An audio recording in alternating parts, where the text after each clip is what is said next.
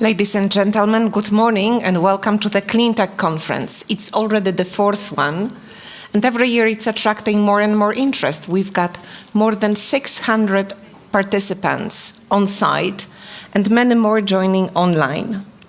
This year we'll explore the Clean Industrial Deal and how Europe is going to navigate the much-needed investment for decarbonisation. We'll discuss how initiatives such as the Innovation Fund can give the EU the upper hand in the race to climate neutrality. We'll get to know better some of the projects that are supported by the Innovation Fund. We will talk about scaling clean tech and about supply chains resilience. My name is Ewa Krukowska. I'm a senior energy and climate correspondent for Bloomberg News in Brussels, and I will have the honor of guiding you through today's event. Before we start, let me talk briefly about the logistics. I warmly encourage you, especially those who are on site, to visit the exhibition area. It's a great opportunity to get to know better some of the projects that are financed by the Innovation Fund. We have 8 of them to showcase today. You will also have the possibility of talking to experts from DG CLIMA and from CINEA, who are there to answer all your questions. There is also a listening room on the ground floor, so you can go there, you can listen, and you can submit questions by Slido.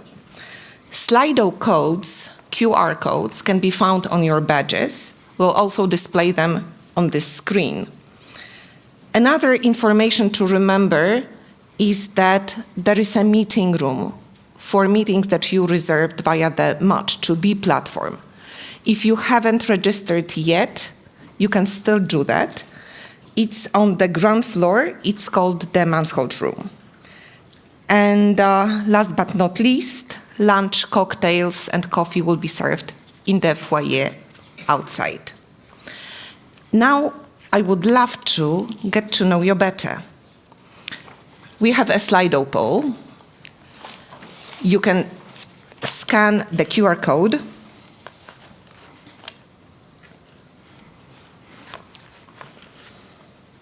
And the questions that you will see is why you are attending the conference.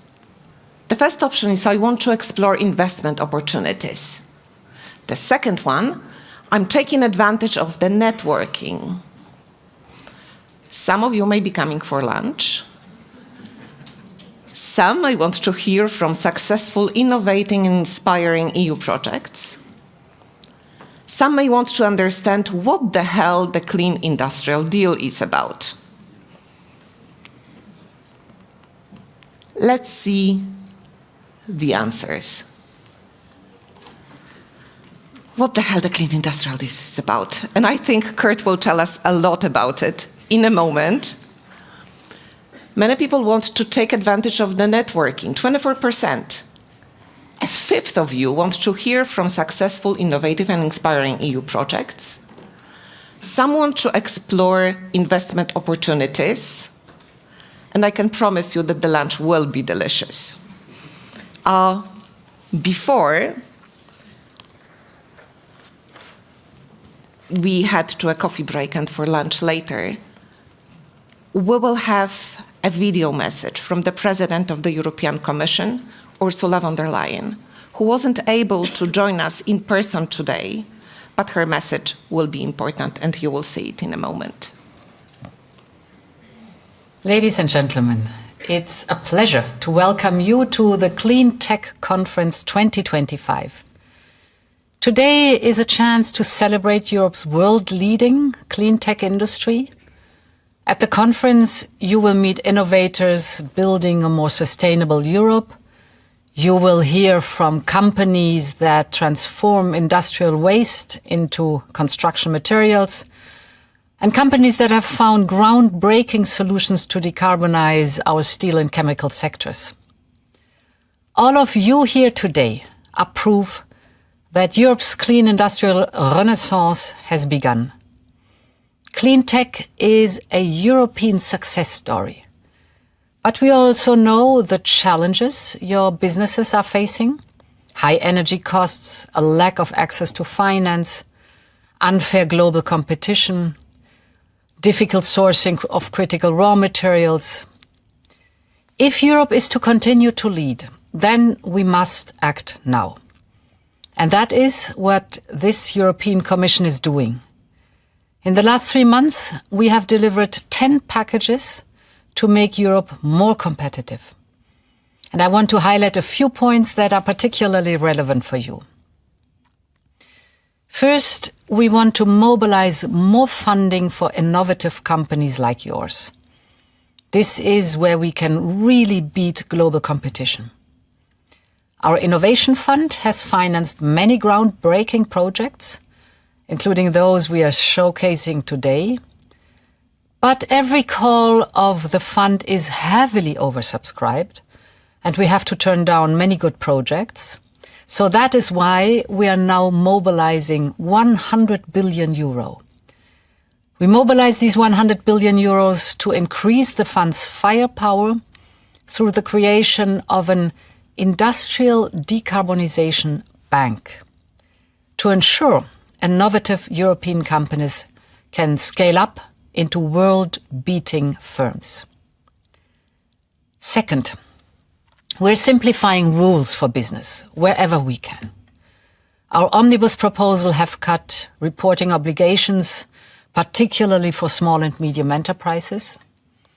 For example, we are exempting 90% of importers from CBAM obligations because they only accounted for 1% of emissions.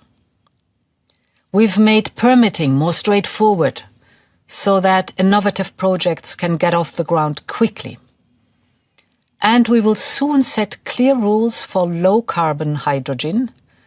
This will give clarity to the entrepreneurs and investors working to decarbonize our most energy-intensive industries. Our climate goals remain the same, but we will be more flexible and pragmatic on how we achieve them. Finally, we are acting to ensure access to critical raw materials. These minerals are the building blocks of the clean transition. 2 weeks ago, we announced 47 new strategic projects within the European Union to strengthen Europe's security of supply. And we have stepped up cooperation with global partners. We concluded trade agreements with Mexico, Mercosur, and Switzerland. We launched the first ever clean trade and investment partnership with South Africa. We aim at concluding an FTA with India by the end of the year. And we are in intense negotiations with Indonesia and Thailand. So this will help European firms secure the critical raw materials they need, and it sends a very strong message to the world that Europe is open for business. Ladies and gentlemen, cutting-edge clean technologies are vital for climate resilience and the protection of our nature. Ensuring they are developed in Europe is vital for our prosperity, because clean tech means entrepreneurship, it means high-quality jobs, and it means a better and more sustainable future for all Europeans. So thank you, and I wish you a very productive and successful conference. Thank you very much, President von der Leyen. And before we go to a moment where we explain the Clean Industrial Deal better for you, I have another slide. What does the Clean Industrial Deal mean to you? Before we talk about the details, what are your associations? What do you think it is? The first word that comes to your mind. Let's see what it is. 3 of you typing already, 13. Future, resilience, decarbonisation, competitiveness, progress, business, electrification, support, joint effort, carbon-free, ambition, hydrogen, implementation of Green Deal, climate neutrality, opportunity, future, EU strength, preservation. There is a lot of them. And I hope that our next speaker will tell you more about it. There is a lot of acronyms. There is the Hydrogen Bank, CBAM, ETS, Innovation Fund. I invite Kurt Vandenberghe, Director-General for DG CLIMA at the European Commission, who will tell us more about what it all means and why we are even talking about it now. The floor is yours, Kurt. Thank you very much, Eva. Good morning, dear friends, colleagues, partners in clean and competitive economy. I'm sure that Mr. Trump would call us partners in crime, but I guess that we all would consider that a badge of honor. There is no better way to start a Cleantech conference like today than with a video message from our President von der Leyen, who commits again the resolve of the European Union to succeed in the EU's clean industrial transition. And I also send you the warm regards from our Climate Commissioner, Wopke Hoekstra, who would have loved to be here with us today, but he sends his best regards from Brasilia, where he is meeting with the presidency of the coming COP, COP30 in Belém, because our climate diplomacy continues unabated. When you look at the state of the world, it seems that everything is changing, not by the day, but almost by the hour. But there is one thing that will not change, and that's climate change. And there is an increasing need to address it. A top executive from Allianz Insurance last week said that climate change is on track to destroy capitalism. What we want to do is to make sure that we turn climate action into an opportunity to build an economy that delivers prosperity for all within planetary boundaries. And that is indeed where the Clean Industrial Deal comes in, that we presented and published at the end of February. It is our way, our proposal, to marry competitiveness and decarbonisation. The two words, the two key words that appeared most on the Slido. It is our way to deliver on the report of Mr. Draghi, which we really take to heart. It is an innovation and investment shock therapy for Europe, so that we modernize our economy, that we grow our productivity, and thereby strengthen our competitiveness. And ladies and gentlemen, dear friends, we have strengths to build on. We have in Europe a lot of money. We have heard figures floating around about savings in banks, which are astronomical. We have talent in Europe. Did you know that a quarter of all clean tech patents in the world originate from Europe? We have top-class infrastructure in Europe. We have a policy mix for decarbonizing, which is the envy of the world, with a climate law that has democratically decided that we will become the first climate-neutral continent by 2050, and we have an emission trading system that is delivering year after year on emission reduction, continuing to invest in decarbonization and growing our economy. And we have a clear, very obvious industrial drive and know-how. We see this from the Innovation Fund. As the President was saying, on average, the Innovation Fund is 6 times oversubscribed, which is testimony to the know-how and the commitment in European businesses to succeed in this. So we have lots to be confident about, but we also have serious worries, big concerns, especially about the future of our energy-intensive industries in Europe, which are the bedrock of our industry and our economy, and also the clean tech manufacturers that we really want to make invest in Europe. All those problems do not stem from climate policy or from the European Green Deal. Actually, we may not have been in this predicament if we had started the European Green Deal earlier. But it does mean that we really have to come up with answers, actionable answers. And that is indeed what the Clean Industrial Deal is about. It starts from the premise that for many in the energy-intensive industries and in clean tech manufacturing, the technological challenge is not anymore the biggest challenge. We are, with the Innovation Fund, investing in 2 green steel plants that will start producing green steel as of next year. Industry knows how to produce green steel. But what we don't have is a business case, an investment case, so that those industries, energy intensives and clean tech, do the investment in Europe. And that is where we offer a deal. The deal is, if you, energy intensive or clean tech manufacturer, if you invest in Europe, in decarbonisation in Europe, and you anchor your activities in Europe, then you should get a special treatment.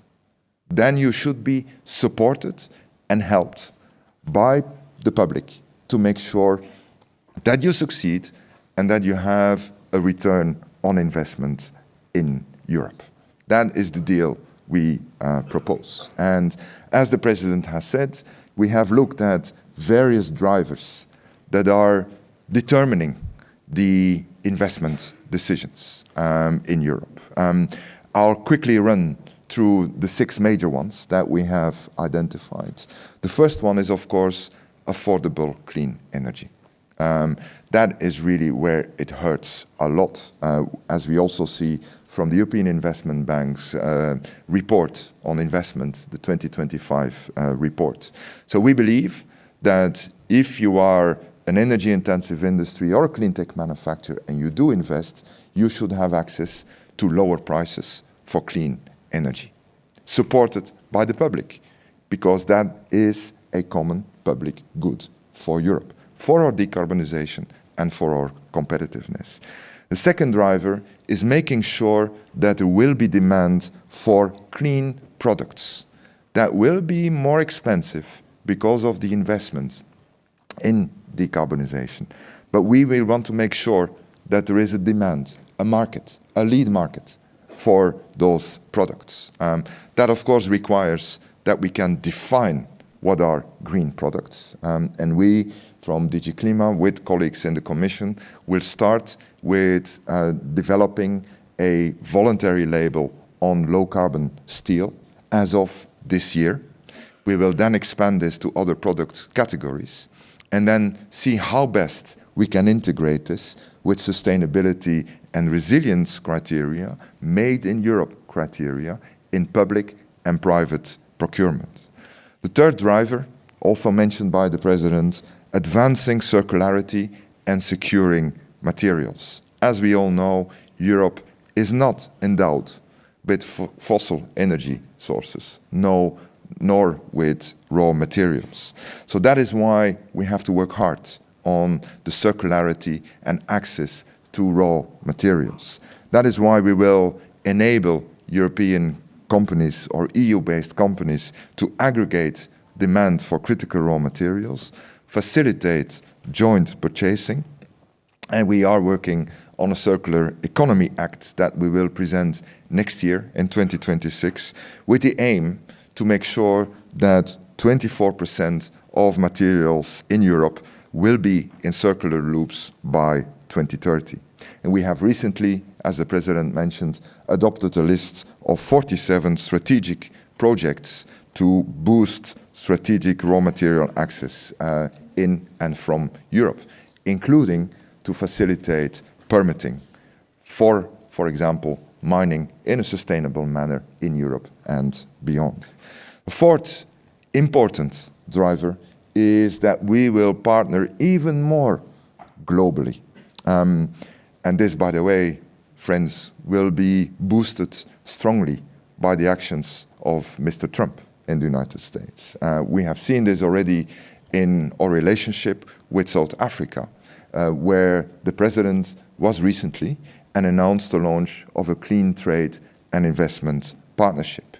We will initiate more of these partnerships to diversify our supply chains and establish mutually beneficial agreements, win-win partnerships, so that both partners, North and South, gain from working together and investing in clean industrial development.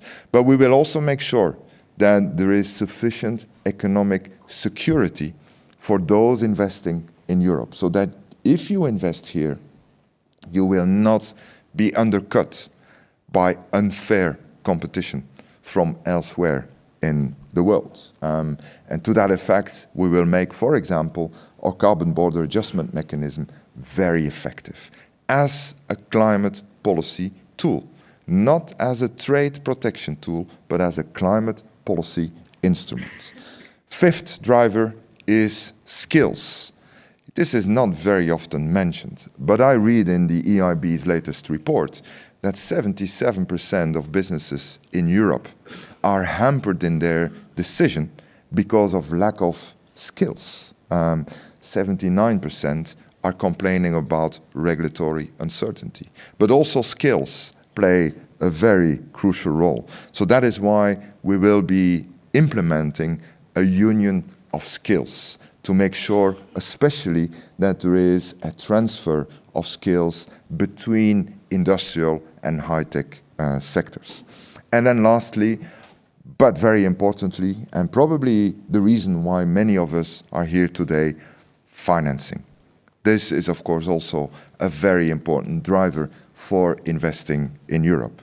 We are really in the business now of finding the right way to de-risk private sector investment, to share the risk with you, private investors that invest in decarbonisation and in clean tech manufacturing. And you heard President von der Leyen say it, in the Clean Industrial Deal, we have proposed the establishment, based on the Innovation Fund, that is so successful and attractive. It only exists for 4 years, and it is already the biggest player in the world in terms of funding industrial decarbonisation and clean tech manufacturing. We will scale this up through an industrial decarbonisation bank, which will have 100 billion euros to share the risk with private investors. And we will do this by pooling European and national funding.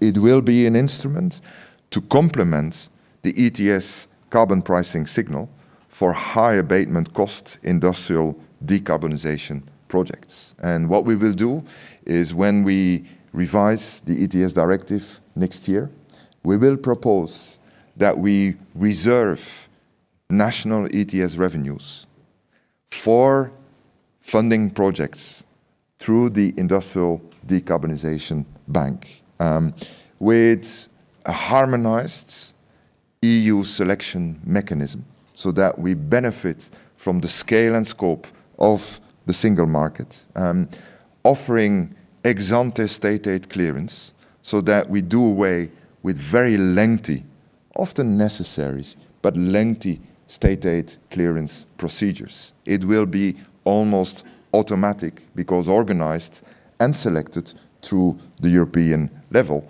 building on the great experience we are gaining with auctions as a service, for example, through the Hydrogen Bank. This will be proposed as part of the ETS directive revision next year, but we can't wait until next year. So that is why we are working already on a pilot for this year, a 1 billion euro pilot for decarbonisation of industrial process heat. This is something that is in production this fall, that we will launch in the last quarter of this year. And we already have a first stakeholder workshop on the 16th of April next week. So I invite everyone to sign up if you see an interest in decarbonisation of industrial process heat. Obviously, we will need to also facilitate and mobilize more private investment. That is why we envisage amending the InvestEU regulation to mobilize around 50 billion additional financing, helped by de-risking through InvestEU with European Investment Bank. We are redesigning or reforming our state aid framework. We have launched a public consultation on a new state aid framework for clean industrial deal, where we want to go towards simplified and flexible rules with off-the-shelf solutions for renewable energy and storage, for clean tech like batteries, and for industrial decarbonisation. More than that, we also have to work on taxation to make sure that member states implement the tax policies that support investment and business cases in the remit of the clean industrial deal, and to help the simplification drive that also President van der Leyen mentioned. We will be working on a 28 legal regime for new innovative companies, so that you have one European passport for the whole of Europe.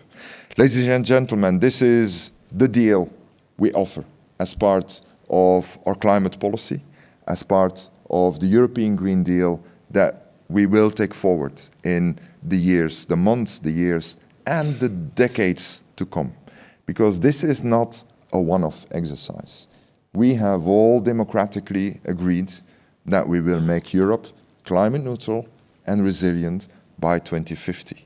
We will stay the course, but we will make sure that decarbonisation is a driver of competitiveness, as Mr. Draghi has advocated. Thank you very much for being here today. It's great to welcome you here, and we will now have a panel discussion, I believe. Before that, Kurt, I have a question. You said that the clean industrial deal was going to be an investment shock therapy. President von der Leyen said the EU will stick to its climate targets, will do so in a more flexible and pragmatic manner. Now, our audience wanted to know what the hell the clean industrial deal is, so let me play the devil's advocate here for a moment. How do you square it in the current geopolitical climate? How do you ensure investment given what is happening on the geopolitical scene? Well, very simply, I think we all have to realize, and this realization is growing, that succeeding in our climate policy in decarbonisation is no longer an ecological agenda. Of course, the ecology is important, but it's really a question of survival for Europe now, economically, security-wise, and geopolitically. Economically, because we see a global race to net zero, and even the actions of the US administration will not change the course of this. Do you know where the biggest, most rapid investment is currently happening in renewable energy? It's in the Gulf countries that are importing massively Chinese solar panels, because they understand that renewable energy is probably the most efficient and cost-efficient way of providing energy. And of course, the Gulf countries would love to keep Europe dependent on imports of oil and gas. So there is a global race going on, and we cannot afford to miss that race. What you see in the EIB's investment report, which is very thick, but I suggest you have a look at it. There's plenty of details and data there. Clean tech and green solutions is the area where Europe is expanding its exports the most of all sectors of economy. It's also a security imperative. We cannot afford any longer to be dependent on those imports of fossil fuels. In 2022, we imported oil and gas and coal for a total sum of 640 billion euros in 1 year. That is almost 4 times our annual EU budget. Still last year, it was close to 400 billion euros. We can no longer afford this, let alone the security imperative of the coming shocks of climate change. But it's also a geopolitical imperative, Eva. I was recently at the Petersberg Dialogue in Berlin, and I have experienced firsthand how many partners in the world came up to us, to Europe, to know what will Europe do. We want to be there with you, because Europe has another strength that I didn't mention yet. It's boredom. we are very boring. We are very reliable and predictable, but boring. That actually, friends, is becoming an asset. And that is what can help attract investment to Europe, with a clear direction, maybe less prescription on how to get there, as President von der Leyen has said, but a very clear direction on which we should not relent, because it's a question of economic survival for Europe. I'm sure that investors love Europe being boring, but I'm sure that our next panel will not be boring at all. It will be about how the clean industrial deal propel Europe to climate neutrality and boost competitiveness. Kurt, over to you. Thank you very much, Eva, and I'm really pleased and privileged to invite our panel members to the stage. Mrs. Laurence Toubiana, who is the Chief Executive Officer of the European Climate Foundation, but also better known as one of the architects of the Paris Agreement, whose 10th anniversary we are celebrating this year. Thank you for being here, Laurence. Next we have Nicolas Rega, Executive Director, Climate Change and Energy of CEFIC, the European Chemical Industry Council. Nicolas has a very long track record in sustainability and environment, including from my alma mater, the KUL in Leuven. Welcome, Nicolas. We have Helen Spence-Jackson, Executive Director Europe of EDF. EDF is not Électricité de France. EDF is not the EU Defence Fund. It is the Environmental Defence Fund. It's refreshing to know that someone is there to defend the environment. Thank you for being here, Helen. Next, I kindly invite Jules Benanou, founder and Executive Director of Cleantech for Europe. Cleantech for Europe, under Jules' leadership, is there for the trailblazers that want to really develop and invest in cleantech in Europe. And Jules is doing a fantastic job of making sure that we policymakers are equipped with the latest knowledge and aspirations of the cleantech sector.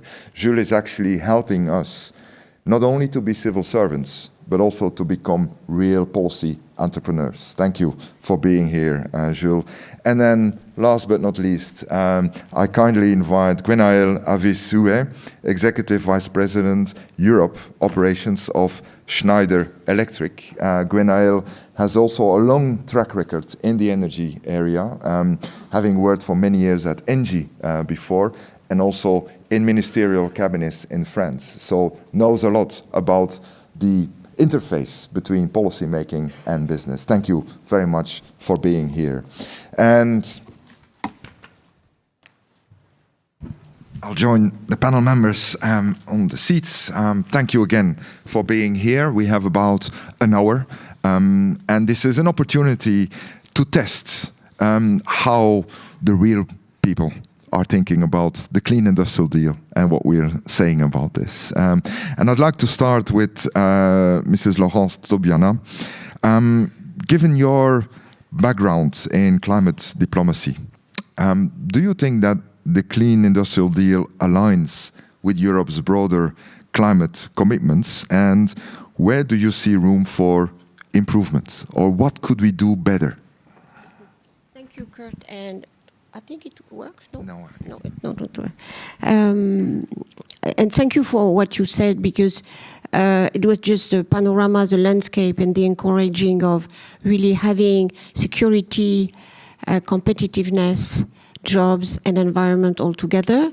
It's, I think, the right way to go, in particular in this context where we have, as you said, somebody who is not boring, but just blowing away whatever was before. And then, of course, the stability and the security of the Europe institutions, the respect of rule of law, and which is now something I think we have to defend. And it is an attractiveness. And as you have been approached in many of the meetings I've been from Davos to Munich by government from South Korea, from Indonesia, from China, of course, but that it's a day-to-day discussion that they want to have with us. There is a willingness, and Brazil in the same situation, how we can work with Europe now in this crazy world where the rule of the law and the rules we knew are just not there anymore. So I think it's a particular moment for Europe. And of course, as you mentioned, where the race is where finally, and we have to recognize that, China started it almost more than 10 years ago, 15 years ago. And we were lagging behind in a way after Copenhagen, and the way that China decided in 2010 to go full force in electric vehicles, batteries, critical material, everything, the whole supply chain. So now we are there, lagging behind with a lot of assets, as you described. And that is absolutely the right moment just to take part, because we have our net zero objectives, so we know where to go, and we have industries that have to respond, and we have to have the adequate instrument to facilitate that, to help that. On one side, remember when Biden administration was in place, we were really, most of us were questioning, will finally all EU clean industry go to US? Of course, this period is over. So we have now a moment where if we have solid instrument, predictable ones, simple to access one, as you mentioned, we have a fantastic potential because these industries are there. And in particular, it's really important we give the privilege, the support in particular to clean tech and to innovation. That's really, really crucial. And I think that's where maybe we can scale up considerably what the effort we have been doing. Second is having friends at global level, as you mentioned. We need friends. And Europe may be isolated if we don't find the right way to work with others. Looking at this global perspective where the BRICS countries are trying to define some kind of relation between them, including on the monetary element. And if Europe doesn't want to be put on the side, we have to offer good terms of trade and investment, which is a way, by the way, is exactly, I understand, the project of the Commission of having investment and trade agreements with these emerging countries and beyond that. So the element of justice and the fact that we recognize the needs of others, we share the value added in the supply chain, I think is a powerful argument for EU to develop this new relation.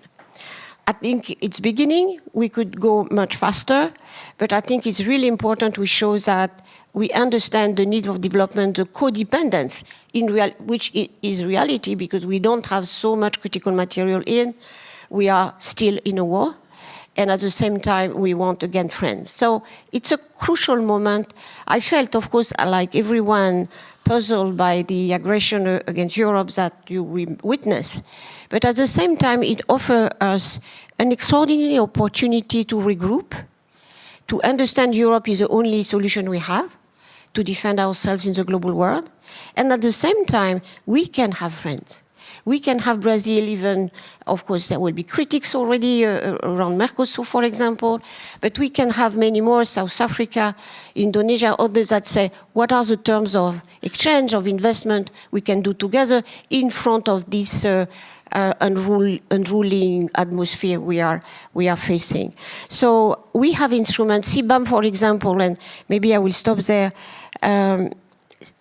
I saw the evolution of the perception of CBAM along the last 3 years. Very perceived as a protectionist tool before, and slowly countries thinking that they may use that as well to help decarbonize their own economy. There's a way we don't patronize, but we offer cooperation, can be absolutely central. And then I think we have good instruments in EU, but we have to make them consistent. And in particular, this very important directive, I think you mentioned, Kurt, the procurement and the recycling, all what we will push for recycling of materials, it really can unlock this problem of the demand we still facing are important. So I think we are an exceptional moment if we size it now, if we don't just totally focus on our relation with US, I must say. We have to look elsewhere. because really that's elsewhere that finally things will happen very quickly in this race for the green economy, where finally we saw more jobs, and we will have created much more jobs if we have started even earlier. Thank you very much, Laurence. I then turn to Nicola. Nicola, the chemical industry is the bedrock of our industrial history and prosperity in Europe, and it plays an incredibly important role as an enabler for transitioning the whole economy on this decarbonisation journey. How do you look at the Clean Industrial Deal, and what regulatory and financial incentives do you think are needed from your perspective to ensure that industries can decarbonize here and remain competitive? Yes. Thank you, Kurt, and good morning to everybody. It's always a pleasure to be here. Indeed, the chemical industry is really at the backbone of the whole existence. If you're not familiar with the chemical industry, whatever you see around you, whatever you're having on you, whatever you have inside you, food, medicines, implants, it cannot be possible without the chemical industry. So it has also a strategic role to play in terms of where do we place, and having a chemical industry, a strong competitive chemical industry in Europe, that also means that everything else becomes strategic and becomes part of a full value chain that is important to keep in Europe. So chemical industry, it's an energy-intensive industry, was mentioned before by Kurt. We are going through difficult times. So when the question was, what the heck is the Clean Industrial Deal? But first, why we have a Clean Industrial Deal is because we are going through difficult times for several years now, and I think the Clean Industrial Deal comes at the right time. Is the right system, tools that is there in place, identifying exactly what needs to be done, starting with dealing with the issue of high energy prices, which is an issue which is impeding our competitive positioning, and we are witnessing a phase of unfortunately closures. So having a first approach in trying to address this hemorrhage that we are having now, it was and what is in the Clean Industrial Deal is actually identifying what are the measures that actually we can do. Well, we can do. It's a collective exercise because also depends very much on the support from member states. But that is where that's what we can do in the short term. But also the Clean Industrial Deal gives the sense of perspective of where are we going to be next. And indeed, Kurt was mentioning the issue of having a business case, which is actually it seems obvious, but actually is the key. Without having a business case, we cannot talk about investments. And at the moment, the situation it's that in the moment when we have a market that is not recognizing the added value of having low carbon products, and having, meaning that it's prepared to buy whatever it is out in the market at the cheapest cost, and then having high energy cost in Europe, that of course puts industry in a very difficult position when it comes to compete. So back to the Clean Industrial Deal, what Kurt was mentioning, that a lot of what he said is actually needed and crucial, and it's good that the Commission is moving in that direction. For us, there are two fundamental elements. One is we need a market for our products, and the Clean Industrial Deal addressed that point. Of course, we need to go faster and faster. So I think we will try to contribute in challenging, I would say, the timeline, coming out with more ideas, more proposals, because we cannot wait for a first phase with certain products and then see how it goes on a voluntary basis. We need to do something fast, and I think it's also on our shoulders to come up with good ideas. And secondly, we need to have a solution for how do we structurally lower energy prices in Europe. Because everything else, if we don't have this kind of vision, how do we get from today to tomorrow, it is difficult to build an economy only based on subsidies. So we need to have that path in between. And that's when when we have these two parameters in place, and I think, again, the compass goes in that direction, then that's when investments start developing. And here, the role of the Innovation Fund, it's absolutely crucial. Kurt, I was surprised when you say it's 4 years. I thought it's been there for forever. Like I remember the first time we were fighting for it, and then the good thing about the investment fund is that, and I can say it's one of the few examples where you really see that there is a fund there, and there is really a willingness to help and to improve and to learn by doing and try to always go further. You see other cases where you say, well, there's a fund there, but if you don't use it, it's okay. Now here is really like we really want to use and try to build on that and try to add more tools around it that help really industry moving forward, which I think is great. So the focus on de-risking is crucial. The focus on upscaling, it's absolutely also there. How do we make sure that the last part, when we have high technology relevant ITRL levels that really need to do the final step, and it's difficult because we are entering into the real world, that's really where the Innovation Fund can really make a difference. And then the fact that it is there, actually, it's also kind of well, we've been talking about the compass. Also, it's a North Star in terms of how do we get through with investment cycles and what kind of technologies we need to get there, and then what kind of solutions in terms of macroscopically identifying what are the possibilities, and then what do we move forward with innovation. Let me be concrete because I think it's a bit vague. Electrification on industrial processes. 10 years ago, when we were talking about electrification, the only technology that we could come up with was electrical boilers. And then the heat pumps start coming in for industrial processes, and then people have been looking at the electrical boilers and say, well, actually, we can do better like that, and we can also have membranes, and then we start talking about heat storage, and then slowly we are really, like, the moment there is an understanding that this is the way forward, then technologies start, innovations start moving through. So this is also an opportunity, and I think we need to work together, and I always welcome these events, because really, it gives the possibility to understand that there is a willingness on the other side to really move forward. Now the question is, how do we make sure that all the pieces of the puzzle work together? And I think the sense of direction is there. We know what we need to do. Now it's really a matter of getting all the pieces together. Thank you. Thank you very much, Nicola, also for your warm words about the Innovation Fund, which is all thanks to the incredibly hard work of colleagues at CINEA, who helped organize this conference today in cooperation with my colleagues at DG CLIMA. And we will continue delivering on this. I then turn to Helen. Thank you, Helen, for being here today. The Clean Industrial Deal includes a lot of measures to tackle the root causes of industrial competitiveness.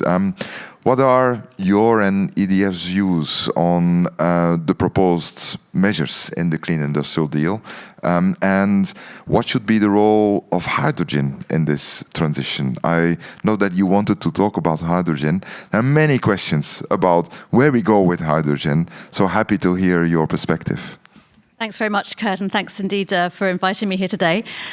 I'd also like to take a step back at the beginning, and before we get into the specifics, just really noting that this is a significant milestone in terms of actually being able to show that decarbonisation is not a burden, but is actually part of a strategy for enhancing competitiveness. And I think that's particularly important in terms of the global leadership question at the moment. Europe really does need to show that it can lead in this. It needs bold European leadership to avoid being left behind. And I think, in this increasingly complex geopolitical landscape that we find ourselves in, and at a time of economic uncertainty and disruption to global supply chains, it's even more critical that European competitiveness and its ability to lead the green transition really needs to be shown that this can go hand in hand. And clearly the Clean Industrial Deal sets out a very compelling agenda, but I feel that the biggest challenge now is actually going to be in delivery, in terms of how we actually implement things. Understanding some of the details here are going to be really important in terms of the tools that are created, the funds that are pushing the direction of travel, and also, of course, if member states follow through as well. So this is where I would insist as well that the details really do matter. And some of the things that might seem like quite small details actually can create very significant loopholes in the future in terms of actually, are we really genuinely driving towards a green transition or not? So jumping to the second part of your question in terms of the hydrogen-specific dimension here, I think it's right that the Clean Industrial Deal does actually recognise the role that hydrogen can play in terms of decarbonising Europe's industry. And that's in particular in the hard-to-abate sectors where electrification is not yet necessarily always a viable option.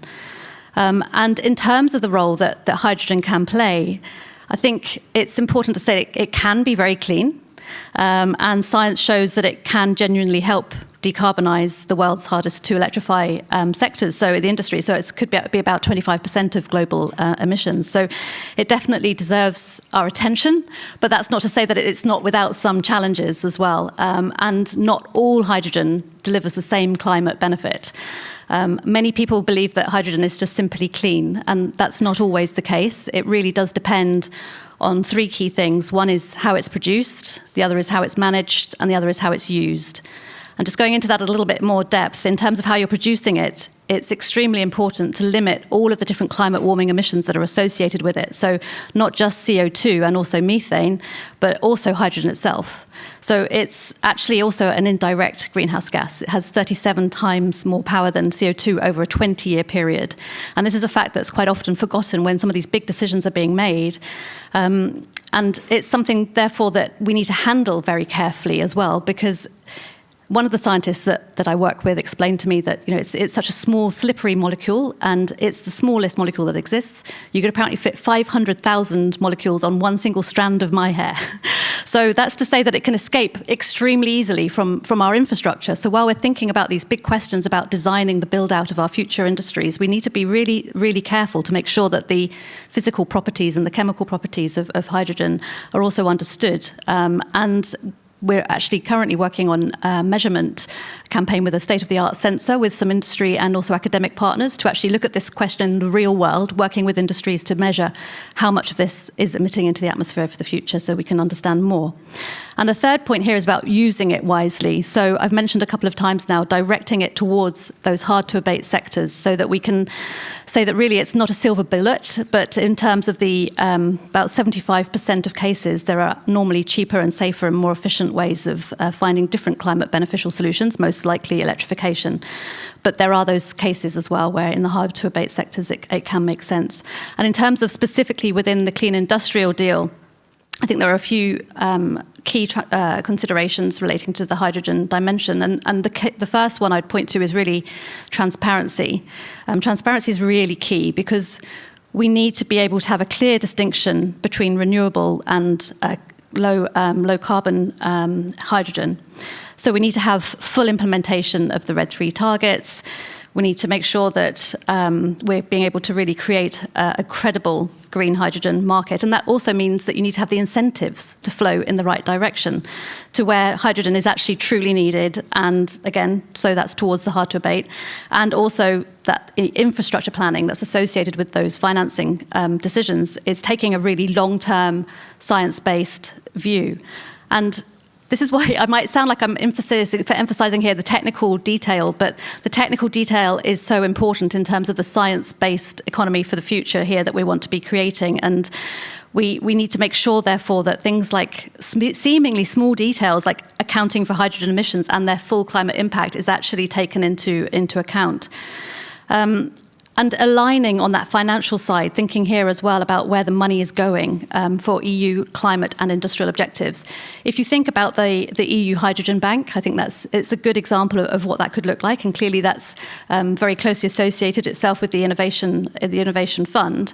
But for the bank to succeed, all the decisions that are being taken there really need to make sure that they're also grounded and following the science as well. So that would mean in this instance, for example, prioritizing the renewable hydrogen and tackling indeed all those right use cases so that you can apply robust emissions accounting, including addressing all the different types of emissions that matter for the climate, and so rewarding those stronger environmental standards within the decisions that are being made within the fund. So again, science really will be essential for guiding some of these smart decisions, especially as we're navigating these really complex political waters. And I would say here, really, the politics might be shifting. The politics is shifting every day, but the science isn't changing. And so we need to make sure that we can really adjust our thinking towards that. And while we might not get everything we want from hydrogen, we can, with the right priorities, get what we need for the climate and industry. So creating a clean and credible and competitive hydrogen economy that can effectively deliver on its climate promise. Thank you, Helen. I think we all feel that on hydrogen we went from hype to bust, and now we're maybe going to something that is more realistic in terms of hydrogen. And thank you for reminding us of the need to follow science.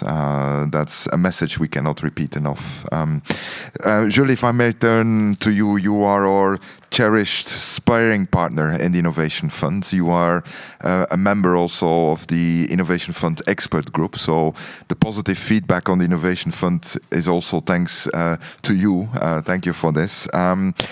From an investor perspective, what does Europe need to do to attract more venture and other risk capital and especially scale clean tech innovation? Thank you, Kurt. Thank you for the very kind words. Thank you for having all of us under this theme of clean technologies. Maybe just to start by saying that, I don't know if you all feel it in the room, but the world is really changing before our eyes at a speed that we wouldn't have thought of a few months ago. And we see a number of kind of small, or not so small, revolutions happening all around us, and policy decisions shifting, again, really, really fast. I'm thinking of things like trade, where now in the Clean Industrial Deal we've enshrined some level of EU preference that wouldn't have been thinkable a few years ago.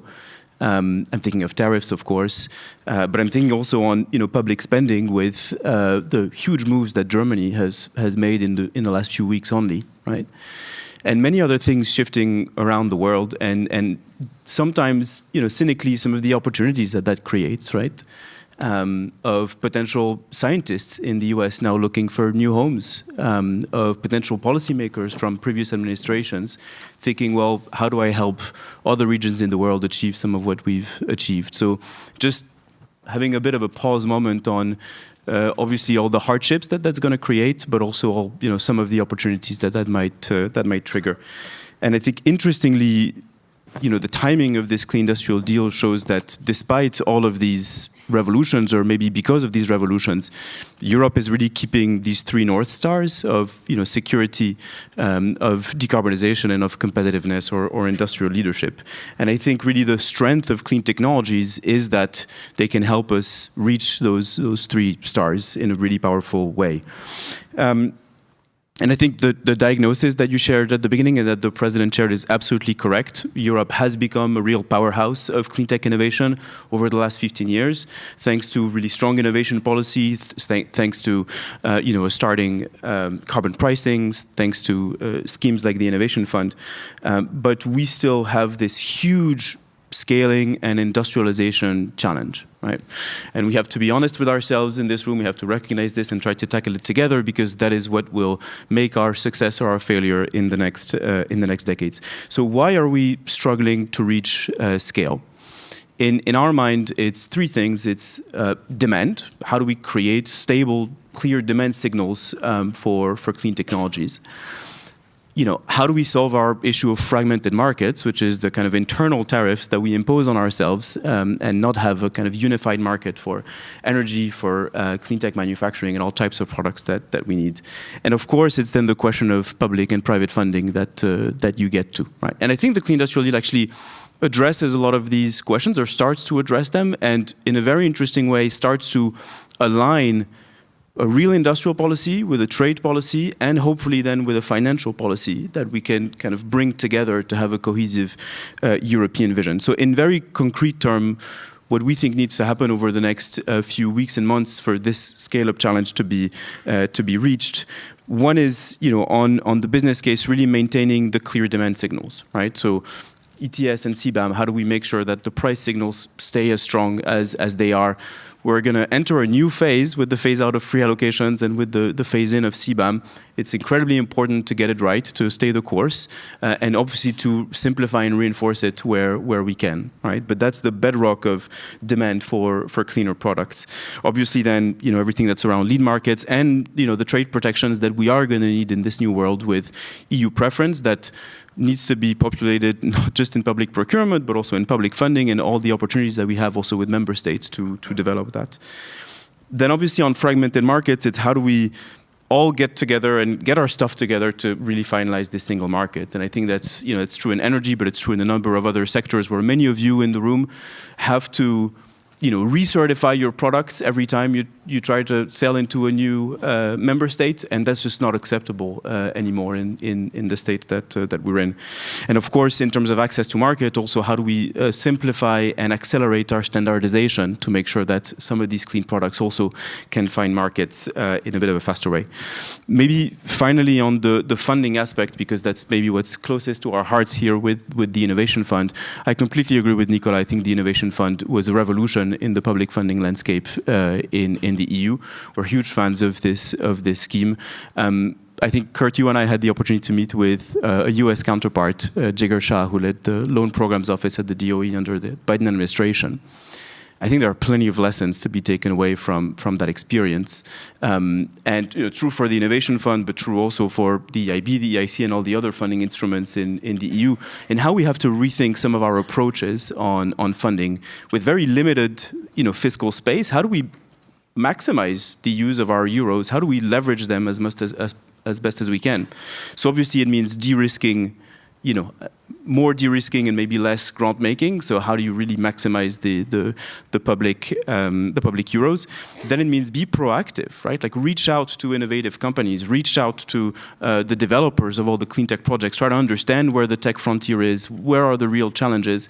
In Europe, we have a tendency to set criteria, wait for applications, and then, as you say, we're 6 times oversubscribed, where the reality is we should put money on the table for all the good projects that we can, even if that means via different instruments.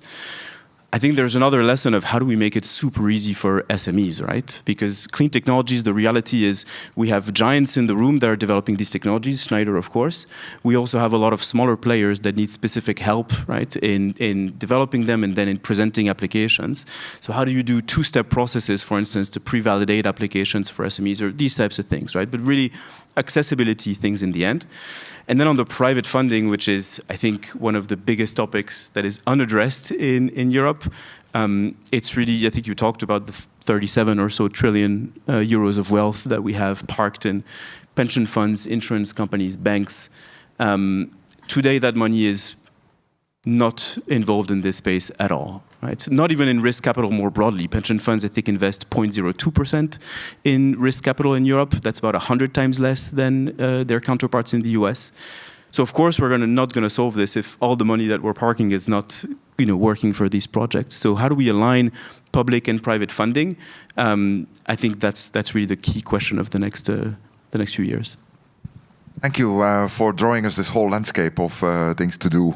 You're very right. I want to benefit from the opportunity to really give the message that one of the premises of the Industrial Decarbonisation Bank is that those industries that pay into ETS should also get something back from ETS for investing in decarbonisation and competitiveness. And that is really a principle we will want to continue and pursue all along. You mentioned Jigar Shah. We are trying to organize a live chat this afternoon with Jigar. So please stay on for this afternoon with a live chat with Jigar. Next, I then turn to Gwenaël. Gwenaël, thank you for being here. Schneider Electric, we've heard mentioning of electrification as the first best approach. Thank you, Eva. So from your point of view, you are a leader with Schneider Electric in energy management. What role do corporations like yours play in driving this clean industrial transformation, and how do you look at the Clean Industrial Deal? How can it help you and businesses across the world? Well, thank you very much, Kurt. I think a lot of things are resonating with what has been said, but let me just, in a few words, present Schneider in Europe. Because we're talking a lot about made in Europe. The reality is our company has been investing in that sense. So we have 45,000 employees across Europe, and more than 80% of what we sell in Europe is produced in Europe. So you see the made in Europe is very much important for us. It's a matter of resiliency. It's a matter of competitiveness. It's important to be close to our customer. You're saying that we have different standards across Europe, so we want to tackle that and to be extremely close to the markets, to the customers, so hence, very local footprint. The second aspect I really wanted to highlight is that when it comes to Clean Industrial Deal, we're thinking about electrification, because in the past 10 years, electrification across Europe has been stagnant. That's the reality. We are still at 23% of electrification rate across Europe, whereas some other big giants like China, etc., they are accelerating.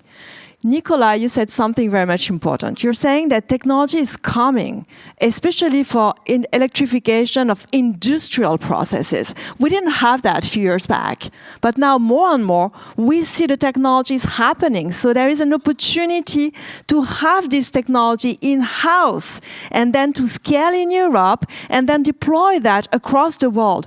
The made in Europe for the rest of the world. We need to shine. That's why, those technology players that we have in Europe, we need them to embark and then to sell across the world. That's the business case that you are talking about. So yes, electrification, we can do more. In the Clean Industrial Deal, you set a target of 32% in 2030. That's something achievable because investment in technology is there.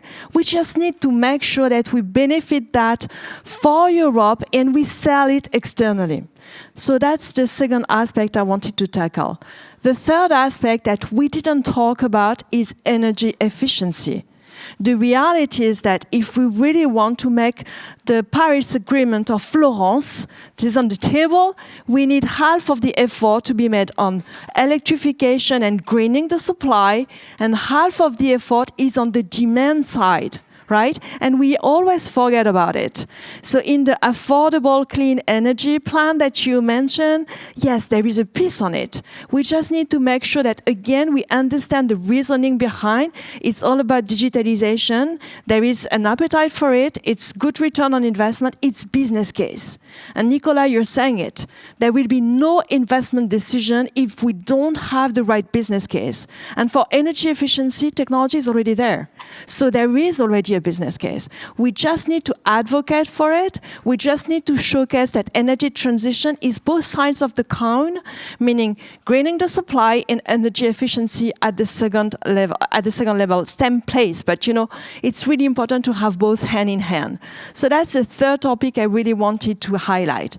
The fourth topic is that you were talking about the resources, the scarce resources. And at the same time, you were saying that we are spending 640 billion a year for imported energy. So yes, we have money.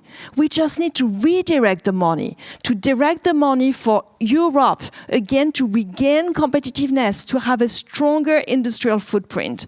How to do that? To invest into new technologies. We are talking about electrolyzers. We are talking about batteries. We're talking about cloud computing tomorrow. We're talking about numbers of different activities or cloud overall. We need to make sure that when we target specific investment, we keep our investment. We cannot change gears every 2 minutes. I'll give you one example. We wanted to have big, giant factories, gigafactories in Europe on storage, batteries, because we think it's part of the energy transition.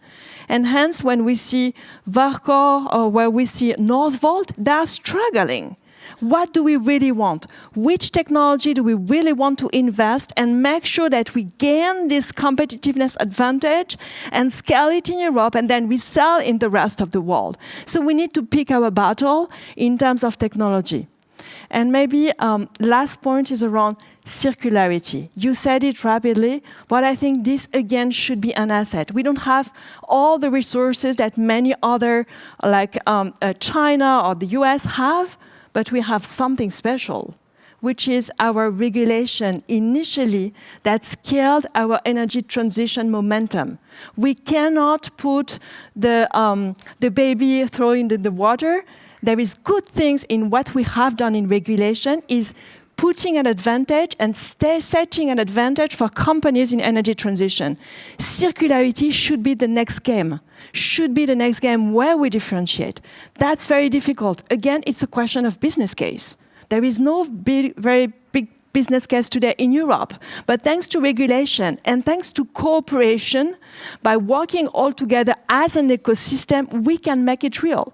And then it's a differentiator. So again, just wanted to highlight a few points, but I think we have everything on the table. We just need to be sure that we focus, we pick our battle, we do it Europe for Europe, we scale, and then we export. That's how we will be really differentiating. And there is everything because you have companies, you have industries that are ready to commit, and we have this partnership now because not only it's decarbonisation, but together with security and competitiveness, we can make a huge difference. Thank you very much, Gwenaëlle. And it's very refreshing to hear, for once, business people talk positively about regulation. That's very welcome. Again, friends, I invite you to have a look at the EIB Investment Report 2025, which also spells out the important driver that regulation is, can, and should be in Europe. Of course, the right kind of regulation, as little prescriptive as possible. But without regulation, this transition will not happen. I think we agree on this. There's one point in what you said, which is really a part of a big debate we have in Brussels now, is technology neutrality. Do we leave the technology choices entirely to the market, or do we choose technologies? This is really a debate that is rampant these days. But as we're moving towards the end of this panel discussion, I would like to go back to each one of the panel members and maybe ask for a brief reaction. If there was one policy action that you really would like to indicate and advocate for, what would it be? And if you have, in replying to this, one do and one don't for European policymakers, feel free to share that. Laurence, can I start with you? So I think the very important, we agree that we need to create demand for the clean tech to just scale up. So circularity, recycling, everything is really important. That's why public procurement, again, we look for finance is 2 trillion a year. So again, problems of market, fragmentation, etc. So I would say focus on that. I would remind us that if we want to have the capital, the private capital going in the right direction, we need to have predictability from the business where they want to go. That's why the regulation element is very important, because we need to understand where the signals of the decarbonisation pathways the companies are planning to do. This will create the confidence of the private sector, supported by the de-risking of the public sector. The second element, I think demand, clarity of the direction of travel from the companies, and they should not be shy. Come on, it's not, you have a plan, you will not just present them, nobody will die from clarifying where you are going. The banks, the central banks, would be much more comfortable if we know where the business are going. And finally, I think we need really to look at our particular sequence of so much money on defense, and how much money on this industrialization, the clean one. And I think it's a question mark. Can we develop a thinking that is dual use? Can we really put a clean element in all this massive effort that will imply more steel, more cement, more transport, or we just say that it's two different brains? It's not. And I think the example of Germany would be really interesting. That with MFF, we should see that. So finance, of course, will be absolutely crucial. Thank you, Laurence. Nicolas, your take? I think that the central point here is really this business case element. And I think reality is showing that it's a bit more complex than just saying, well, no, you do it and you will do it. There is much more. I think that the reality has shown us that we need to really work together and try to understand how do we work out the business case across the value chain, starting from the upstreams, from the energy-intensive industries, all the way down to the consumers. Otherwise, if you break this change somewhere in the middle, hoping that someone else will be exempted, that it doesn't work. So we need to be seen, how do we create this business case? We discussed about market creation, we discussed about lowering energy cost. So I think these, to me, are the two key priorities we need to sort out in terms of where are we going? What is the visibility after 2030? What kind of market? What kind of where are the energy prices going to evolve? Because if you don't have that kind of visibility and understanding where are we going, it is difficult to, at least for industry, that whatever we do now, first of all, we'll have a certain lead time to be there in place, and then we'll be there for the next 2 decades. So without having that understanding, it's difficult to expect pickup of investments now.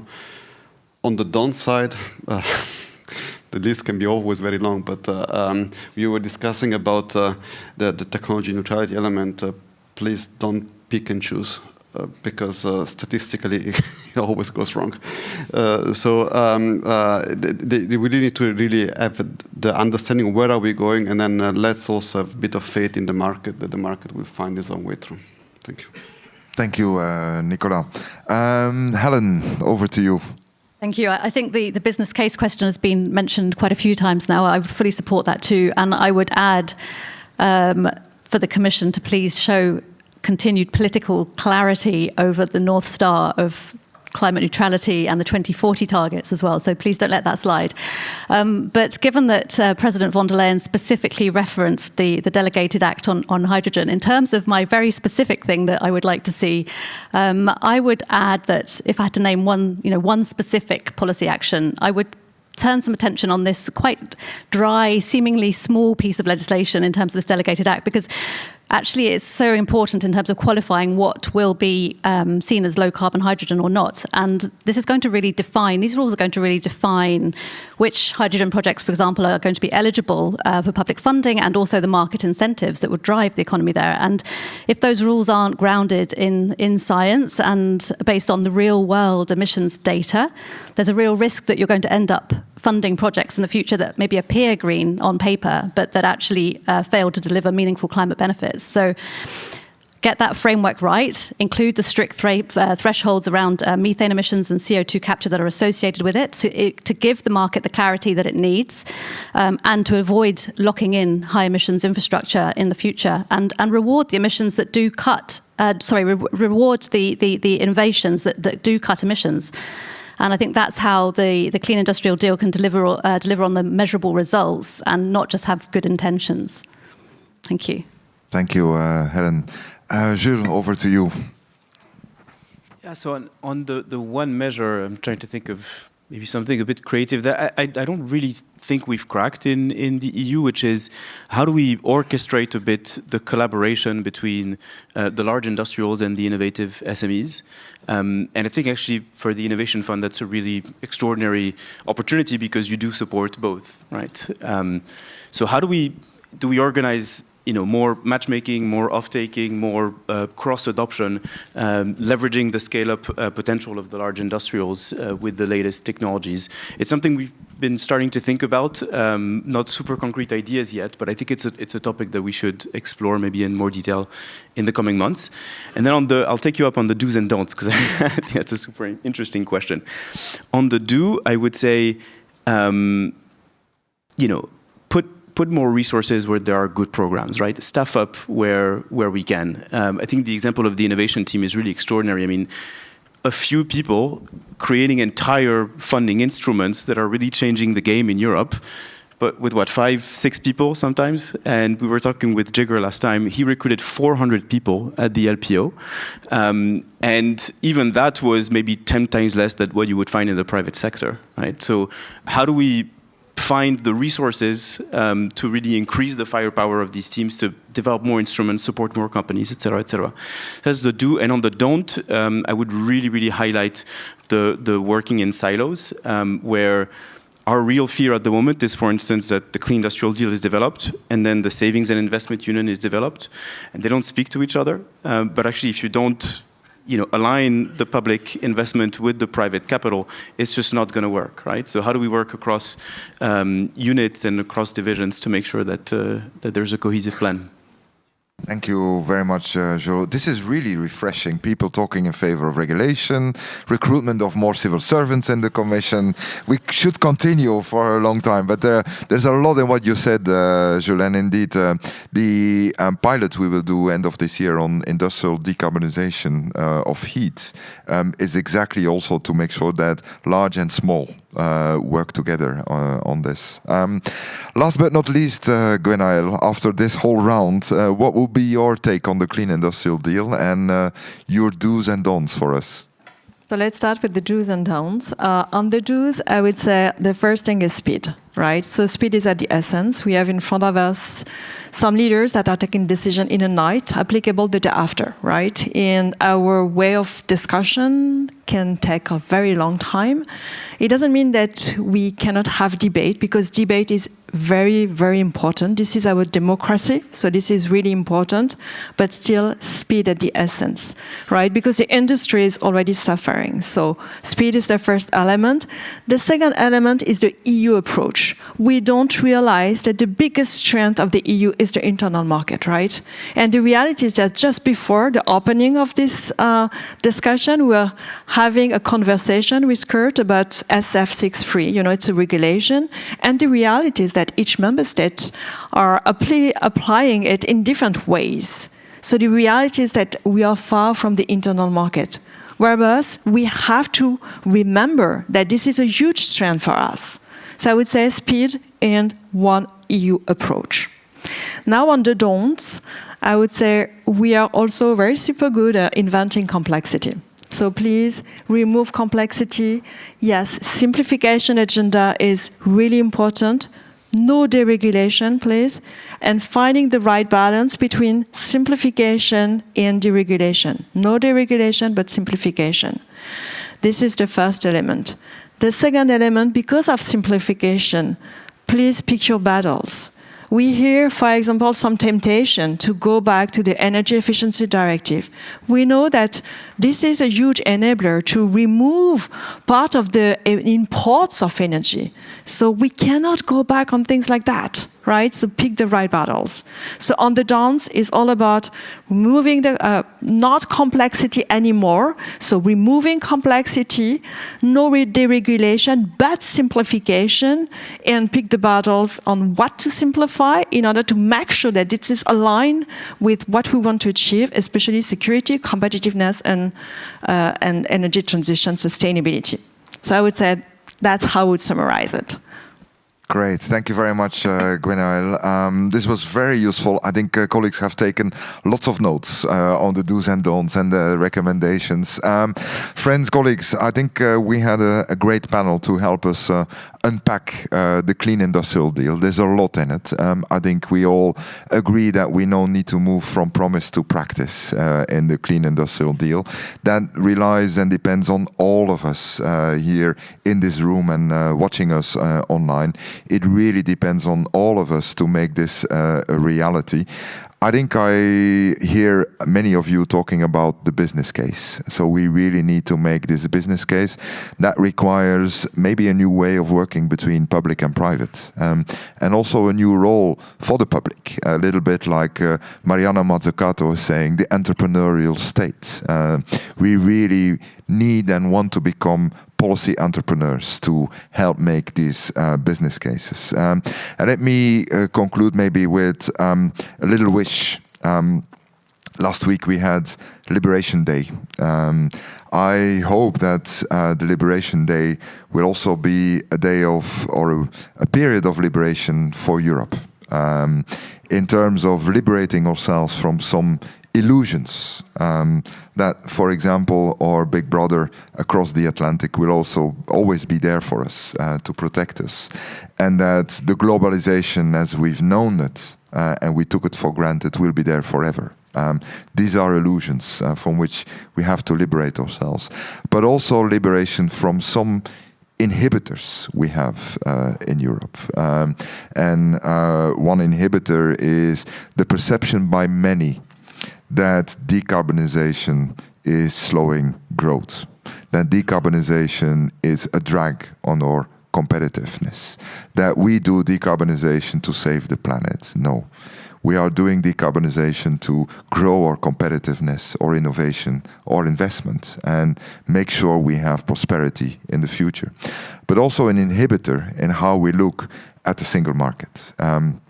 I believe it was Mr. Draghi who said that we impose ourselves in Europe an internal tariff of 40% because of the unfinished single market. And at a time when we're faced with 20% tariffs from across the Atlantic, let's also look at the 40% internal tariffs that we impose on ourselves. I really would like to invite everyone to give a warm applause to our panel. Thank you very much.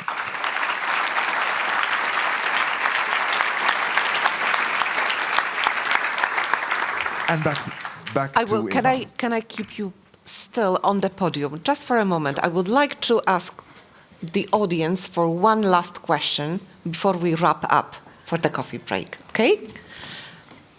We've got a question here in the second row. If you could please introduce yourself and say what media organization or other organization you represent. You've got a microphone here. Good morning. I'm Jasper. I'm an entrepreneur myself, focusing on the building environment in Amsterdam. Makes me one of the happiest men on earth. But we have the Paris Agreement. We are starting point minus. In business cases, we forgot biodiversity. We forgot climate. We forgot the finance part.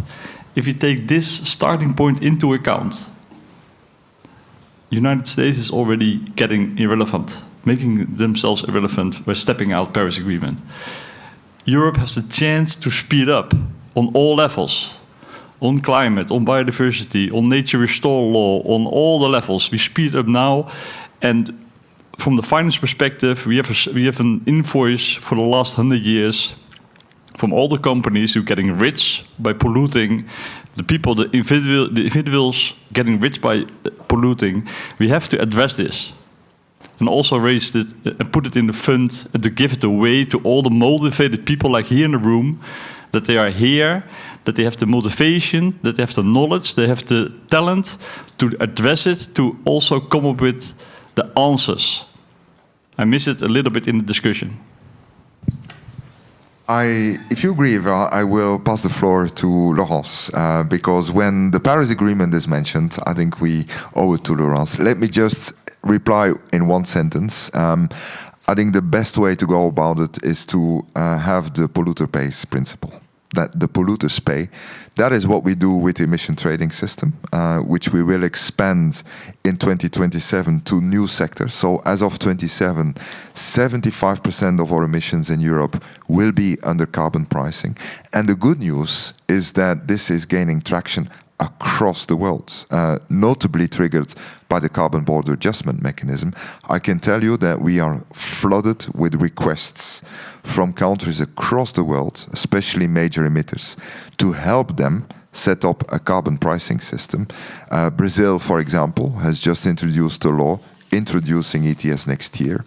Japan is doing the same next year, and there are many of these examples. So if we all start pricing carbon at global level, then we have a way of making sure that there is also a source of finance for everyone in the world to support this decarbonization. But that's my technical answer from a Eurocrat. I turn to Laurence for maybe a more political answer.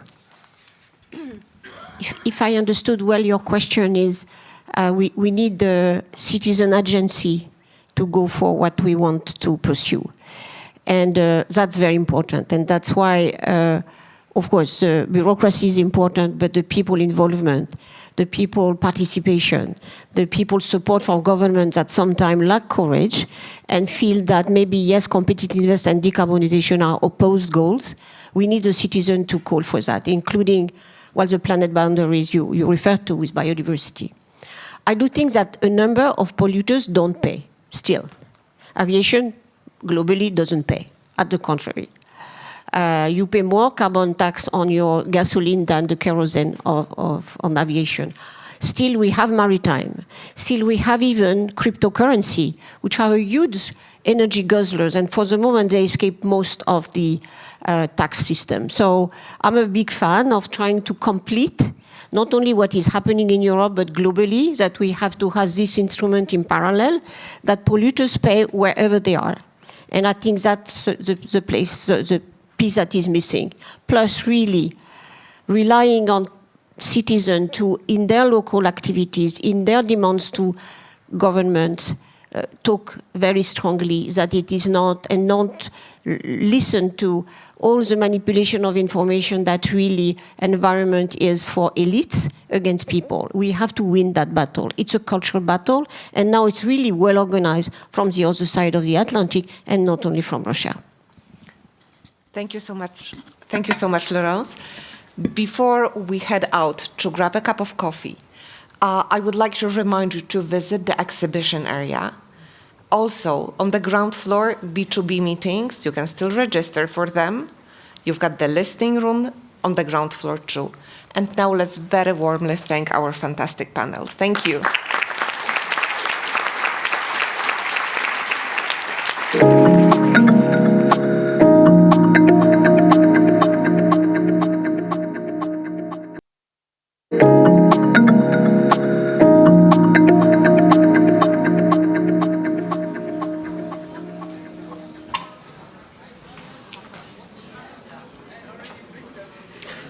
Welcome back, everyone. I hope the coffee helped you prepare for what is going to be a very energizing and inspiring session. We will discuss boosting Europe's competitiveness through disruptive technologies. And first, let me welcome Paloma Abba-Garote, Director of CINEA, who will tell us a couple of words about how CINEA fits into the broader picture of EU funding framework, how it helps turn EU climate ambitions into action. Paloma, the floor is yours. Thank you, Eva, and good morning, ladies and gentlemen. Today holds a special significance for me.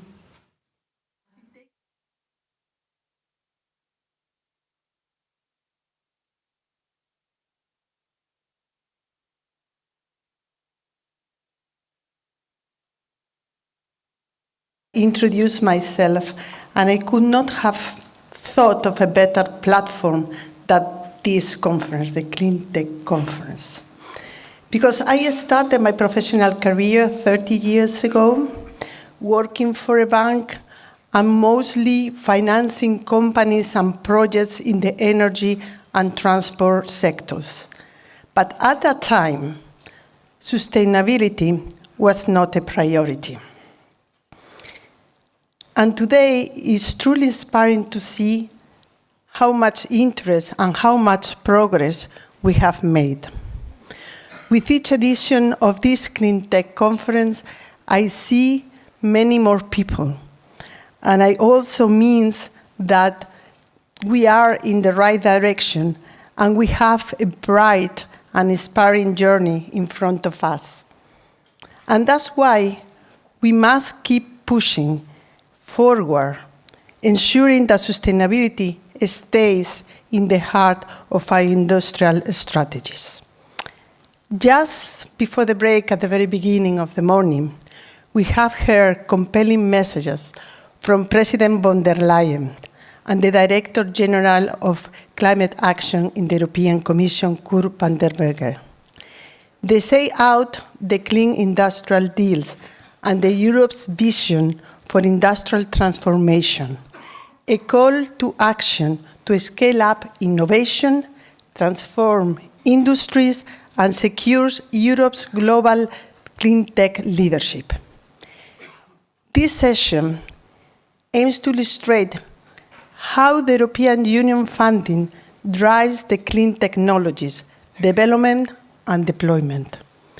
And before we dive into the discussion, highlighting both the successes and the challenges of a specific inspirational projects, allow me to share some figures and facts as evidence that the clean transition is already underway and with much more on the horizon.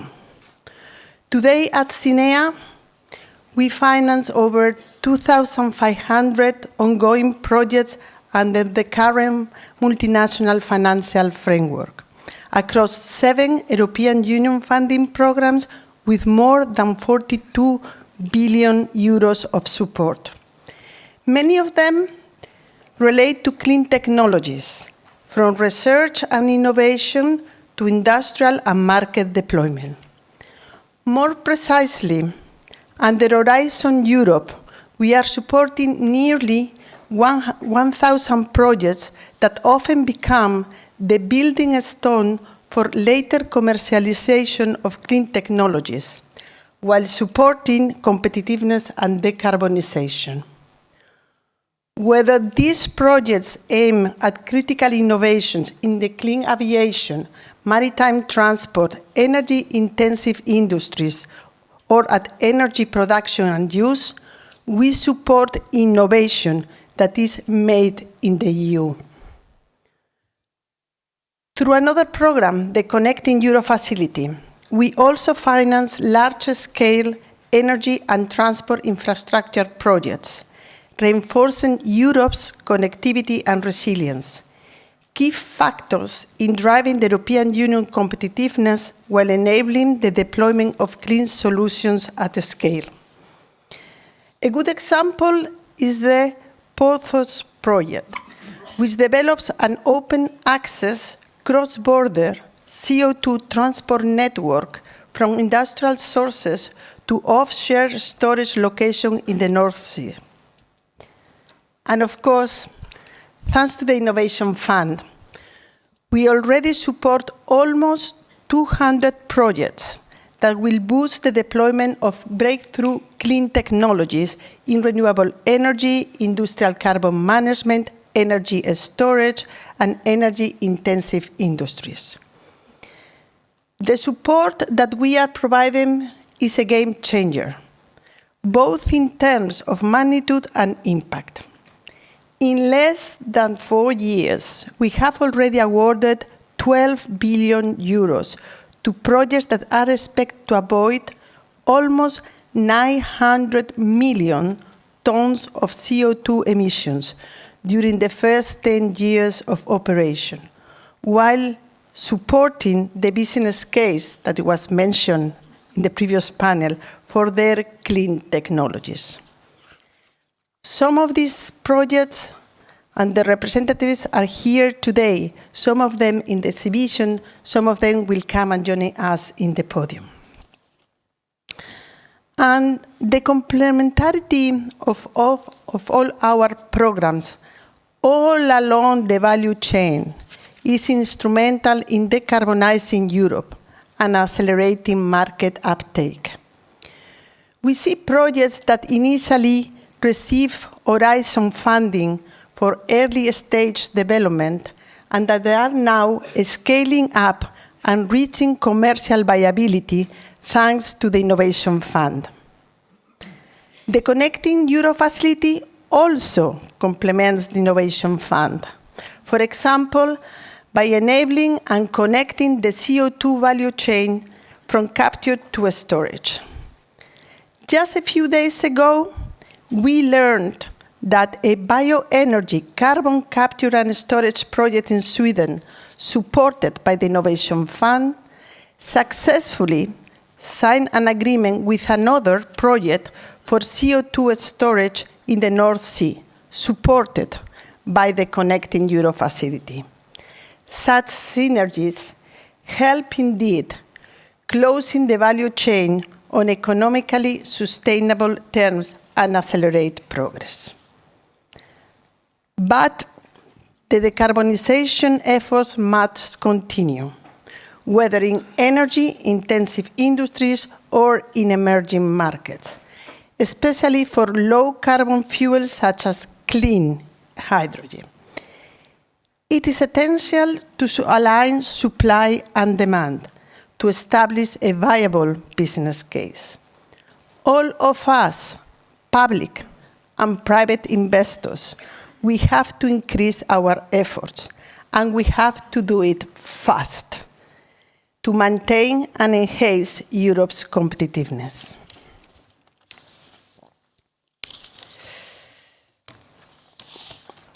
Recognizing the urgent need, the funding support announced in the Clean Industrial Deal is already being turned into action. The new Clean Industrial Deal call under Horizon Europe, with 600 million euros of funding, is under development. Additionally, and it has been mentioned also here, we plan to launch new calls under the Innovation Fund, including a new auction for industrial decarbonization and a third auction for hydrogen, planned for the end of this year.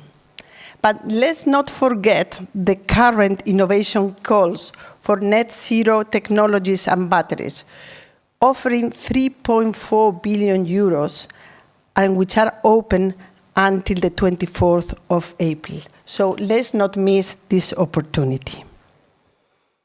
And at CINEA, we understand that accessing European Union funding can be sometimes challenging. That's why we are looking hand in hand with my colleagues in the European Commission how to make it simple, faster, and more business-friendly. Whether through lump sums, auctions, digital solutions to improve our processes, our goal is to help you turn your ideas into impact. We are committed in every single step, and we will continue to do so in the future. In a moment, you will hear from 4 panelists whose projects are being financed by the Innovation Fund and are indeed turning low-carbon innovation into reality. They are part of Europe's clean industrial future. But I am also very much looking forward to seeing new projects emerge, hopefully also inspired by our discussions today. And as I conclude, I invite you to take a mental picture. Imagine thousands of projects as dots in a map, each of these dots representing an inspiring story with location, action, people, knowledge, innovation, investors, effort, courage, and European Union support behind. I believe that this is a powerful image of what the future in the European Union should be. Thank you to all for your dedication, for being here, and for making this vision a reality.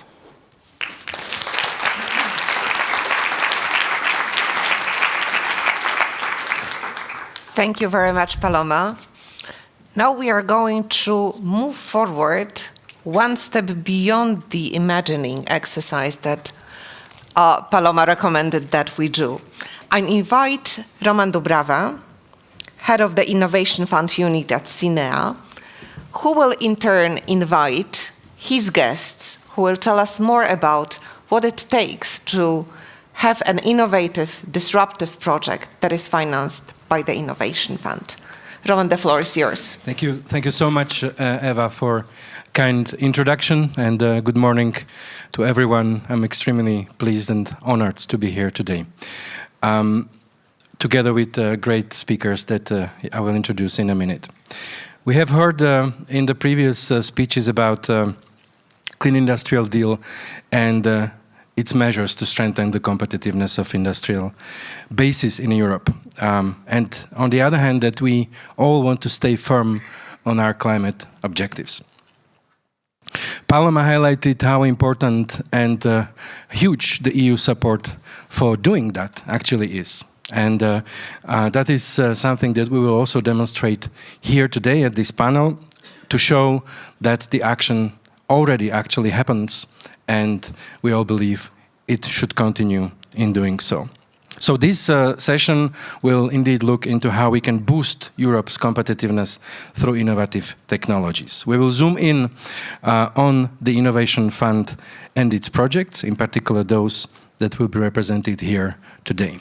So we get a bit more visual, and that is for a purpose, because we also want all of us to see things, not just talk about things, and also to present some facts and figures. So just to recap, the Innovation Fund, funded by the EU ETS, is supporting investment projects that take clean technologies into practice in processing industries, in manufacturing, in renewable energy, in mobility, aviation, and so on. So you have seen the wide breadth of sectors that the Innovation Fund covers, and that's what we do. We do this through grants, we do this through auctions, so two types of support that we provide. Both are competitive and ensure that we do our best to select the best and reward those that are really innovative, but in the same time prepared. As outlined by Paloma, the Innovation Fund portfolio already covers nearly 200 projects, and to be more precise, 199, in 27 countries. And the awarded support in less than 4 years is already 12 billion euros. So if you just take this in perspective, the scale is massive. And it's not just the fact that these projects, if they all materialize as planned, will reduce 900 million tons of CO2 or close to it, but in the same time, they intend to invest 56 billion euros in capital expenditure.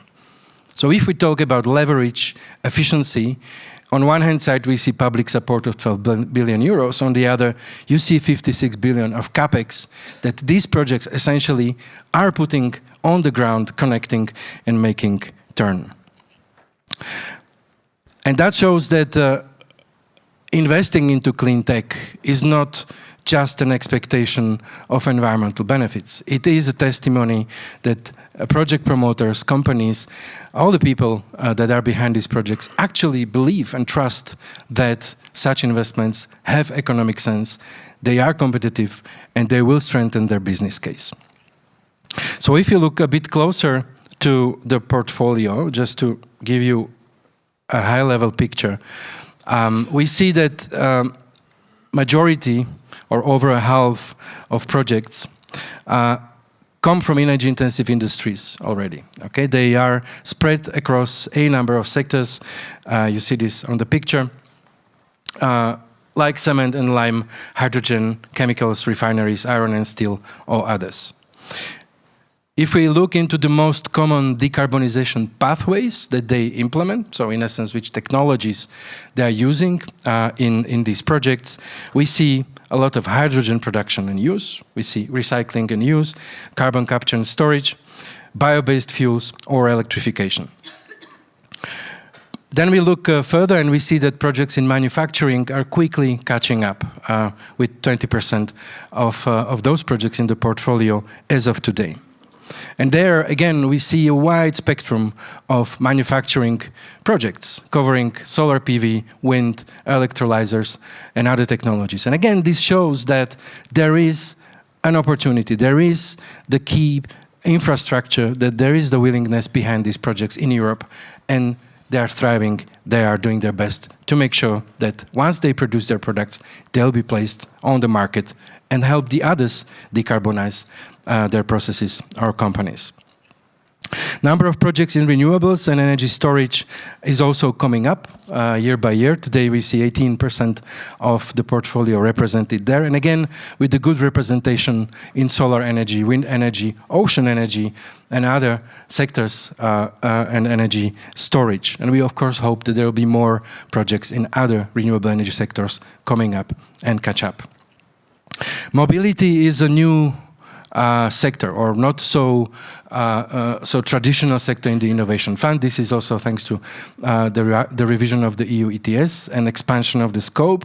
Nevertheless, already we have 9 projects there that are aiming to bring in very innovative solutions in maritime shipping, aviation, road transport. So you see that the portfolio is quite well spread across different technologies in different economic sectors.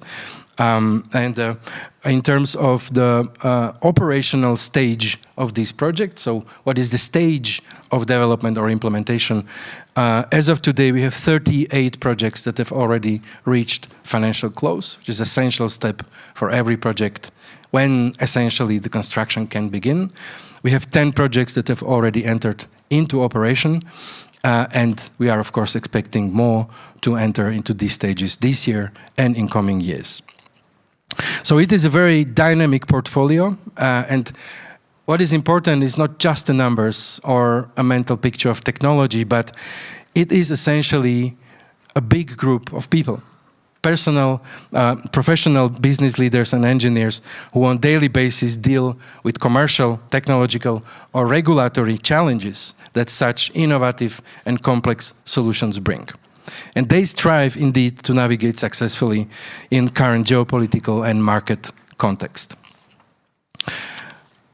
So let's zoom in further on how this is done in practice. And this is essentially the objective for the panel. And I'm really honored to welcome our speakers and invite them to the podium, who represent 4 innovative Innovation Fund projects from various sectors at various stages of development. So I will ask the speakers to join me now here on the podium. And very welcome to all of you. Please take your seats. And how we will do this, we will give every presenter 5 minutes to present your project and also pass your key messages to the participants. Okay, we really want to keep this on time so that afterwards I will give you 1 round of questions and then Eva will take over, collect questions from the audience, and we have a bit of a question and answer session, hopefully finishing on time before the lunch, with a lot of good messages from you, because essentially you are holding the flag for your companies, for innovation, for decarbonisation, for investment on the ground. So our first speaker is Ronald Dusburg, who is an Executive Vice President and member of Board of Directors at Galp. Ronald, before Galp, you were working in Shell in chemical sector, and also you were responsible for a chemical complex in Singapore. So you have a long history and experience in oil and gas and chemical sector. Here you represent today Grey to Green 2 project, which was one of the first successful projects in our first auction for RFM biohydrogen in 2023. The project aims to replace a significant amount of grey hydrogen with RFM biohydrogen in refinery. And your project are at the starting stage. So, Ronald, the floor is yours. Thank you. And great to be here. And thank you for the opportunity. Yeah, thanks. So I think, also going back to the previous panel, we're standing on a clear crossroad in Europe. I mean, we're talking about, in the break, about the dual challenge that we're having on decarbonizing our economy, and at the same moment in time, actually restoring our industrial competitiveness.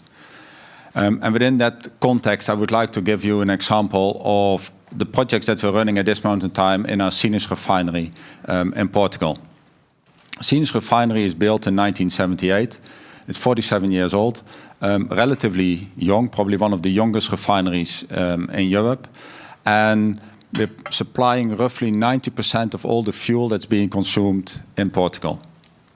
We have started a transformation in that refinery from a fuel fossil-based complex into a much energy cleaner platform.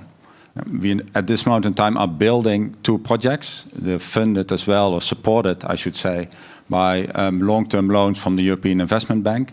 And those projects are being built. So that's really steel in the ground. Let's see if I can make this work. Not yet. So that's really... That's really steel in the ground, as you can see on the pictures. There's one unit where we're going to build an electrolyzer, 100 megawatts, taking roughly 900,000 tons of CO2 away from the refinery, which is roughly 400,000 cars on a yearly basis. And the other unit that we're building is an advanced biofuels unit to further help in decarbonizing the road and air transport sectors. Clearly, that's the beginning, but you need to start somewhere. Yeah. At this moment in time, we have 1,300 people on site building these units. With that, it's one of the largest industrial developments in Portugal today. And longer term, this will be probably safeguarding roughly 550 jobs. I'm also happy to talk today about the next project that's in the pipeline, and we were referring to that already. So this is a 200 megawatt electrolyzer capacity between the 550 and 600 million euros of investments. We're clearly still in development stage. And this is supported by the European Hydrogen Bank through the European Innovation Fund, aligning with the objectives that we actually have. And we see this ourselves as a cumulative, but also a very deliberate step to further decarbonize Sines refinery. And I think that's important for the conversation we're having here today, increasing the industrial competitiveness of Portugal and potentially Europe as well. And the reason why we're looking to that in such a manner is because of some of the unique characteristics that Portugal offers. Yeah, I think it's not only Portugal. I think Southern Europe in general can offer those characteristics. But let me focus on Portugal. So let me just give you a couple of examples. In 2024, 71% of the electricity that was being consumed in Portugal came from renewable sources. And if you look at year-to-date 2025, you're probably close to 80%. So 80% of the grid comes from renewable electricity. The solar capacity per capita in Portugal is the highest in Europe. And if you look to the average price of renewable electricity in Portugal, it's significantly lower versus the European Union, which is, for hydrogen production, really, really important to drive value out of these projects. That means that a project like this is actually driving European competitiveness.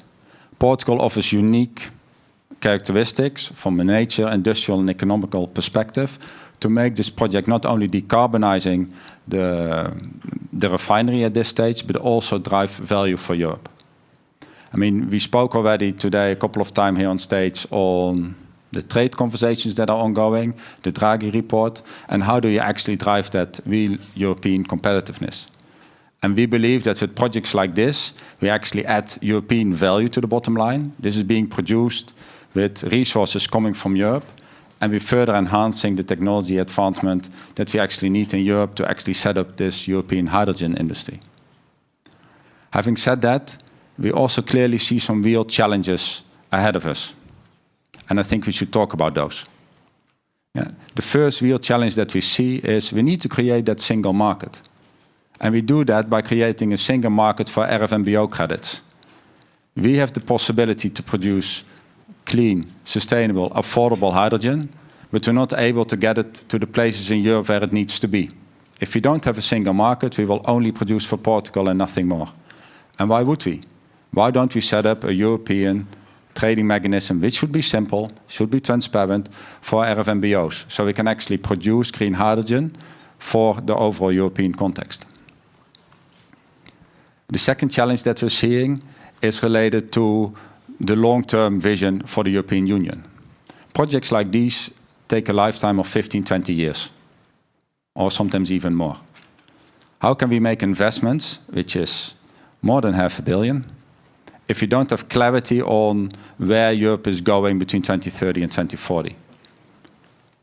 And I guess the third obstacle relates to that, which is related to the fact that the RED III mandates, they need to be there, they need to stay, because those mandates are actually driving a number of these investments. And again, their clarity is really, really needed. Don't get me wrong, I'm all about simplicity of regulation. But it cannot be that the first movers are actually being penalized. or that all the momentum that the European Investment Bank, the Innovation Fund, the Hydrogen Bank has created around the decarbonisation of our industry and driving competitiveness is now actually going to waste. I think on the contrary, we need to see a project like this not only to decarbonise Sines refinery, but we need to see it as a project that can kickstart the European hydrogen industry. So we can decarbonise many more sectors to come. I said in the beginning that we are in a crossroad in Europe. I really feel it like that. I think we are ready to go. But I think the message for me today is we need to make sure that Europe is ready to go as well as one entity. And I think then we can be successful. Thank you.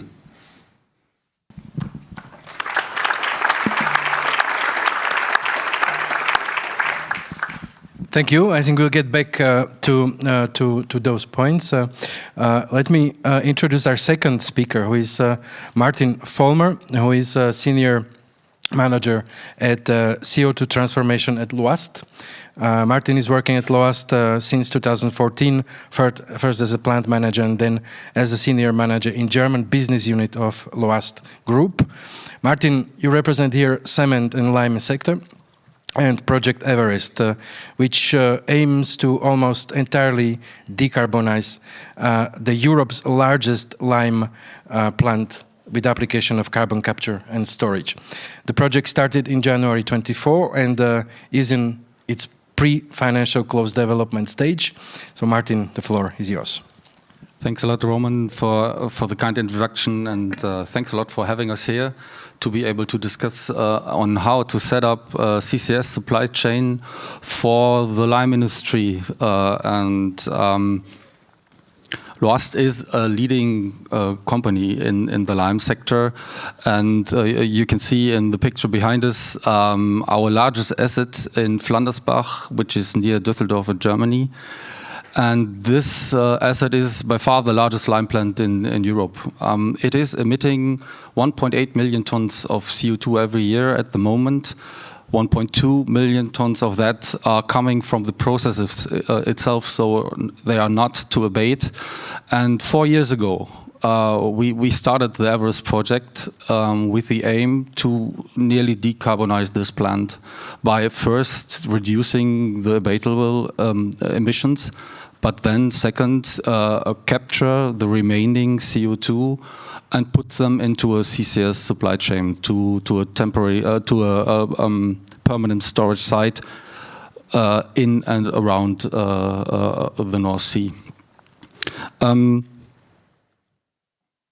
While doing so, we filed the project to the Innovation Fund and got the funding end of 2023, which is helping a lot and brought us to the moment where we are here. So we are at the end of the FEED studies. We are deeply into solving all the technical problems involved with such a project. And what we are now doing, of course, is setting up not only the facilities in our plant itself, but also setting up the supply chain. It is a big challenge already to implement those new facilities to our plant. You can see here in the light blue color what is added to the existing plant, and we are more or less building a second plant into our existing lime plant. And it's a good estimate to state that we are almost doubling the net value of our installations here. So this is a huge effort for us, but it doesn't end there. What we need is a robust and resilient infrastructure, both for green electricity and also for CO2 transportation. With projects ready to go and accept and store our CO2. And what I would like to emphasize today is 3 aspects where we are driving innovation for making such a project real. Of course, the first thing, which is most obvious, is the technology we have to develop. There is no off-the-shelf technology available for us, so we had to look into other industries, into other applications, and adapt this to our lime production. And most importantly, to scale those technologies up to the size needed. We have huge amounts of flue gas to be treated. We are now at a point where we are sure that this can be done. So there are still some questions to solve, but the technology is there. The technology is there. What we are still working on is the regulatory framework, and it's almost at every point in the supply chain where we have either to develop new regulations or adopt existing ones. For example, there are thresholds for pollutants in the flue gas, which we have to uphold. But after taking away water and CO2 of the off gases, we are breaking those thresholds and losing our allowance of operations. And if you might know, in Germany, the framework for building up the CO2 transport possibilities is just not there. We are waiting for a renewal of the Kohlenstoffspeicher- and Transportgesetz for 2 years now. There are good signs now for the new coalition that it will be in their highest priority to sign it, but it's not there. And on top of that, if I would like to come to the European level,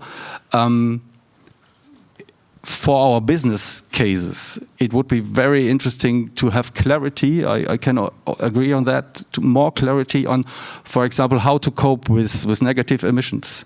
With such installations, we can generate bio-CCS, so we can go for negative emissions. But at the moment, it is not clear at all to us if there will be added revenues for us, new possibilities for businesses or not. And it's difficult to decide for such a project before everything is clear here. And thus, with my last point coming to the business model, the most important thing, of course, is that we have a sustainable business model running. The funding for the installations is helping a lot. We wouldn't be here if not for the Innovation Fund. But we see a reluctance in customer commitment, and we understand it. It's difficult for our customers to sign binding contracts for products which will be there in 4 or 5 years to come. So we need to have some security here also. There is a good tool in Germany available, carbon contracts for difference, Klimaschutzverträge. And also here we don't have clarity if the new government will go to the next round, if this will help us or not. Also we have a lot of risk along the supply chain, and we have to go into negotiations with our partners, of course, but also with the governments involved on how to tackle these. Okay, thank you so much. I think it's very nice actually to see this on picture, because the scale of these installations is just immense. And if you understand the distances, just the engineering challenge to connect the two pipes together so that nothing leaks, and at the end of the day you come with a product that you hope to get is massive. And I think we continue in that sense with our third speaker, with Robert Winslow, who is an executive vice president and managing director of EVER. Robert brings with him almost 40 years of experience in international business development and management in energy industry, in particular in the geothermal energy sector. And you represent here today the project Everloop, which aims to demonstrate and deploy highly innovative solution for heating and power generation. The project has already successfully reached financial close, very, very important step, and the construction is ongoing. Robert, over to you. Roman, thank you. Ladies and gentlemen, it's a pleasure to be here. Thank you for the invitation. I'm going to talk, as Roman said, about a piece of technology, something called the Everloop. It's built, the foundation of the technology is from the oil and gas industry. And the picture that you see in front of you is of the construction site. This is our first commercial project. We built a demonstration project, a proof of concept in Canada, actually, back in 2019, also with a little bit of grant funding and of course, some money that we raised from what we call ex-friends and family as a startup company. But we've gone beyond that now. This project is being built at huge scale. We have a grant from the European Innovation Fund of 91.6 million. And this is, I believe, the first and only geothermal energy project that has been funded by the EU Innovation Fund. So before I come back to this picture, which I'll do again to show you some of the components on the site, the first thing I'd like to do is talk about this concept of the ether loop. It's actually should be relatively easy to explain, but the challenge of building it is where the innovation comes in. So let's have a look at that. So here it is. It looks very simple. Those two triangles with the cross marks at the top represent two drilling rigs. Then you have two vertical lines, and if you don't mind, I'll stand up. These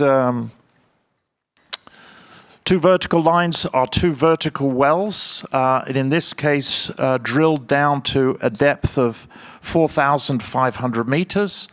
And then at that point, with this sealed behind a casing, a steel casing, and cemented in place, just as you would do for any oil and gas well. And then what we do is we start to build what we call the radiator sections. So from each vertical, we drill 12 horizontal legs. And from those 12 horizontal legs, we connect those in pairs to make the radiator. We fill that radiator with drinking water. We have a small pump to initiate the flow. And then it flows under a natural thermosiphon. So it sounds simple enough. But let me explain to you a little bit about what is happening down there, because this well length in total is 8 kilometers. So if you were to draw a straight line from here to the airport, at about 8 kilometers, you could probably see the airport. I mean, it's an incredible distance we're talking about. We're talking about going down 4.5 kilometers and then turning the corner and then going another 3.5 kilometers, 8 kilometers. And we're taking these two wells and intersecting them. And what is the width of these boreholes that are being intersected? It's about the size of this piece of paper. So to intersect those two pieces of paper at a distance of 8 kilometers, and to be able to do that first time, every time, that is an incredible innovation. It has never been done before. And we've already connected 4 of these laterals out of the 12 in this first project. There are other innovations about it as well. So if you were to take your iPhone or your Android phone and you were to put it in the oven and heat it up to 200 degrees centigrade, I mean, it's not the sort of thing you should do, but if you imagine if you did it, okay, you wouldn't have much of a phone coming out, and the guarantee that you paid for and the insurance you paid for certainly wouldn't be valid. So what we're doing is we're taking those electronics and we're putting them in the hole and getting to temperatures of 150, 200. Ultimately, our aim is to get to 450 degrees and having off-the-shelf electronics still working and functioning normally and being able to transmit information to surface so that we can actually connect those two tiny pieces of paper at 8, 9, 10, eventually 11,000 meters below the ground. So the main thing, though, and the thing that makes it scalable is not so much the technology. It's the fact that, unlike all forms of geothermal, we're not looking for an aquifer. We're just looking for the heat. The center of the Earth is 6,000 degrees centigrade, and that heat radiates up, and you can find it pretty well everywhere. So if you go deep enough, you're going to find it. And this is what we're focusing on. By the time the project's finished, we'll have 4 of these radiators on the Geretsried site. But even this, the innovation, is not the most exciting thing. The technology is exciting, and it is certainly the most exciting thing I've ever worked on. But what's really exciting is the scalability, the potential to take this technology and make geothermal energy, geothermal heat production, geothermal power production work anywhere on the planet. And that is the key to opening up the market and bringing other people in. We're a technology company. We are a reluctant energy developer. We are seeding the market with the support from the EU Innovation Fund. But our goal is to really drive down the learning curve. So if you think about the first offshore wind turbine, 650 dollars per megawatt hour. The first solar PV plant, 1,400. And so we have a similar learning curve, which we're right at the top of. So the first project, the one that the EU Innovation Fund has provided the grant for, that is the first point on the learning curve. And then the second, third, and fourth ones that we'll build at Gerrits Reed will come down that. But there's a whole, as a result of this project, there's a whole series of other projects that sit behind it. All of them, nearly all of them, are district heating projects across Europe. So we have a project which is under development and will start construction later this year, early next year, in Hanover. Similarly, in the Netherlands, in Tilburg, one in Romania. And then we have a whole series of projects behind that. We then have power projects because we start to get to the point on the learning curve where power makes economic sense. Even discussions with the Singapore government. And then other technologies which we're working on and developing, which take us deeper and down to the point where geothermal power makes economic sense. These aren't the only projects. There are projects in the development phase. And the objective that we had in terms of seeding the market to the point where other people would start to adopt the technology and build with it is already happening. So the red and yellow, the orange and yellow dots are projects that we've initiated. The ones in blue and purple are being developed by other companies, taking the technology, running with it, believing in this learning curve and saying, yes, we can decarbonize every major city in Germany, every major city across Europe. So that is the construction site. We have a visitor center.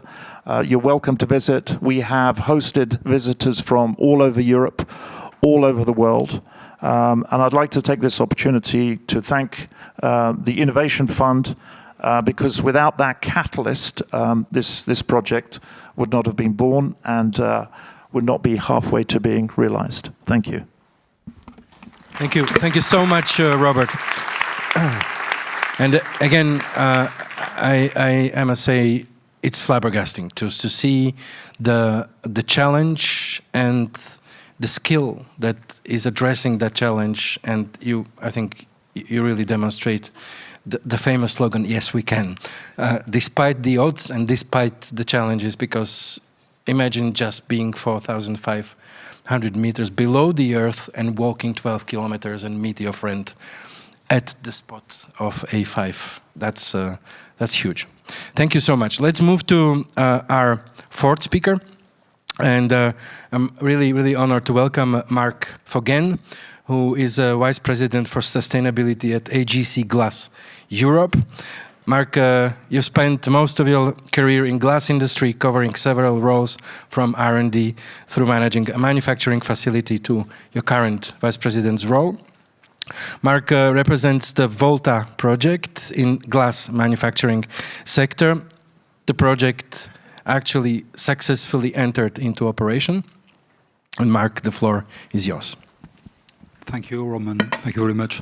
So I'm very pleased, I'm even honored to be here today to tell you a little bit about this Volta story. So AGC is a global company, as a glass company. We have different business lines, and the most important business lines is to produce flat glass and to sell this flat glass to two main segments, the automotive and the mobility, cars, buses, trucks, etc., windshields, the doors. So the mobility and the construction. That's what we do. That's 50% of our business. And obviously, we are working at high temperature. So we are using materials. Those materials are molten at 1,600 degrees in big We call it tanks, we call it furnaces, so big swimming pool, let's say, at very high temperature. And then once those materials are molten, like an old droplet is floating on water, we pour this molten glass at high temperature on liquid tin to make a glass pane. This is known as the float process. Our lines, our plants are not 8 kilometers long. We are at 1 kilometer, but 1 kilometer at 1,600 degrees, so at very high temperature. That's what we do. And of course, we didn't wait to reduce the CO2 emissions of the processes. And over the last decade, we have done quite significant efforts, mostly to reduce the energy consumption. And energy consumption meaning less CO2. In AGC case, the CO2 emissions have been decreased by 30% per unit of production from 1990 to 2020. 30%, that's good. But obviously, it's not enough. And we are a responsible company, and we have decided to speed up and to accelerate the decarbonization path. So we have developed indeed a strategy that relies on, we call it a toolkit internally. That means the different solutions to take into account the different ecosystems. And this toolkit has two, let's say, directions. One is the incremental improvement, like we did in the past. And obviously, we continue to do so. But we need also a disruptive approach. And this is the Volta project that started 4 years ago. So the basic idea is very simple. We need to rethink what we have done during 60 years. The ambition is so high that we cannot count only on incremental innovation. And that's how we want to target a significant CO2 reduction while keeping capex under control. We are selling most of the time commodities, so there is not a lot of space to increase the manufacturing cost. So we need to keep the capex under control. We need to keep the OPEX under control, and we need to confirm the quality standard of the product. Some see all this as problems. Inside AGC, we want to see this as an opportunity. And we do believe there is a place for such an opportunity. The challenge looked quite serious, so that the two market leaders, the French Saint-Gobain and AGC, decided commonly to work together and to develop the technology knowledge. That's how this partnership started, and it was in 2021, 4 years ago. And so the equation is quite simple, as it is underlined on this line on the gray box. 55% of our CO2 emissions are coming from the energy that we use. The vast majority of the energy used is natural gas. And 40% of the CO2 emissions are coming from the materials, dolomite, soda, limestone. That's the conclusion of the carbon footprint that has been done. That's one important element. Second important element, there are about 400 plants worldwide. Almost all of them use the same technology that has been established in the 60s. And of course, those processes has been improved and improved. And so we said that we need to rethink what we do in 3 directions. One, natural gas must be replaced by electricity. So we need to electrify our manufacturing process, and this Volta project has been, the objective has been set at 50% electricity. The second 50% to supply the energy is a combination of natural gas and oxygen.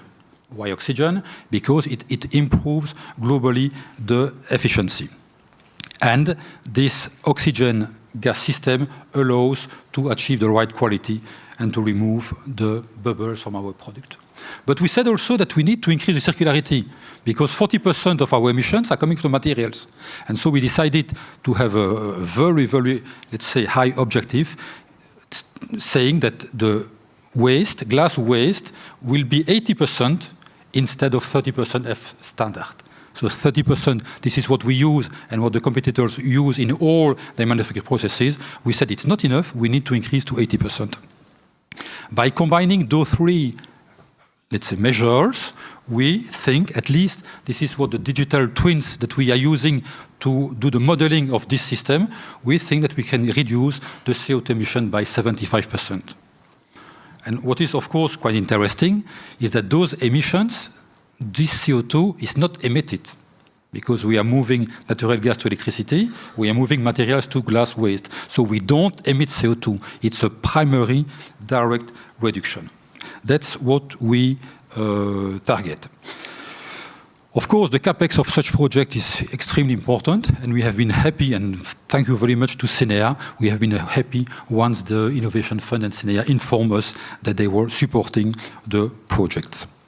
Once the conception has been done with our partner Saint-Gobain, it was decided to implement this production unit in a specific plant of AGC in Czech Republic in a city called Barevka, and the inauguration has been done 2 months ago, as you may see on this slide.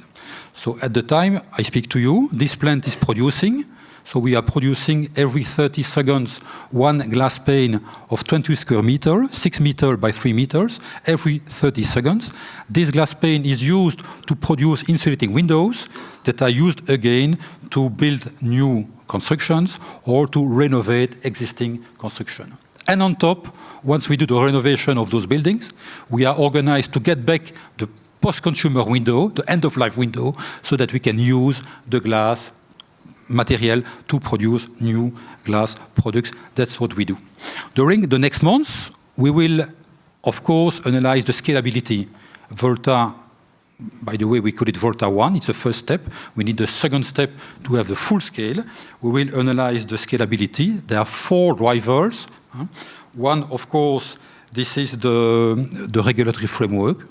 Second driver, electricity cost. We replace natural gas by electricity. Electricity is much more expensive than gas. Third driver, this is the willingness on the market to pay. And the 4 drivers, this is the access to finance. And so we are working to build a case, to build a business case, and I hope that in a few months, maybe 1 year, maybe 2 years, we will see, we will be able to come again to Innovation Fund for asking a support, a welcome support for the Volta 2 step. That's what I wanted to share with you. Thank you so much, Mark. Again, for an excellent and very visual presentation. Before we open the floor to the audience, let me pass one question to each of you. Let's try to be very quick so that we also have some time to take questions from the audience. So I would start with Ronald. Producing and using grey hydrogen in refineries is a business as usual, I guess. But producing and using RFM biohydrogen at scale, that's a novelty, also in refineries. So you mentioned some challenges, but what were the main reasons in your case, in the case of the Sines refinery, to go for such a solution at such a scale? And how do you see the project going forward in the coming months and years? If you want short answers, you need to ask easier questions. No question is easy here. But let me give it a try. I think we're on a pathway, what we call around safe and profitable decarbonisation. Safe is clear for, I think, all the people who are sitting here on stage and industry. Profitability is a must, and that also means short-term profitability. Yeah, and then you have the decarbonisation angle, which is an energy efficiency and actually long-term project implementation. The refinery sector in Europe is under pressure. By 2035, 30% of the refineries in Europe will close because of the energy transition and demand being reduced. To answer to that, we need to develop a new low-carbon fuels business as a refinery. If you wait, and you wait with your profitability, and you wait with decarbonizing, it's a slow death. It's a bit the Kodak moment for refineries. So I don't think there's a question on why do we choose this pathway. I think it's the only pathway for refiners. And again, for that we need to have a massive European single market. We need to be extremely clear on the longevity of the mandates after 2030 up to 2040. Investments are for 15, 20 years. And we need to make sure that the RED III mandates are actually there, they're clear, and they're there to stay. Because otherwise there's no investment case, and we will start doing other things. And refinery businesses will close, and more than 30% will close. That's as short as I can be. No, it's excellent. Thank you so much, and very clear answer, Martin. The project Everest is both innovative and very, very complex. So this requires significant engineering, financial, contractual efforts, as you rely on full CCS value chain. So how do you see your project evolving, and which critical factors,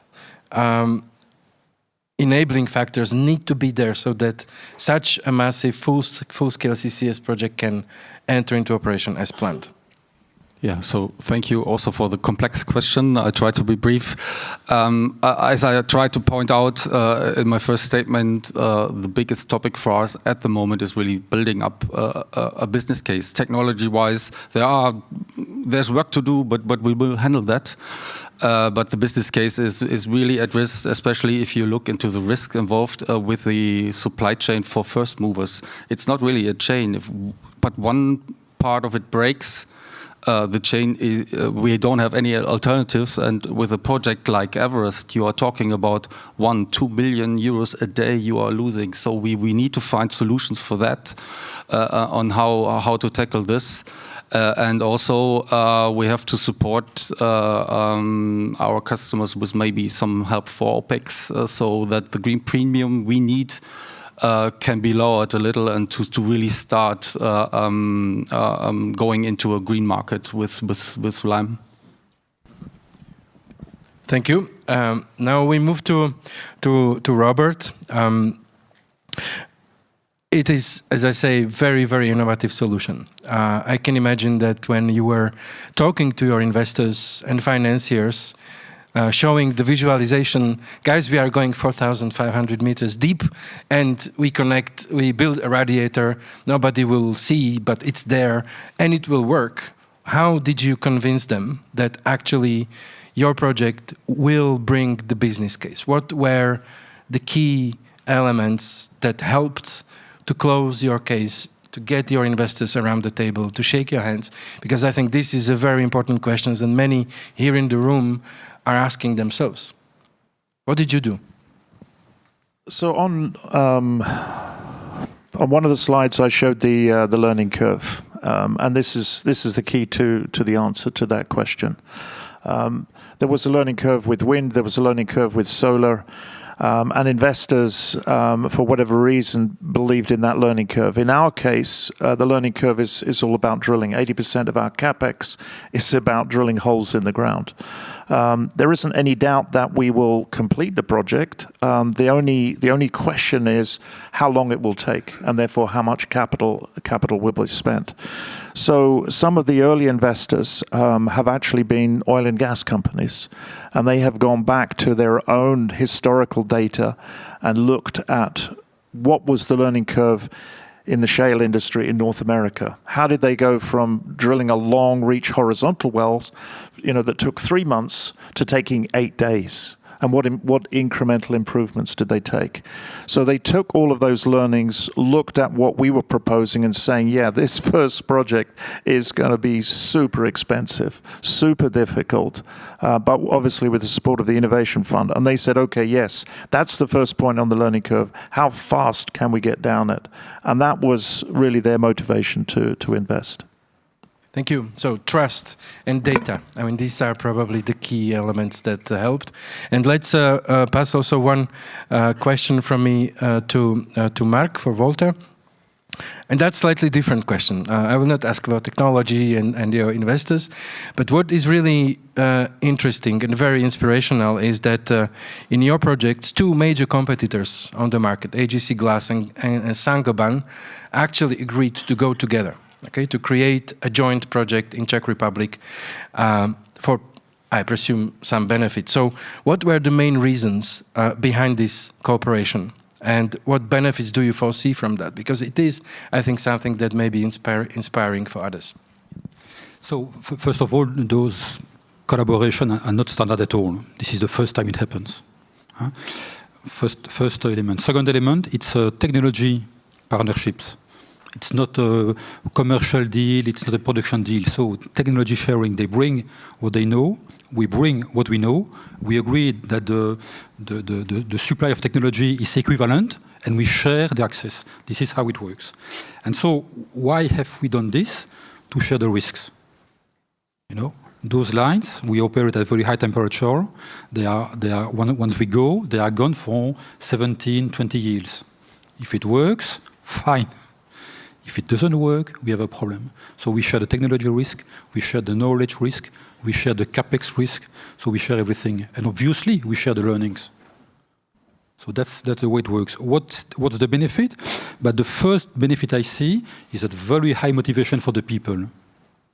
They see that two companies, big competitors, they can work together. And they say, oh, what is happening? Big motivation. So we have, since 4 years, we have a weekly meeting with our main competitor. We are going faster. We have biggest chance of success.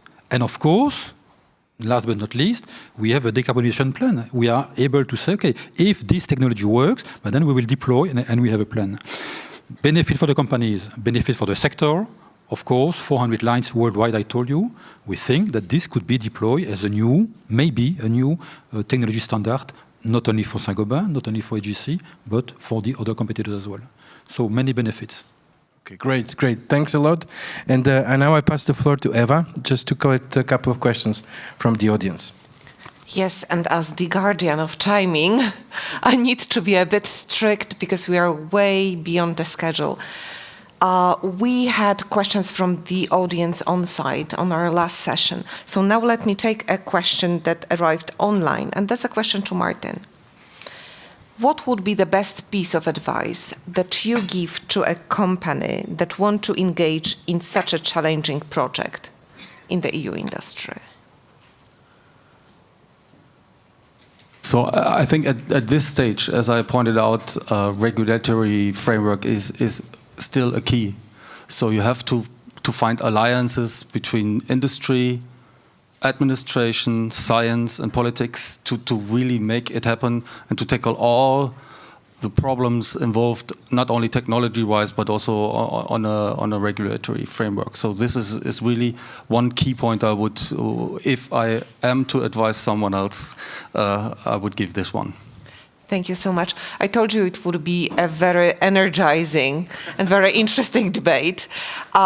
It's time for lunch almost.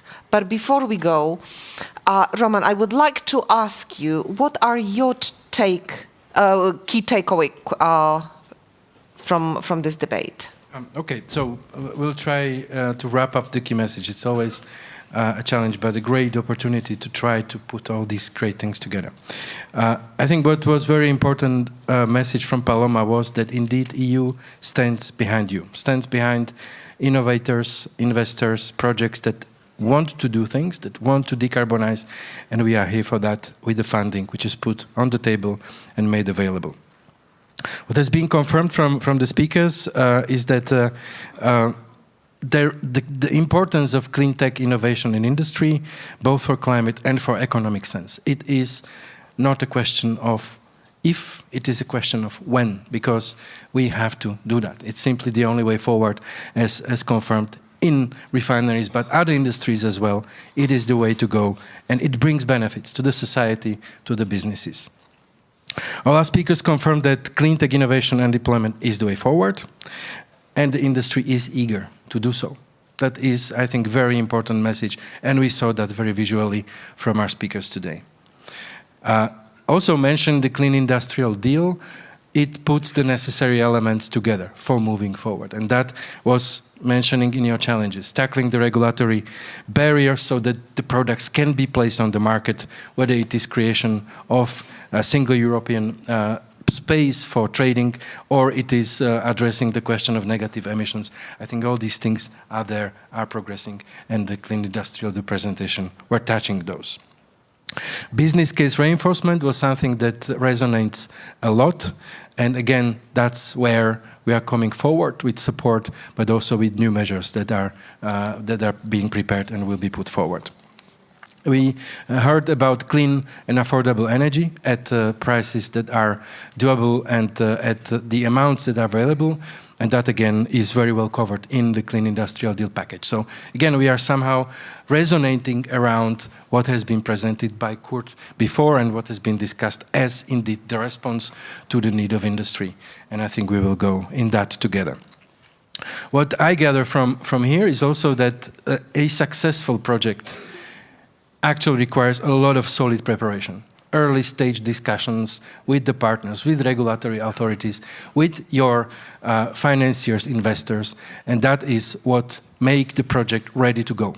And that's something maybe also to give a bit of an encouragement to all of us that yes, good things take time, but that time pays off. And it is really important to go in that direction. Simplification, we've heard about that. We take that home in ways how we can simplify the tools that we use to speed up delivery and efficiency. We've heard, and I think that's really appealing message, that cooperation brings mutual benefits. That when it comes to good cause, like creating a new IP, like creating a new solution, the competitors work together. They become partners, they share knowledge, they share risk, because at the end of the day, they benefit from the solution and the expansion of the idea that they work on together. And this is really something that resonates today, because it is a working alternative to a zero-sum game. So I hope this covers in a very high-level space the messages that were mentioned. Before closing, I would like also to announce that we will publish the Innovation Fund annual knowledge sharing report before summer. And why I'm saying that is because it contains a lot of inspirational insights that may be actually useful for you, for all of us, for all people who are working in the space of industrial decarbonization. So please have a look. Please also visit our projects that are here in the lobby. There are 8 projects presenting. Have a chat with them. I think they all deserve a recognition for the work and the hard efforts they are putting behind their projects. The calls are still open. The Innovation Fund calls 24 for batteries and net zero technology will close on the 24th of April. So please don't hesitate still to consider and apply. And of course, towards the end of the year, we will come up with the next edition of the calls, including a new auction call for industrial decarbonization, for heat decarbonization. And we are very much looking forward to see good projects there to help you further to decarbonize your investment cases on the ground. And with this, thank you very much. I pass the floor back to you, Eva. Thank you so much. And of course, let's treat that as an appetizer, and we can continue the discussion about all those interesting projects over lunch. So bon appetit, and I will see you again at 2 p.m. Thank you very much to our panelists.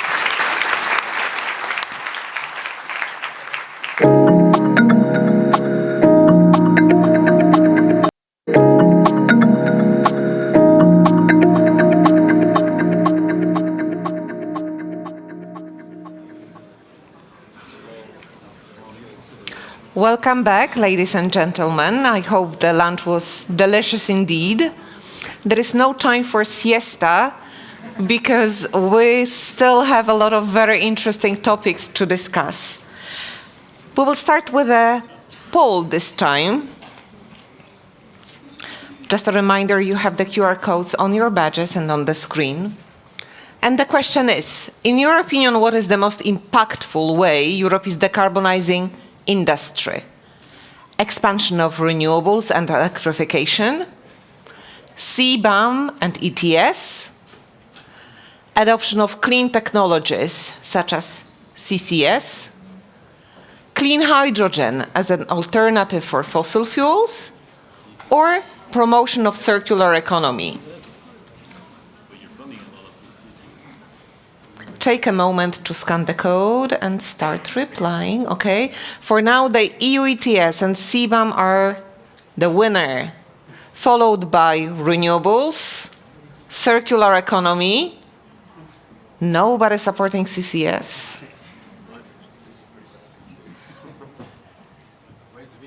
Okay, now we have a draw, almost. No, we don't.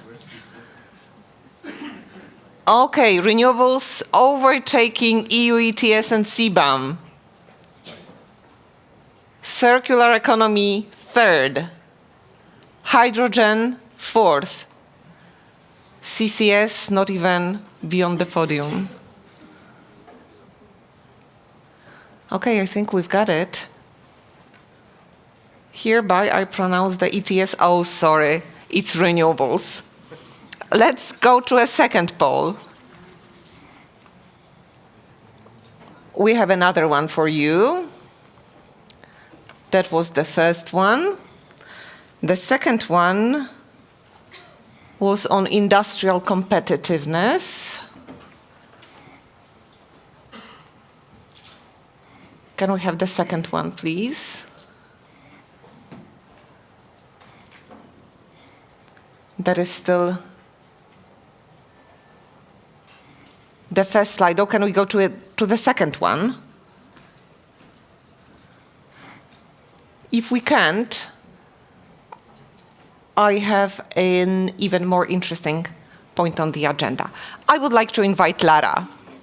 Lara Obst, co-founder and chief climate officer at Climate Choice. Lara, the lecture is yours.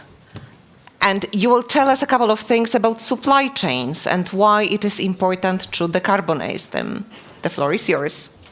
Exactly. Thank you. As said, my name is Lara. I'm one of the co-founders of Climate Choice. And before I actually gonna enlighten you after lunch with more inspiration how to decarbonize economy, I have a question for you.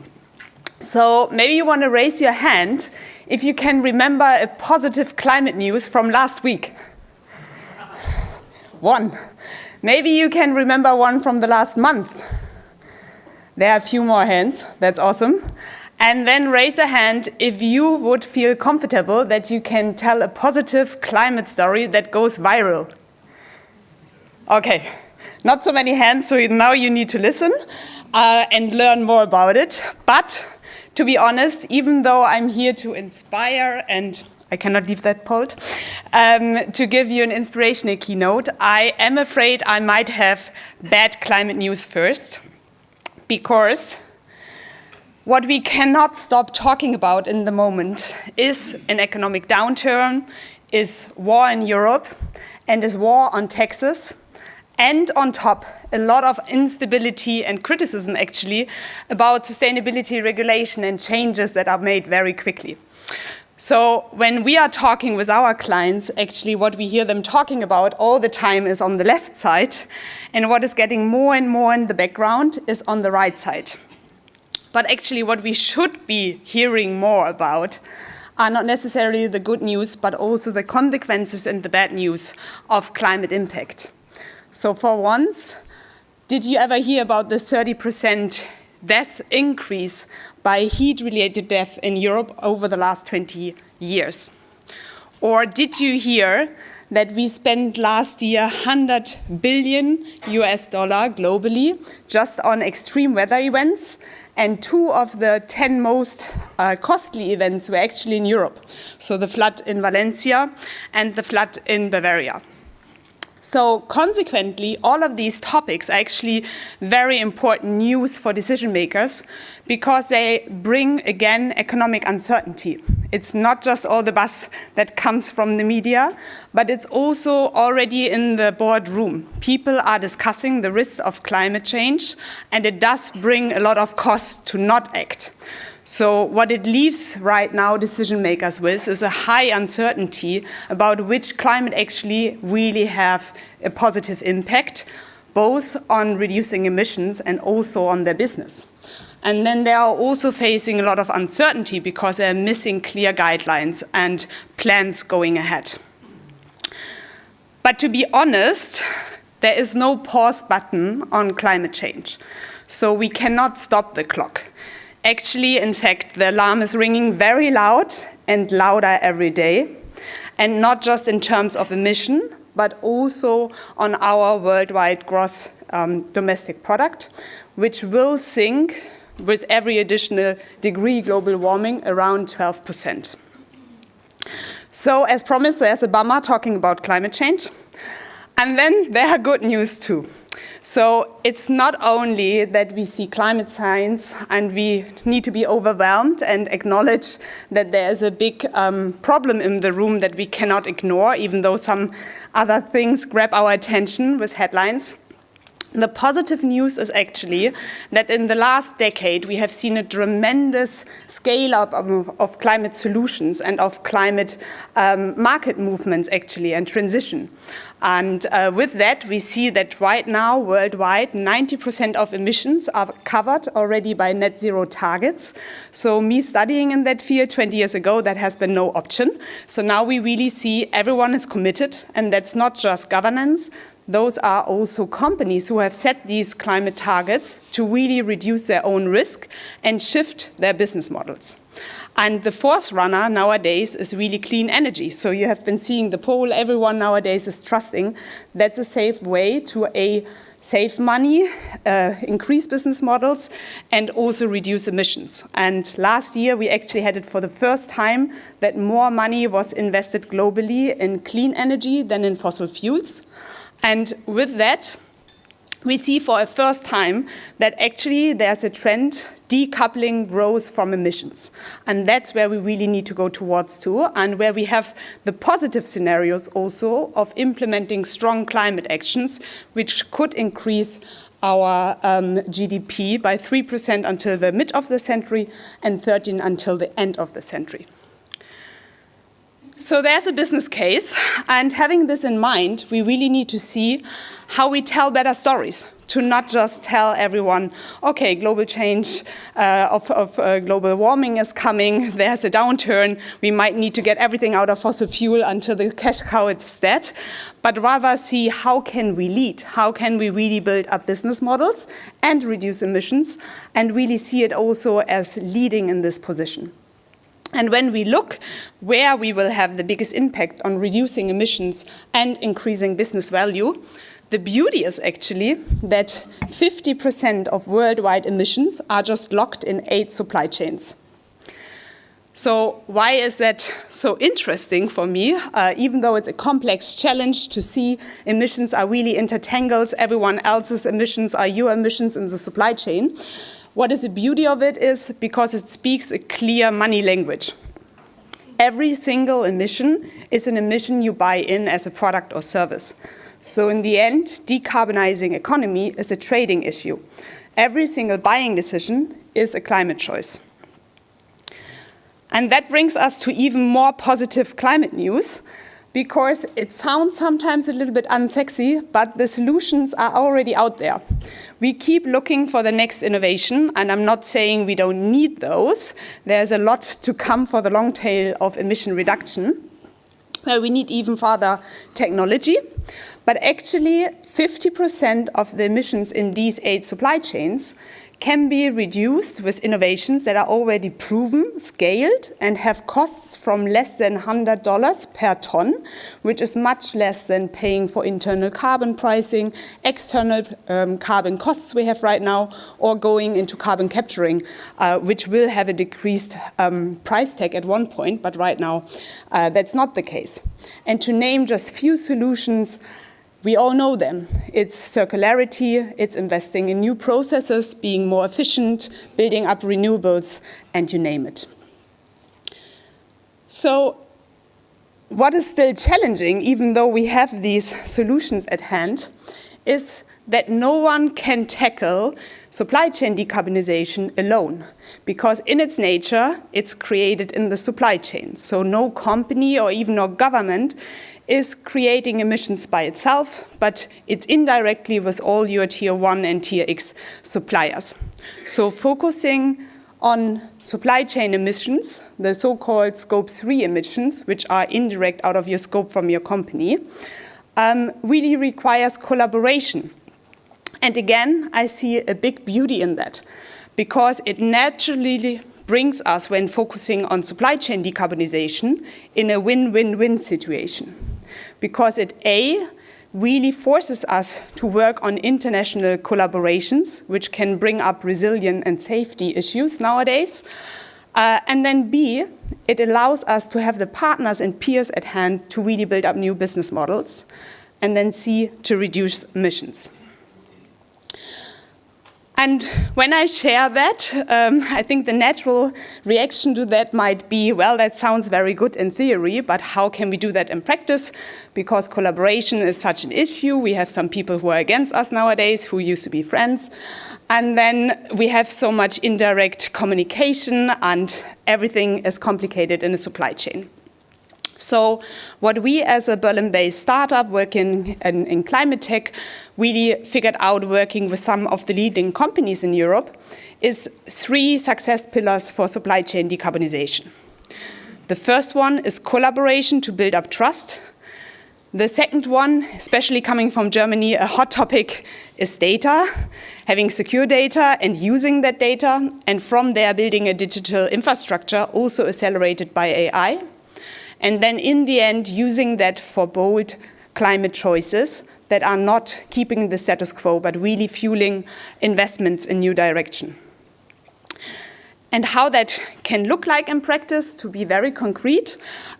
So we have started 2 years ago our Scope 3 Action Group, which is actually for the first time after we started working on a product, having a platform, software database to sell to single clients. We first time saw all of those clients actually come to us and ask, how are the others doing it? You work across industries with food, with automotive, ICT sector, and so on. Can you not share more? And actually we cannot because we have an NDA.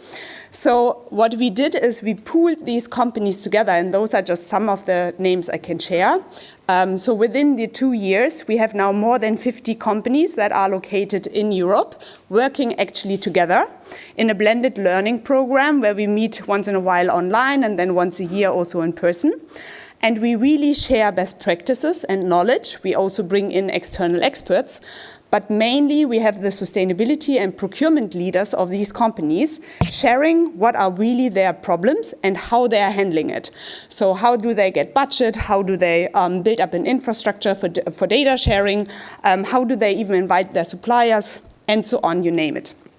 And within these 2 years, what we achieved is that we activated over 2,500 suppliers globally from 140 countries. And what we did is we used our platform that's driven by AI to gather the information that's already out there from the suppliers. So everyone needs to report nowadays, or some of them, and really build up climate scorecards of each of these suppliers, what you know already in risk management, to do that for climate as well. And then not only rate those suppliers, but give them actual feedback, where they stand, how they benchmark with their peers, and how they can improve, so that they can really transition into action and that we can track how they are reducing emissions over time, or if they are again increasing. So to sum that up, I always love the quote, never let a good crisis go to waste. So we are definitely feeling a crisis mode. So I would recommend us to use that crisis mode as a reason or a chance to go into collaboration rather than in isolation. To use data as really a tool that is also a potential to build up new business models and to drive not only transparency in climate impact, but really across supply chains also for new business models. And then take this mindset shift around collaboration and data to really go into smart climate choices, investing in the solutions that are already out there together with your suppliers and partners. So, my last words, we are 5 years in our critical decade to the 2030 agenda. We heard it before, there's a Paris Agreement and a big goal knocking on the door. We have 5 years to deliver. Let's make that time useful and make every buying decision a climate choice. Thank you.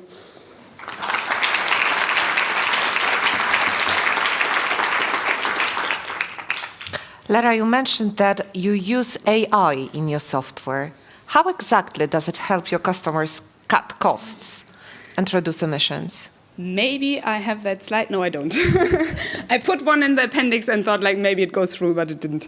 Yeah, so in the end, we have a platform that gathers unstructured data. So what everyone is complaining about, that is that they calculate the emissions for their suppliers by themselves using an own tool, an Excel. Everyone has another consultant.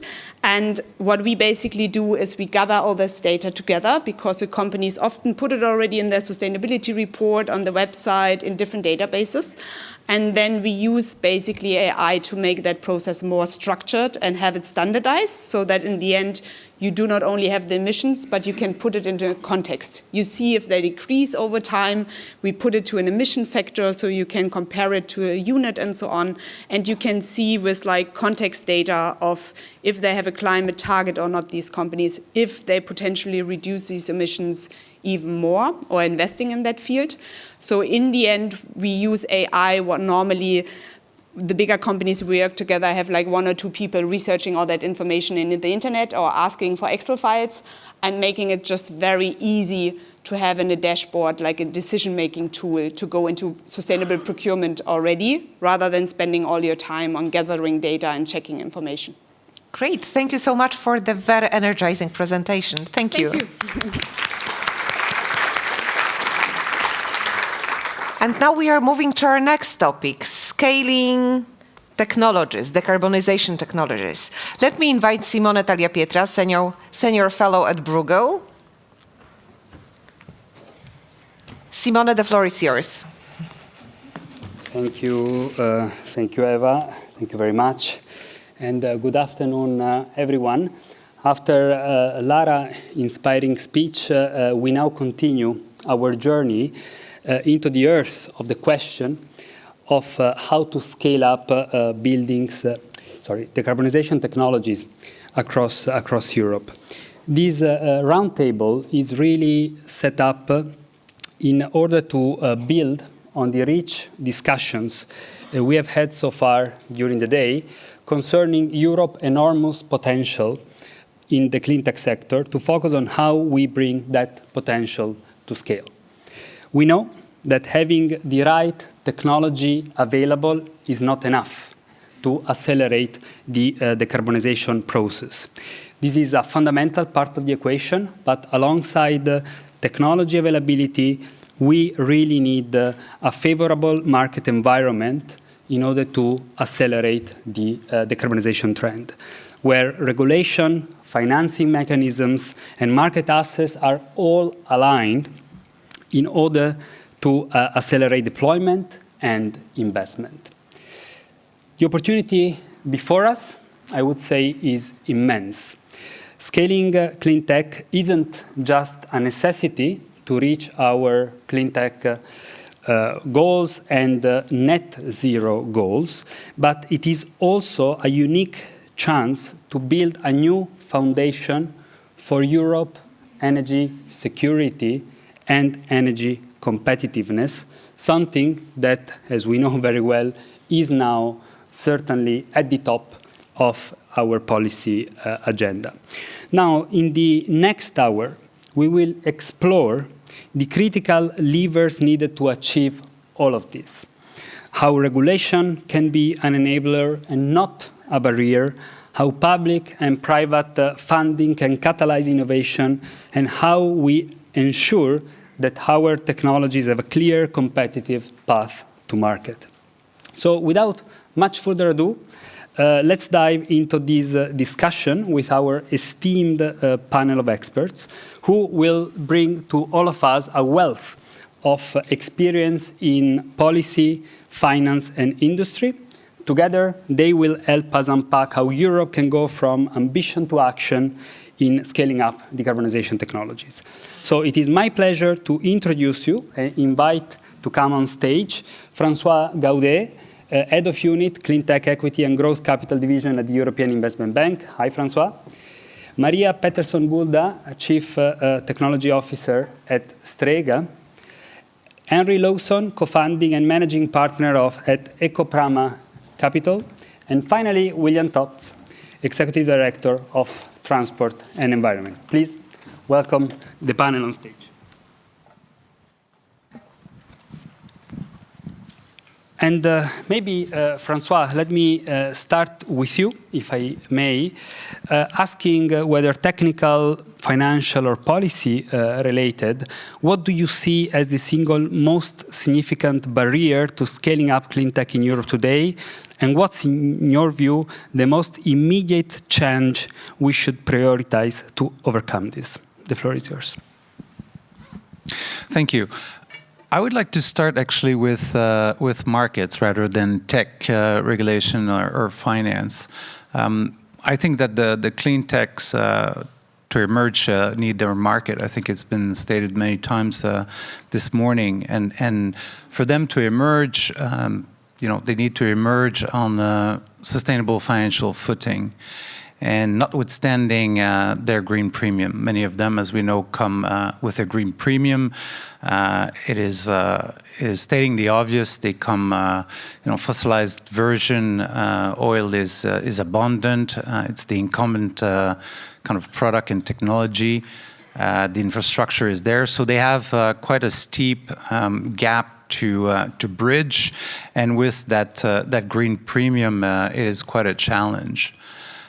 Therefore, we need to have a market forming for them, and this, I do think that regulation have a key role to play, because there is nothing more powerful than when you have a policymaker that tells you that in year X, fast consumer goods will need to contain X% of recycled plastic. Or in the transport sector, when stakeholders and policymakers say that by a certain period, decarbonisation will have to happen, or that aviation fuel will need to contain X% of biofuel or of e-fuels. Once you have this kind of long market formation, then the great minds of Europe and the entrepreneurs are then set to address that market, and they are developing, and we have a lot of interesting emerging technologies that are emerging once that market setting is on the horizon. And then you have venture capitalists that will look at these technologies and be looking at that emerging market, willing to finance their development.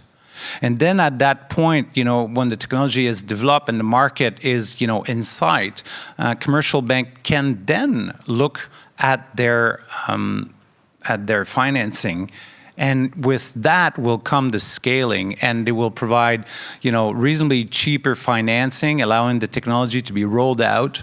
And then, have a vicious circle of, being at scale, and then the green premium will reduce. But it is very difficult to do without, this kind of objective that is set through the policymakers and the regulation.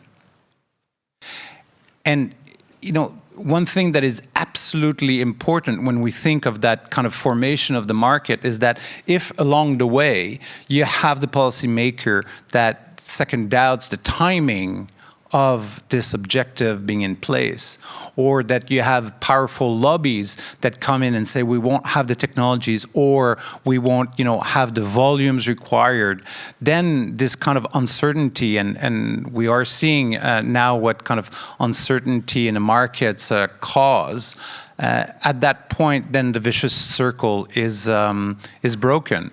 And it becomes extremely difficult to catch up, because then the uncertainty and the lack of visibility on that market is broken. And therefore, I really do think that the framework, the policy and regulatory framework that allows this market formation is really what we need, and that is key for the scaling of clean techs.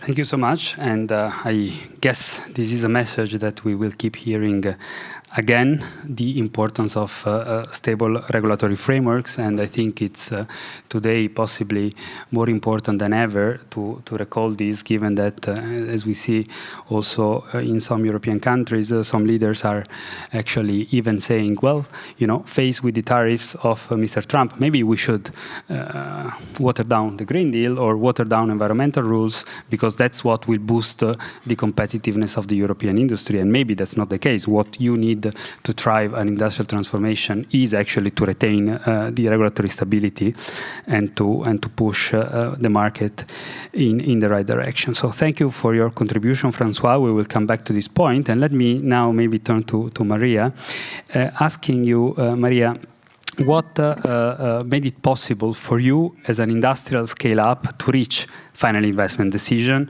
and how full swing in the construction phase? The floor is yours. Thank you. Yeah, maybe tying together also what has been said before to give you a very brief 5 years journey of Stegra, previously H2 Green Steel, and how we are now moving in to fully installing the equipment on the site with the constructions that has already been going on there for the past 2 years. So 5 years ago, we got asked a question from the customers, why is it that the steel industry is not moving into making green steel? We are willing to pay a little bit more, but the steel industry is saying that it will come at a double price, and it will come in a time frame that is 2035, 2045, not right now, 2025, which is when we need it. So we started to ask ourselves the question why, both in terms of technology, but also in terms of why is the customer so eager to have this green steel. One, due to science-based targets. Our customers today, we have sold 1.2 million tons of green steel with a premium of 20 to 30% compared to brown steel price in take or pay contracts that are 5 to 7 years. And this has been done due to the fact of two things. The science-based targets that the customer has signed up to, but also due to the automotive industry having penalties on the user phase that needed to very quickly make them transition to electrify with their cars. And they were looking at direct or indirect penalties that could come in their value chain going forward, and steel was pointing out as the one, due to CBAM that had started to be a topic in Europe and EU. Now when we signed the contracts, we were able to do our financing round of 6.5 billion euros. 2 billion are in equity, 4.5 billion are in debt. It is the Innovation Fund that made it possible. It is EIB that made it possible. It is customers and investors in whole of Europe that have invested in us, and also banks. We have used that started to use that fund. As I said, we got a permit actually in only 18 months in order to start building and also allowed to be producing the green steel at site. And we are about to install the equipment at site to start production of green steel by 2026. That is next year. When we looked at the technology to actually do this, it became very clear that it is, if you look at steel making, it's not so much the steel making that is actually needs to be decarbonized. You have about 2 million tons of CO2, or 2 tons of CO2 for every ton of steel. But most of that is in the iron making, when you actually release the oxygen from the iron ore. And that technology to do so, there are several different technologies out there in the world, and some direct reduction of iron ore actually can be run on hydrogen, and it just hasn't been done so because it's not economically feasible compared to natural gas. Natural gas is reformed into hydrogen and carbon monoxide, and both of them are reducing the iron ore almost independently. So the only transfer in between there is heat. So if you heat up the hydrogen, you can produce it with 100% hydrogen. So you need a location where hydrogen is cheap to make. And so we are in the north of Sweden. The north of Europe is an optimal place to get a lot of abounded green electrons at a low price to create the hydrogen. We have 650 megawatts of electrolyzers at site to produce the green hydrogen. It will be the largest green electrolyzer electrolyzer park in Europe. And that hydrogen is going in then to reduce the iron ore. And then we couple that with a mini mill. They are not so common in Europe, but they're very common in the United States. And they really make both efficiency of energy much, much better, and also reducing the cost significantly. So on the OPEX side, we can produce the green steel at the same price as brown steel, but we need that green premium, and the green premium is extremely important in order to actually have the return on investment. That coupled with the CBAM. Thank you so much. Point taken on the importance of the green premium and CBAM, and also I think point very well taken on the importance of the right geographical location for the production of these. And while thinking about this point that you made, I was reflecting on the point that often we say, and it is partially correct, that Europe is at a significant comparative disadvantage vis-à-vis, for example, the United States when it comes to energy prices. But while that is certainly true for natural gas due to completely different natural endowments, this is not necessarily the case for electricity, right? And if you look in certain European member states, the industrial electricity prices are at least as competitive as the industrial electricity prices in several US states. So there is a diversity there which needs to be understood, and I think brings to the point that maybe accelerating industrial electrification and electrification more generally really is the pathway for Europe to gain competitiveness also vis-à-vis the major competitors or partners out there. Now, we will certainly come back to some of these points in the Q&A, but let me now turn to Henry. Henry, from an investor's point of view, I would like to ask really how critical is for you regulatory clarity and stability, a point that was also mentioned earlier by Francois, in making funding decisions for clean tech scale-up. The floor is yours. Sure, thank you. So from our point of view, we look at everything that we invest in as being needing to actually stand as an investment decision without any of the regulatory tailwind that is being provided and being discussed in this room. In the long term, transitionally, it may well be needed. And so we very much want to see stability in that transition, but ultimately, these solutions have to stand on their own 2 feet and end up cheaper, and they do end up cheaper in almost every case. Part of the conversation here is I'm worrying about the use of the word industrial transformation, because if it's actually an industrial transformation, that's great, but I worry about whether it's actually an industrial preservation. It's preserving old industries that in the new energy world don't have a right to be where they are. 150 years ago in Germany, it made sense that you could go to a mine and dig up coal, you could go to a mine and dig up iron ore, and as a result, you could make steel. That doesn't make sense anymore when Germany is not a source of cheap energy. We love Nordic cheap energy because we operate Pragmacharge, one of our businesses, which is in the truck moving business. We're moving into Finland, and there are 2 places in Europe right now, to talk to my point about not needing the transitional support, 2 places in Europe. One is the Iberian Peninsula, and the other one is the Nordics, where electric trucks and I'm talking about heavy-duty trucks, I'm talking about 44 tons, and in the Nordics, 74 tons. Those trucks are already cheaper as a total cost to operate electrically than on diesel. Those are the 2 places in Europe. And the reason for that is because of the cheap electricity, but it's also because in the Nordics, you operate larger trucks, you operate them very, very heavily, and that works perfectly with the business model of electric trucks. But so we've already got 2 locations in Europe that are cheaper as total cost of ownership, and those will only increase over time as the cost of trucks comes down. And the cost of trucks will come down because the price of batteries is coming down, and trucks are much more battery intensive than passenger cars. So over time, you've always got to look to the long term, the 10-year view, the 15-year view, to say, are we going to end up in a situation where there is no green premium? And if that's the case, we do not need the tailwind, we do not need the green premium, we can stand on its own 2 feet.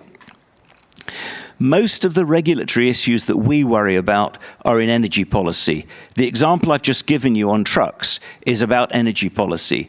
It's ultimately the number of joules that are being delivered to the wheels of the truck and how efficiently that's being done and how much the diesel versus the electricity is actually costing. And in both a truck and in a heat pump, whether it's domestically or industrially, you achieve a kind of 3-to-1 ratio. It varies, it can be higher than that, it can be lower than that. But you achieve a 3-to-1 improvement in efficiency. The electric way is 3 times more efficient than fossil fuels. But that 3 times efficiency has to be matched by an energy policy that makes sure that fossil fuels electricity is not more than 3 times more expensive than fossil fuels, joule to joule. And in many European countries, Germany and the UK are some of the worst examples. In many European countries, that ratio is too high, and that is a function of energy policy. It's where green premia, all sorts of different tariffs are actually put onto electricity in building new grids in all sorts of other operations. And that's the change that needs to be changed. We, last year, sold a business called Heaton, which was a Norwegian-German industrial heat pump manufacturer, 2 to 8 megawatts, 100 to 200 degrees C output. And those heat pumps work beautifully, but ironically, they don't work so well in Germany as they do in Belgium. And the first one was actually installed in Belgium because the economics work better in Belgium than they do in Germany. We're always looking at just exactly what the long-term consequences are, independent of those regulatory barriers. Here we've got a huge amount going on that we're worrying about with tariffs. What I would urge is that we don't take our eye off the ball. We really go for it. This is an opportunity. The description of this being a global race, well, one of the competitors has just tripped up and, having sat on the floor, has now tied their shoelaces to each other. So this is the time to accelerate. This is the time to start running. And as a Brit, I would urge you to look at the 2016 debacle of Brexit, to be able to look at how countries are adapting and adapting to this, because that was another self-imposed shooting ourselves in the foot. That was another self-imposed problem that was brought onto the British economy, and how the British economy has adapted to that is to think about how we will see the Americans adapt to this. Thank you, and I think that in this town many might subscribe to your statement concerning Brexit. Jokes apart, thanks for mentioning the importance of energy policy. And I think you didn't mention it clearly, but you were hinting at that. I think the role of taxation is important. If you think that in Europe today we still have a taxation system that is factually conducive to fossil fuels utilization, if you think about the fact that we continue to tax electricity more than natural gas, this is of course a major distortion we have in the market, and something that needs to be addressed. And I think the emphasis that the Clean Industrial Deal also puts on this taxation element, and overall the unprecedented linking, I would say, between climate and taxation that we have seen in this new European Commission is an important step. Now, we have been there for many years trying to, of course, reform the Energy Taxation Directive, and we know how difficult it is to enter in this area of exclusive competence of member states, but still this is something that is fundamental to unleash change. And I cannot agree actually more with you on that point, as well as on the point that in the global clean tech race, one of the competitors is now at least temporarily out, even if I think we still need to really understand the full implications, namely when it comes also to the capability of the individual states and of companies themselves to keep running until, at least in those sectors that will not be directly hit by the dismantling of the IRA. So, but in general, certainly, I think this point you raise is very valid and is something where Europe needs to see a new window of opportunity for clean tech deployment and manufacturing. William, finally, let me turn to you. And of course, you have been watching very closely all the developments concerning clean mobility and the automotive sector in particular. So I would really like to ask you to focus on this and tell us what regulatory simplifications do you believe would most effectively support large-scale deployment of clean transport and mobility solutions in Europe. The floor is yours. Thank you, Simone, and hello, everyone. Good to be here. I've been thinking a bit about what can I say that is useful and constructive. And I spent the last 2 weeks in Asia, and there's a couple of things that struck me about my trip.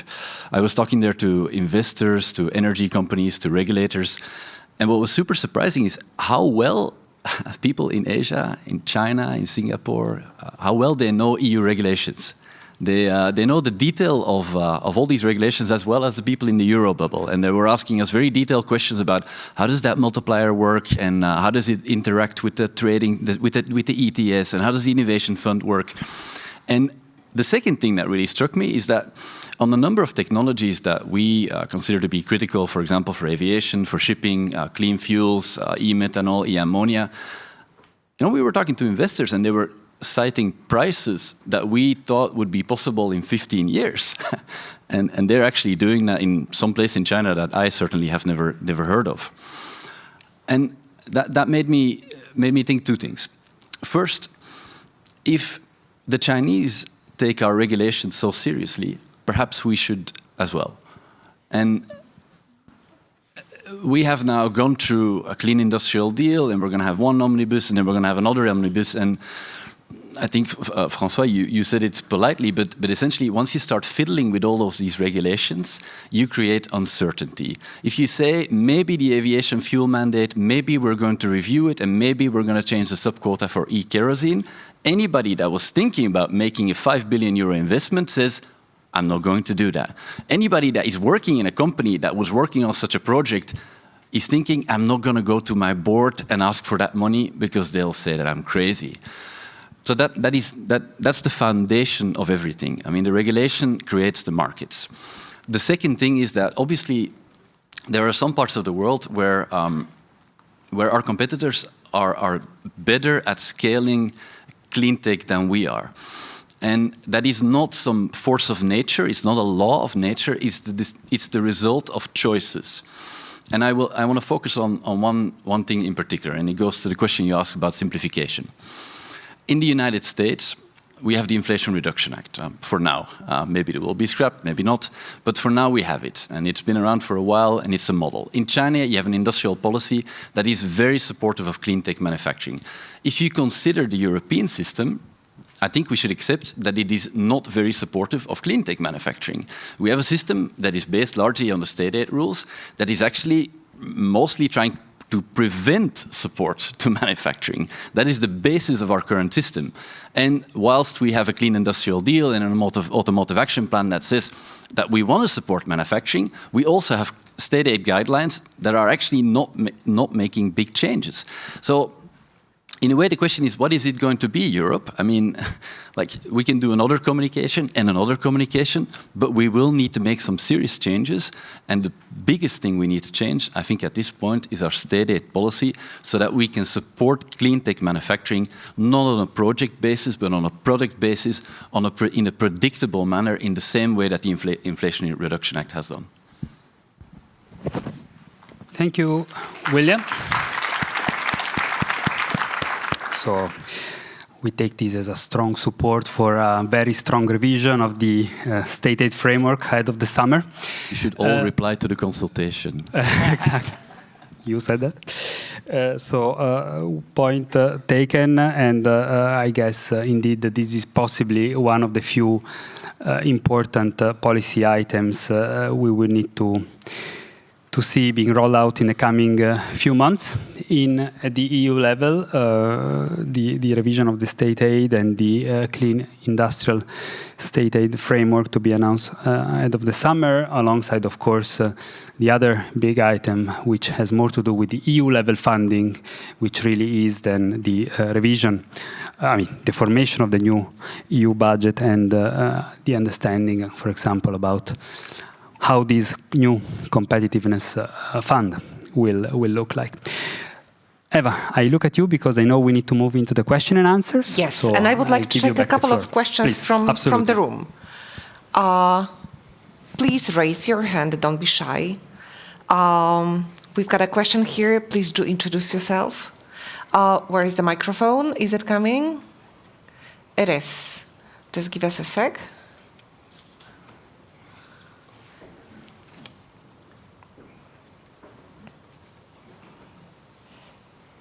Bastiaan de Bruyne for Elysian Aircraft, a startup manufacturer of a battery electric aircraft, the bigger one, 90 persons, over 800 kilometers. Looking at the state aid framework on the issue, there is a list of particular products that can be supported, and it's about solar panels and heat pumps. But wouldn't it make sense to just broaden that up and include a zero-emission aircraft, for example, and a much broader range of the things we're good at? Thank you. Any panelist willing to take the question, François? Thank you. Thank you for the question. Yes, it's true that a lot of the instruments of the European Union, like InvestEU, have embedded in them some state aid frameworks. But they are adapting, and I think the EC is consequential with its policy drive. And when there are things like Repower EU, these frameworks are adapted. Sometimes we might think that they're not broad enough, and I think your case, you're saying, why don't we more broadly open the, some would say the floodgates, but the eligibility, and that's an interesting policy consideration. But just to say that there is adaptation that is done as the drives and the policies are framed along the way.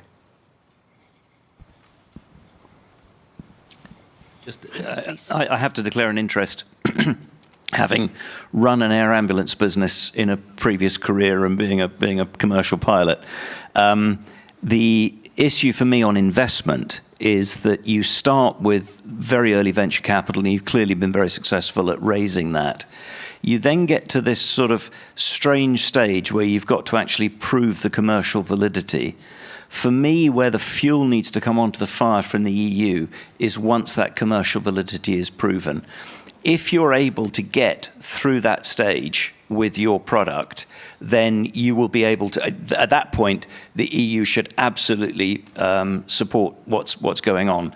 But on electric aviation, I've seen a lot. I have flown electric aircraft, been involved in some of this stuff, and I have to be honest and skeptical about the degree to which electric aviation is going to take over, even at that sort of 90-seat, 500-mile, 800-kilometer level, whether it's going to actually take over from the essentially SAF and fossil with offsets.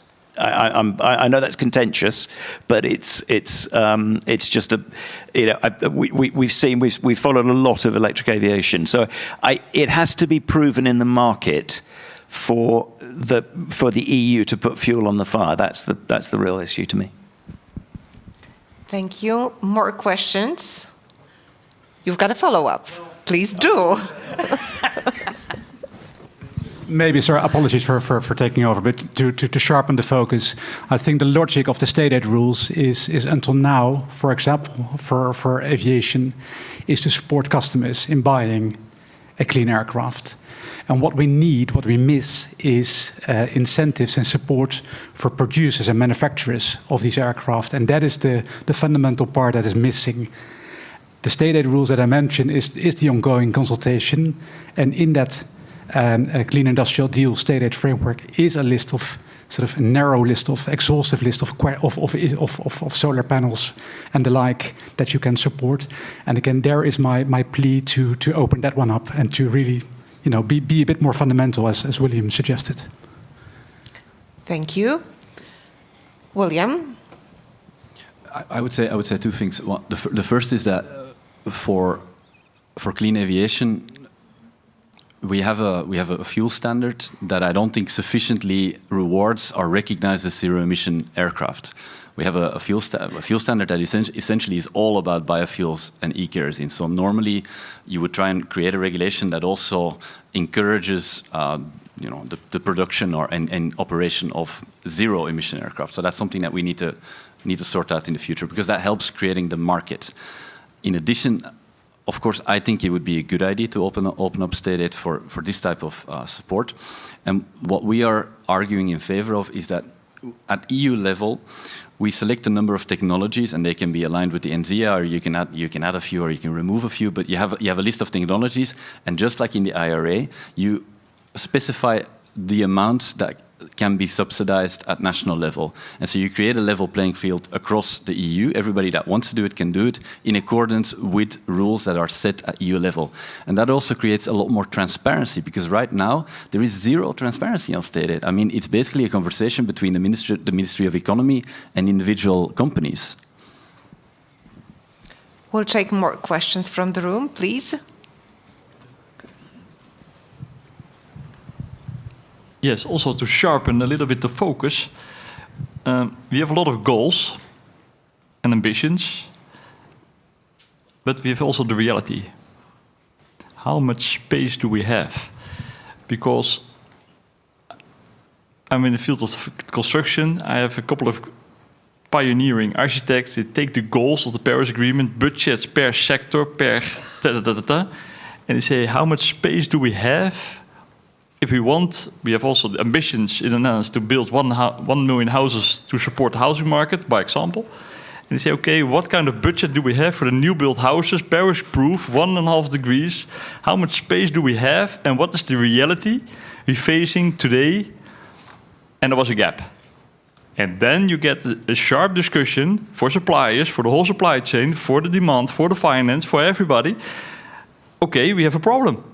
What kind of discussion do we have? And I love the freedom, and I love also the freedom of discussions. But at the end, we have also to take into account the results that we want to get. And every day we don't act. If we want to build 2 million houses, by example, then you have the same budget. So you raise the question, so how much playground do we have? Simone, maybe you would like to start.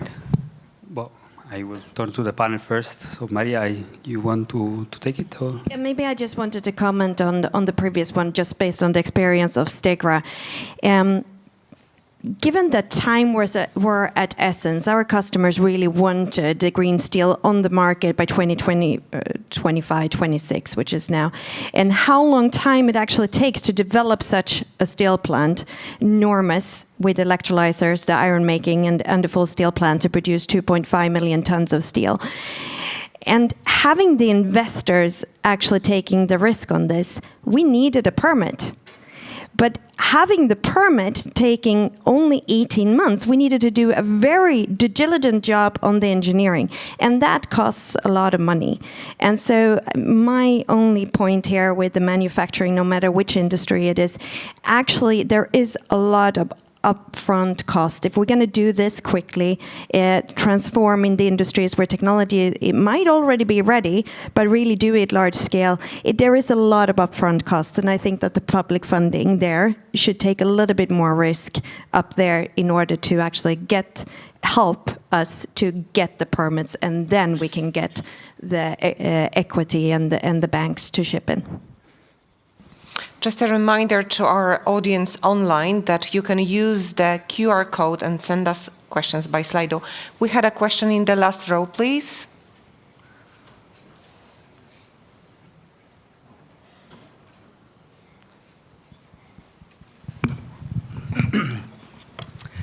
Hi, I'm Karim Hassan, working for the Catalonia region here in Brussels.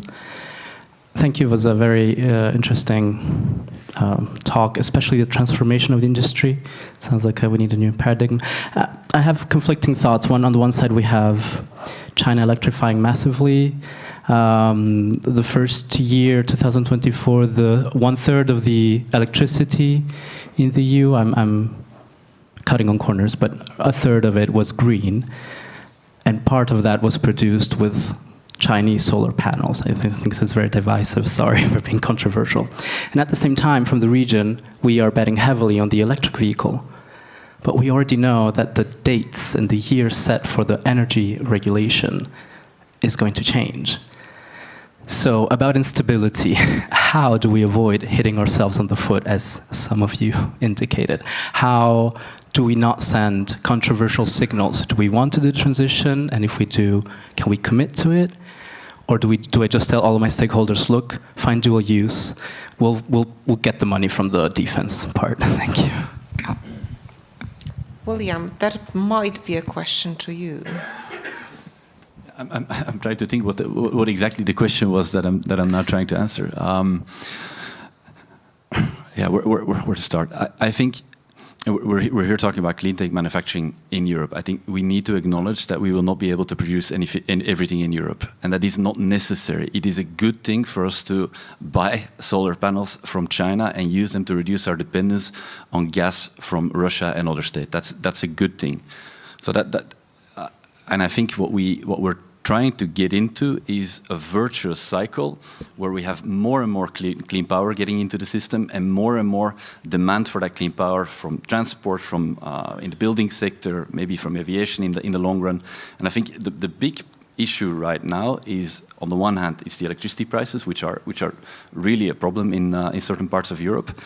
And on the other hand, it is the fact that part of our industrial ecosystem, and I know the automotive industry very well, that they are not willing to move at the speed that is required by the laws, and so they're fighting back. And I think that is another, reflecting back on my trip to Asia, that is another big difference. Now people say we want industrial policy. But then you need to understand that industrial policy in China also means that some companies do not succeed. And some of those companies might be incumbent companies. So industrial strategy also means tough competition. And it means that if you have a target for 2025 and one big company in Germany might not meet it, that you actually need to enforce it. Simona, you wanted to add to that. Maybe just adding on what William said about China, I think one of the beautiful points of the Draghi report when it comes to clean tech was really fostering this idea that we need a granular approach to clean industrial policy, and based basically on the concept of comparative advantages, which still matters in this world. Now, Europe cannot have a comparative advantage on all the clean technologies we need for the decarbonization process. We need to accept that some of these technologies, it just makes sense to import them from those countries that have built basically the economies of scale that have been also enabling the sharp cost reduction. But this doesn't mean that Europe cannot catch up or be even more advanced on the new frontier of the innovation in these very same technologies. And apart from this point, I will go even further in saying that if you look at both the Clean Industrial Deal and the automotive package, actually, there is a very interesting point, which in my view is a bit of a novelty in the EU policy making, which really relates to how do we look at Chinese investments in Europe when it comes to clean technology and in particular cars, electric vehicles and batteries. Which kind of conditionalities can we promote in order to make sure that we attract these investments, which by now we need, in order to make sure that these also bring value to Europe in a manner that is possibly different from the past. I think that this is for now just a placeholder in these two pieces of communication by the Commission, but this is something where we will need to do really more thinking into, particularly given the situation with the United States. Just by way of a really specific example, your point about PV is very interesting. Batteries have followed exactly the same course, 85% cheaper than they were in whenever it was, 2019, whatever the Bloomberg report says. But the point is that there's a business called Palmer Energy in the UK.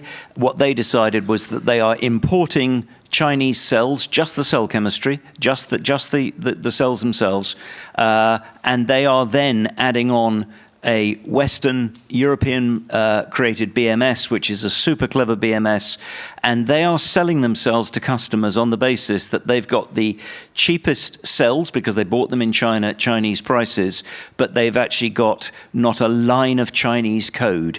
And buyers are looking for not a line of Chinese code. That's the defensive bit, right? Because that's the bit that worries everybody, the ability to switch manipulate the energy system and so on. So the ability to take from China the pieces that you just can't do, exactly as you said, Simone, you can't get in elsewhere at those attractive prices. We all know the Northvolt story. And then what we have is putting what a lot of people are describing as the intelligence layer on top, which is the value added, the piece that Europe can do incredibly well. Those are the examples that we need. I believe that if maybe next year we extend the conference to the organizers for 2 days, we'll come up with a lot of interesting solutions for European policy making.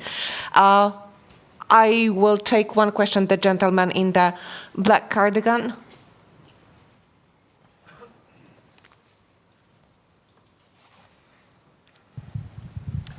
Hi, my name is Hamid from Volklaus, Germany, Canada. I have a quick question for you with regards to the market competitiveness of European-made products.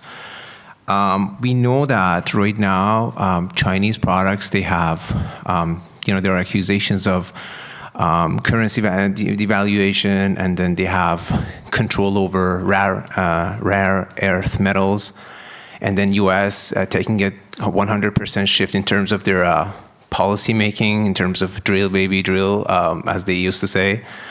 So how do we ensure that European-made products are going to stay competitive in such a very, I would say, very storm-like situation globally? And that's my main concern, I guess, with regards to the regulation. We know that the other side of the Atlantic, they're going completely deregulation. And all we hear right now is more of regulation.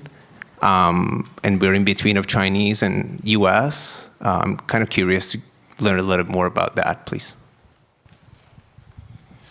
I think the competitiveness, you need to first decide on what is your policy goal. If you are serious about decarbonization, you have to see competitiveness in that context. And if the US are foregoing kind of the kind of decarbonization goals, then we talk about a whole different level playing field and has its own implications. But in terms of our competitiveness, I think it's been mentioned, we need in the kind of industrial policy be looking forward, not looking at the mirror, and focus on what we are good at, which is innovation and having, not trying to catch up on battles that we've have lost, or where others have advantages that we don't have. And pick the fields that are in front of us, and they are plenty. And through the innovation, I think that the competitiveness can be preserved, and that will be the safeguard of the renewed industrial deal. We had more questions there. The gentleman in the white shirt and black jacket, please. Yes.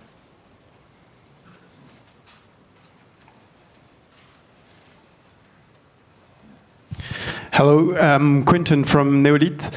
I have a question about the decarbonization of our economy. One thing is to decarbonize companies and industries, existing ones, having activities that are already running. And another thing is to help raising companies and scale-ups, especially that are proposing cutting-edge technologies and helping to accelerate that decarbonization. I'm willing to know if you think that Europe is doing enough for such companies and what we could expect in the following years. Thank you very much.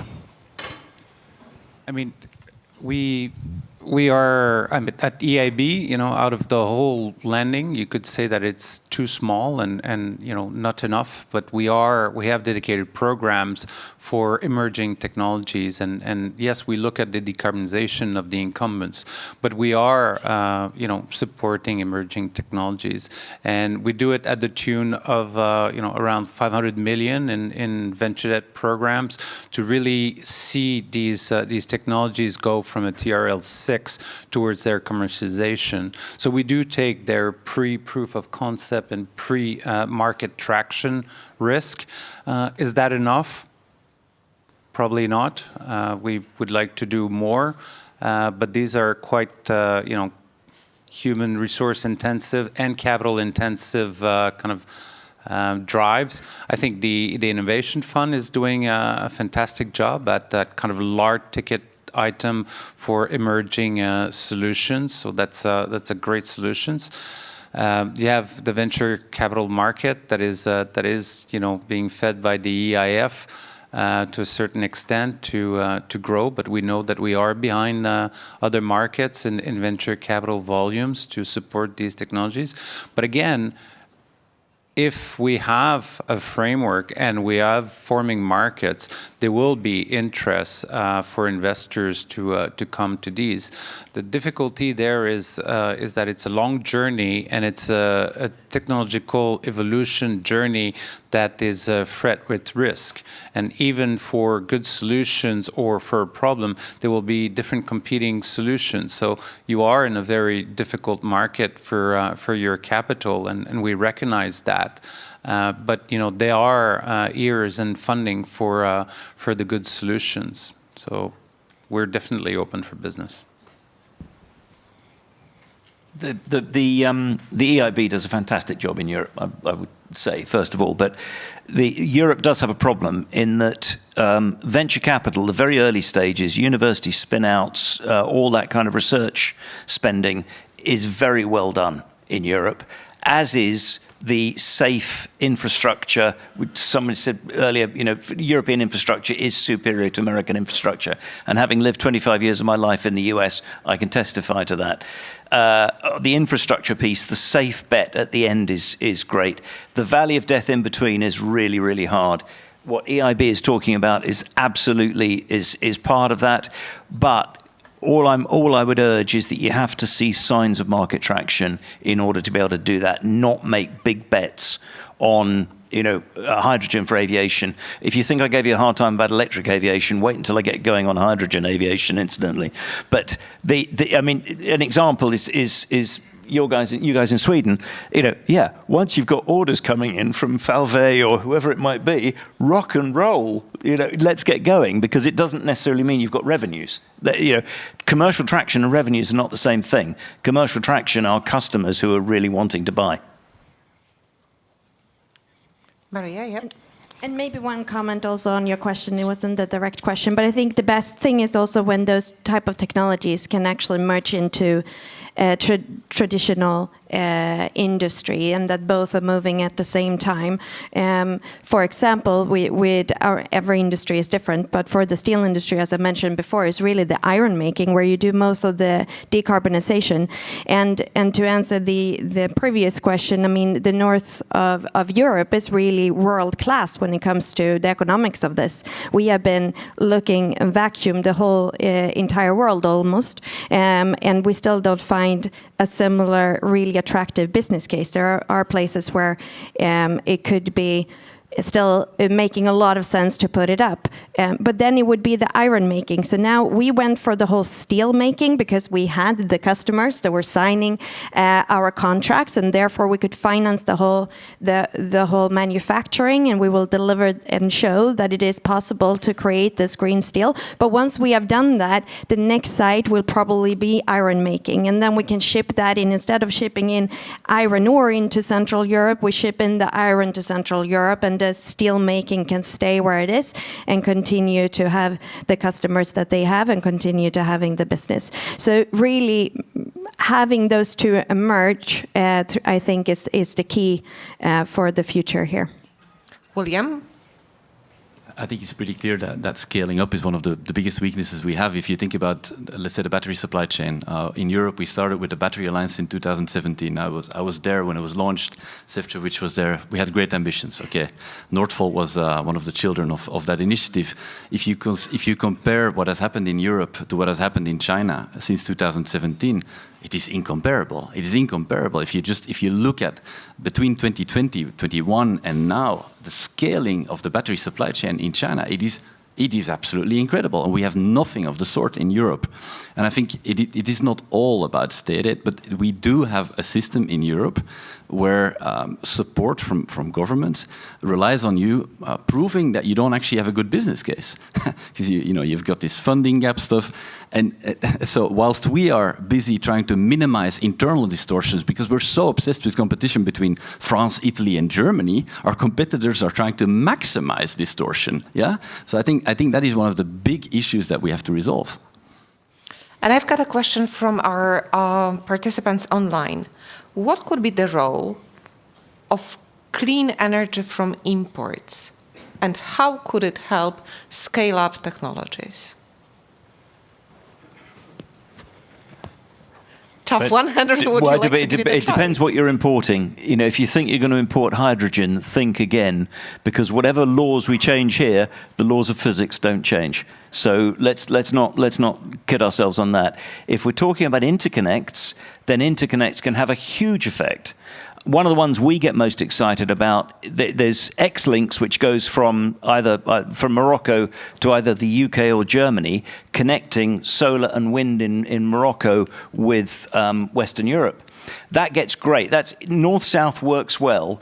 East-west works even better, because east-west you get the diurnal change. So being able to ship Canadian electricity from Canada across to Western Europe, which is a not dissimilar distance, is incredibly effective, because of course the peak of use in our time zone is different than the peak of use in Canada. So those are the kinds of things that get it. If you're talking about importing using an interconnect, absolutely, you got to defend it with the submarines. But hey, we'll solve that. But in terms of importing hydrogen, if that's where the question was going. Starting point is that we import 96% of our oil right now. So we are basically completely dependent.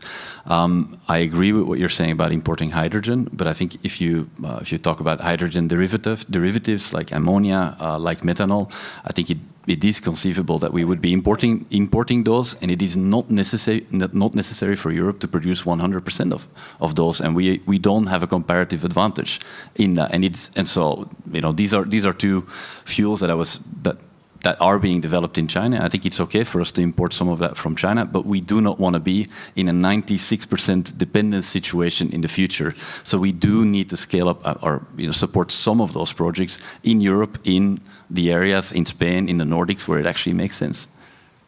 We could continue and continue and continue, but we are running out of time slowly. Simone, I will pass the floor to you for key takeaways and perhaps a final question to the panel. Thank you. Thank you so much, Eva, for moderating the Q&A. And, well, I mean, the discussion has been rich. I tried to diligently take some notes, or at least some key points out of the conversation. I have marked 7. Let me try to share at least some of them with you. I think we all agree that the role of regulatory stability is crucial to enable the market and the scale-up of decarbonization technology. So I think this is non-controversial. I think we had a very strong focus at different stages of the conversation about the importance of location and the issue of the comparative advantage around electricity prices, and how the new energy map will also reshape the future industrial map of Europe, and the need to have an industrial transformation rather than an industrial preservation. I think important were the points related to energy policy and the need to have a conducive environment for electricity, also when it comes to taxation, the point related to state aid and the need to leverage more state aid as we move forward in a more flexible manner with the ex-ante approach also hinted at by William, in order to really make sure that we have a similar approach to the IRA, at least in those technologies where we do have a comparative advantage in Europe. And finally, this issue about the smart opening to China in order to balance the economies of scale, comparative advantages on the one hand, with our resilience needs on the other. So these are my key takeaways. And before wrapping up, and we have 1 minute, so I would ask you to be very, very concise. I would like to ask you one concrete action you would feel like suggesting or pushing to accelerate the uptake of decarbonization technologies in Europe. Just one concrete action in the toolkit that you would consider to be super important. Francois, maybe. I said. Not a simple one, but I think that's very, very quickly we need to price carbon across our usage. It's a very difficult thing to do, but I think it's necessary if we want to get the transition to where we want it to be. Thank you. Maria? I would say stay on the course. Despite everything that is happening in the world and the geopolitical environment that we currently are in, let's stay the course, for example, on the CBAM. I would completely agree with that. For me, it's actually about please invest alongside the market as we see commercial traction, and if anything, accelerate, because in Formula One terms, our teammate has just faltered. Now is the time to put your foot down and really go for it. I would say, well, don't fiddle with the regulations and do reform the state aid guidelines, and you should all reply to the state aid guidelines consultation. Right, so just about time. So Eva, back to you, and thank you again for being with us and listening. Thank you to the panelists. Thank you so much. And ladies and gentlemen, it's a coffee break time. Coffee is served in the foyer. I still remind you about the exhibition area, meeting rooms, and listening room ground floor. See you at 4 p.m.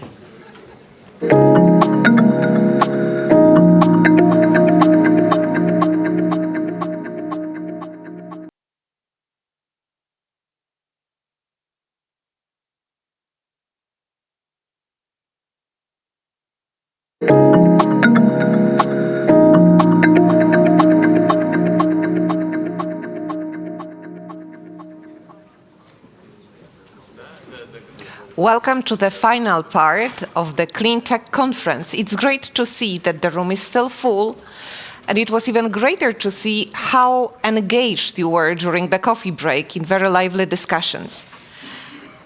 Now, something special, a very special fireside chat between Kurt Vandenberghe, whom I warmly invite to the podium, and our guest in DC, Jigar Shah. Jigar is a former director of the Loans Programs Office at the US Department of Energy. Kurt, over to you. Thank you very much, Eva. Good morning to you, Jigar. Very good to see you on screen. We've been set up for a 20-minute fireside chat. I don't know why they call it a fireside chat. And online, doing that with a fire is difficult. But let's put some fire in the room here. That's something you are used to doing. Just to introduce you, Jigar, to our audience here, we have an audience of a couple of hundred climate tech entrepreneurs and innovators that are very keen to scale up their technology and their business in Europe. And for friends and colleagues in the room here, Jigar was, until recently, as Eva was saying, the director of the Loan Programs Office of the Department of Energy. But Jigar has more than 25 years of experience in clean energy, technology, financing, etc. He was from 2009 to 2012 the CEO of the Carbon War Room, which he founded with Richard Branson. I reassure you, Jigar, I will not list your whole biography, just a few points.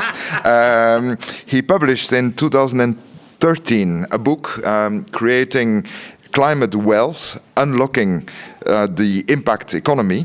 I could go on for a lot of other things, but maybe interesting also to know, and that's why we're so privileged to have Jigar with us this afternoon.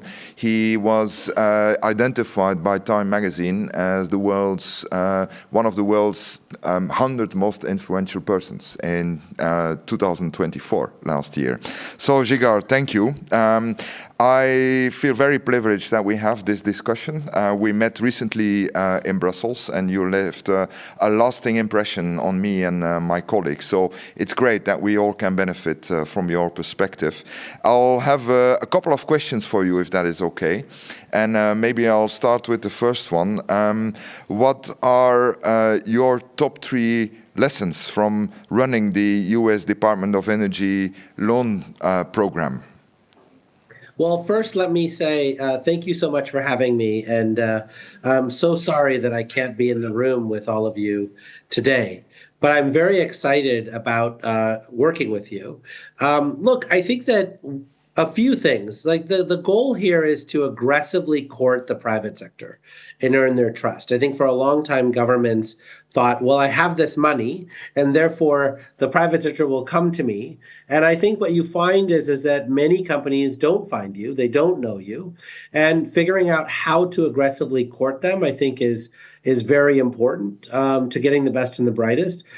Once you've done that, you have to fund everything that qualifies and that meets the checklist, right? And I think for a long time, there has been a implicit feeling in the US, at least, that folks are picking favorites, right? That they have a preference for hydrogen and steel decarbonization versus other approaches, right?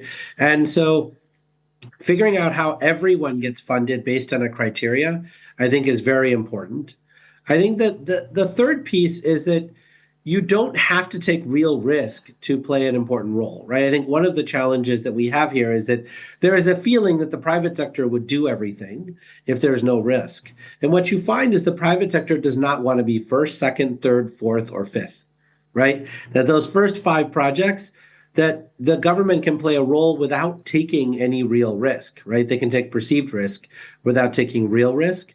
And that way you can have really good returns for the taxpayer, for the EU, but also great returns in terms of unlocking the potential of the private sector. Okay, thank you. I hadn't thought of this. Public-private partnership is no public-private courtship, if I understand you correctly. Thanks for that insight.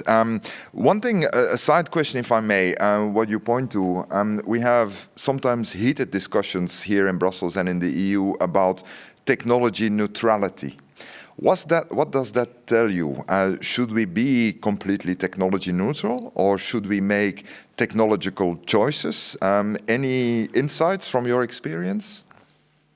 So I think you can do both without offending the private sector and the capital, right? So I think that on the one side, there has to be an acknowledgement that the private sector is enthusiastic about things that might be slightly different than what the public sector is enthusiastic about.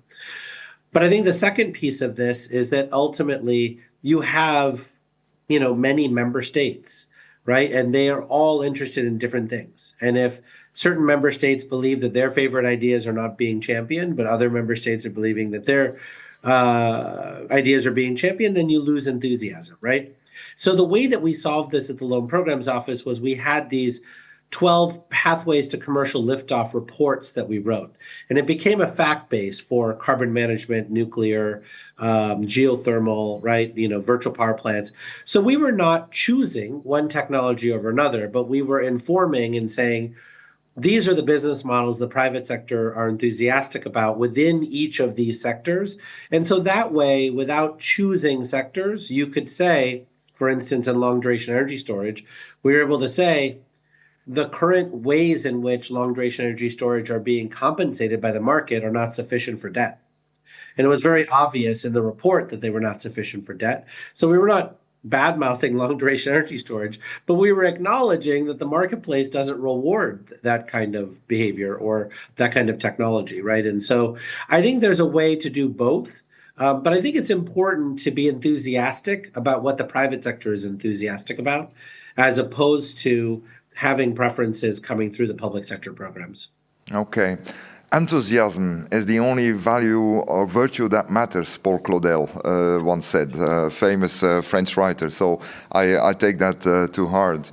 Jigar, you are universally known for the Jigar-Shah rule, which says that countries should not have stupid policies. Were you thinking of Europe when you were coining that saying? But more seriously, what in your view currently helps or hinders investments at scale in industrial decarbonization and cleantech in the EU?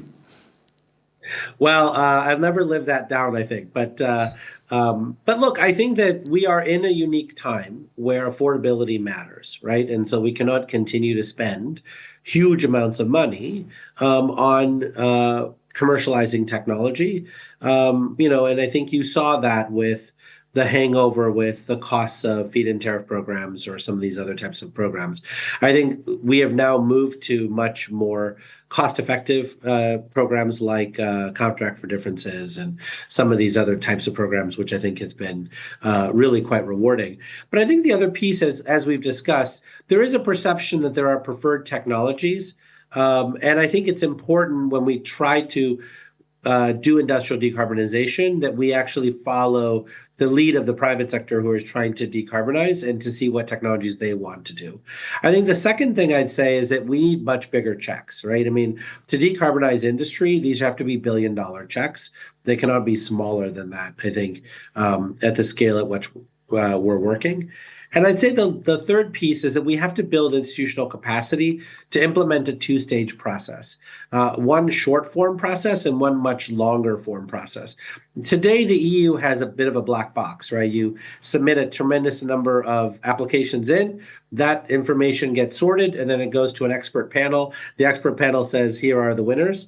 I think there needs to be much more conversation between the applicants and the public sector so that there's also a mentorship process here, right? So even if people are not getting money, they're being told, like, here are the places where your application is deficient and that we can work together to find you the resources to help you commercialize your technology here in Europe. Okay, so public-private courtship, but also cooperation and marriage, maybe, in succeeding this transition.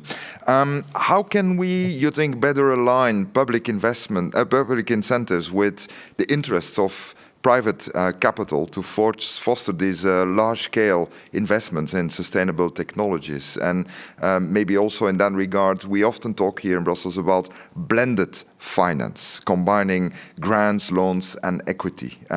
What are, in your experience, the right de-risking instruments or financing incentives? Well, I think first we have to agree on the goal, right, and the outcome, right? And I don't think we necessarily do agree on the goal sometimes.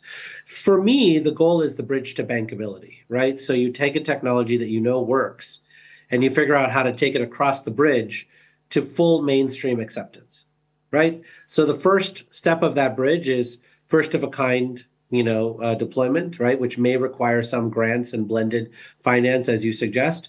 The second is this construction excellence, right? Building the second, third, fourth, fifth projects, right? And getting people comfortable with that. I think loan programs can be a lot more valuable there.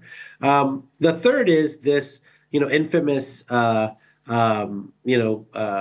learning curve, right? Where new technologies are constantly being introduced and the costs are coming down. You think about solar, where we started the German feed-in tariff program at probably 10% efficiency modules and ended with probably 18% efficiency modules or 17% efficiency modules, right? And then that fourth is securitization, right? Is getting big capital sources to securitize the products, right? And getting the EIB and others involved. And that's where the EIB probably can play a big role. And so I think if we agree that those are the 4 stages of commercialization to get to full market acceptance, which has to be the goal, because every technology requires $1 trillion to be relevant, right? To decarbonization. And so if that's the goal, then we take an Apollo 13 style approach and say, okay, what tools does the EU have now? And do they help first of a kind engineering excellence? Do they help this learning curve, right, scale up? Or do they help this securitization where the EIB probably can play a bigger role, right? And we just have to figure out which tools fit in which bucket and then help the private sector understand how to navigate the tools that are available by country. Okay, thank you, Jigar. Maybe 2 last questions, if you don't mind, before we wrap up. What are the strengths of Europe? What is the potential for Europe, in your view, to succeed in this industrial transformation process? So the amazing thing about Europe, right, is that it actually has been very responsive to the private sector at the country level. So when you think about, a lot of the programs that are available, whether it's renewable heat or nuclear power in France, or whether it's, removing barriers to permitting in Germany for solar, right? I think they're amazingly responsive to the industry sector groups at the country level. I think one of the challenges, though, has been figuring out how to take those best practices and spread them across all 27, member states. And so, I think one of the things that we have to figure out is these countries are the laboratories of learning and scaling up these technologies. But in order to meet the really extraordinary clean tech goals of the EU, I think there has to be some way for the companies to be helped by the EU to be able to sell across Europe. The other piece I would say is that the Europeans broadly have been extraordinary in their diplomacy with, the other countries around the world. And so when you think about the perfect marriage, right, China has completely failed at Belt and Road. I think they believe that they've failed at Belt and Road, and the countries that they've tried to help have failed at Belt and Road. The US is not interested in playing at this point, right? And so you're in this place where there are so many countries, look at Pakistan recently, where they had a huge hiccup in their electricity, and they imported 11 gigawatts of solar, and many people bought solar panels there, right?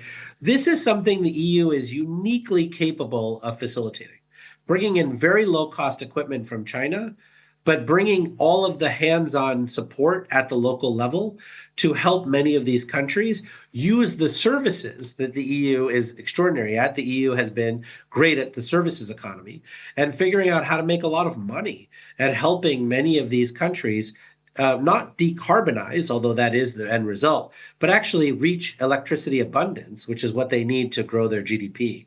And I think that all of the games that have to be played with the EIB and the World Bank and the African Development Bank and all these things are things the EU is extraordinary at, and their companies are also extraordinary at figuring out how to help these populations with local training, with skills transfer, with all of the things that, frankly, China wasn't able to do with Belt and Road, and the US doesn't seem to be interested in doing today. It seems to me that your knowledge of Europe is quite impressive, Jigar. May I put a last question to you? We're all very impressed by what is happening in the world, in the global economy and in geopolitics these days, with changes happening not almost by the day but by the hour. any do's or don'ts that you have for us policymakers here in Brussels at the EU level? I think it's important to recognize that the US benefits from having an extraordinary relationship with its allies, right? I think when the US decides that those relationships are no longer its top focus, right, then the allies have to stand up and recognize that they never needed the US at all, right? That the US was actually there because it was a convenient partner. But if it's no longer a convenient partner, you have the ability to do all the things that I just suggested, right? It is in your power to do them. And you don't have tariffs across the EU. You don't have tariffs with many of these countries. And so there is a facilitation of excellence and growth that you can continue from the Inflation Reduction Act. We had 2,000 extraordinary companies that have received money around the world from venture capital, Series A, Series B growth funds, right? 500 of them have now reached product market fit and are ready to be taken across that bridge to bankability. The EU can now do that work, right? And benefit, of course, from the wealth creation that comes from that work. And so I think it's time for the EU to stand up, recognize that, this is not an easy time. But the private sector people in this room need your leadership. And I'm just so excited to see where you guys take this opportunity. Well, Jigar, thank you so much for these words, which we will take to heart. Thank you for the generosity of granting a bit of your time to us on this online chat. I think there was a lot in what you just said in this 15 or so minutes. Luckily, we have recorded it, and we will watch it several times to really understand everything that you said and that we can really take it up. Thank you so much. We will be in touch. There's a lot we can still learn from you and do together. So this is not a goodbye. We will see each other very soon again. Thank you very, very much. Of course. Thank you so much. And big applause from Brussels. Thank you, Jigar. And I'll hand back to Eva, our moderator. Thank you so much, Kurt. We talked a bit from the transatlantic perspective. Now we will go even broader. We'll go global. We'll talk about supply chains and about why they matter.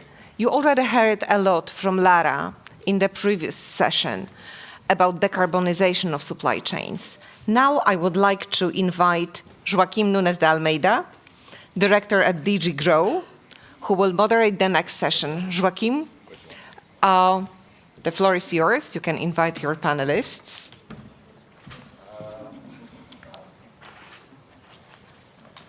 So good afternoon. I was told that I had 2 or 3 minutes to come up with the three.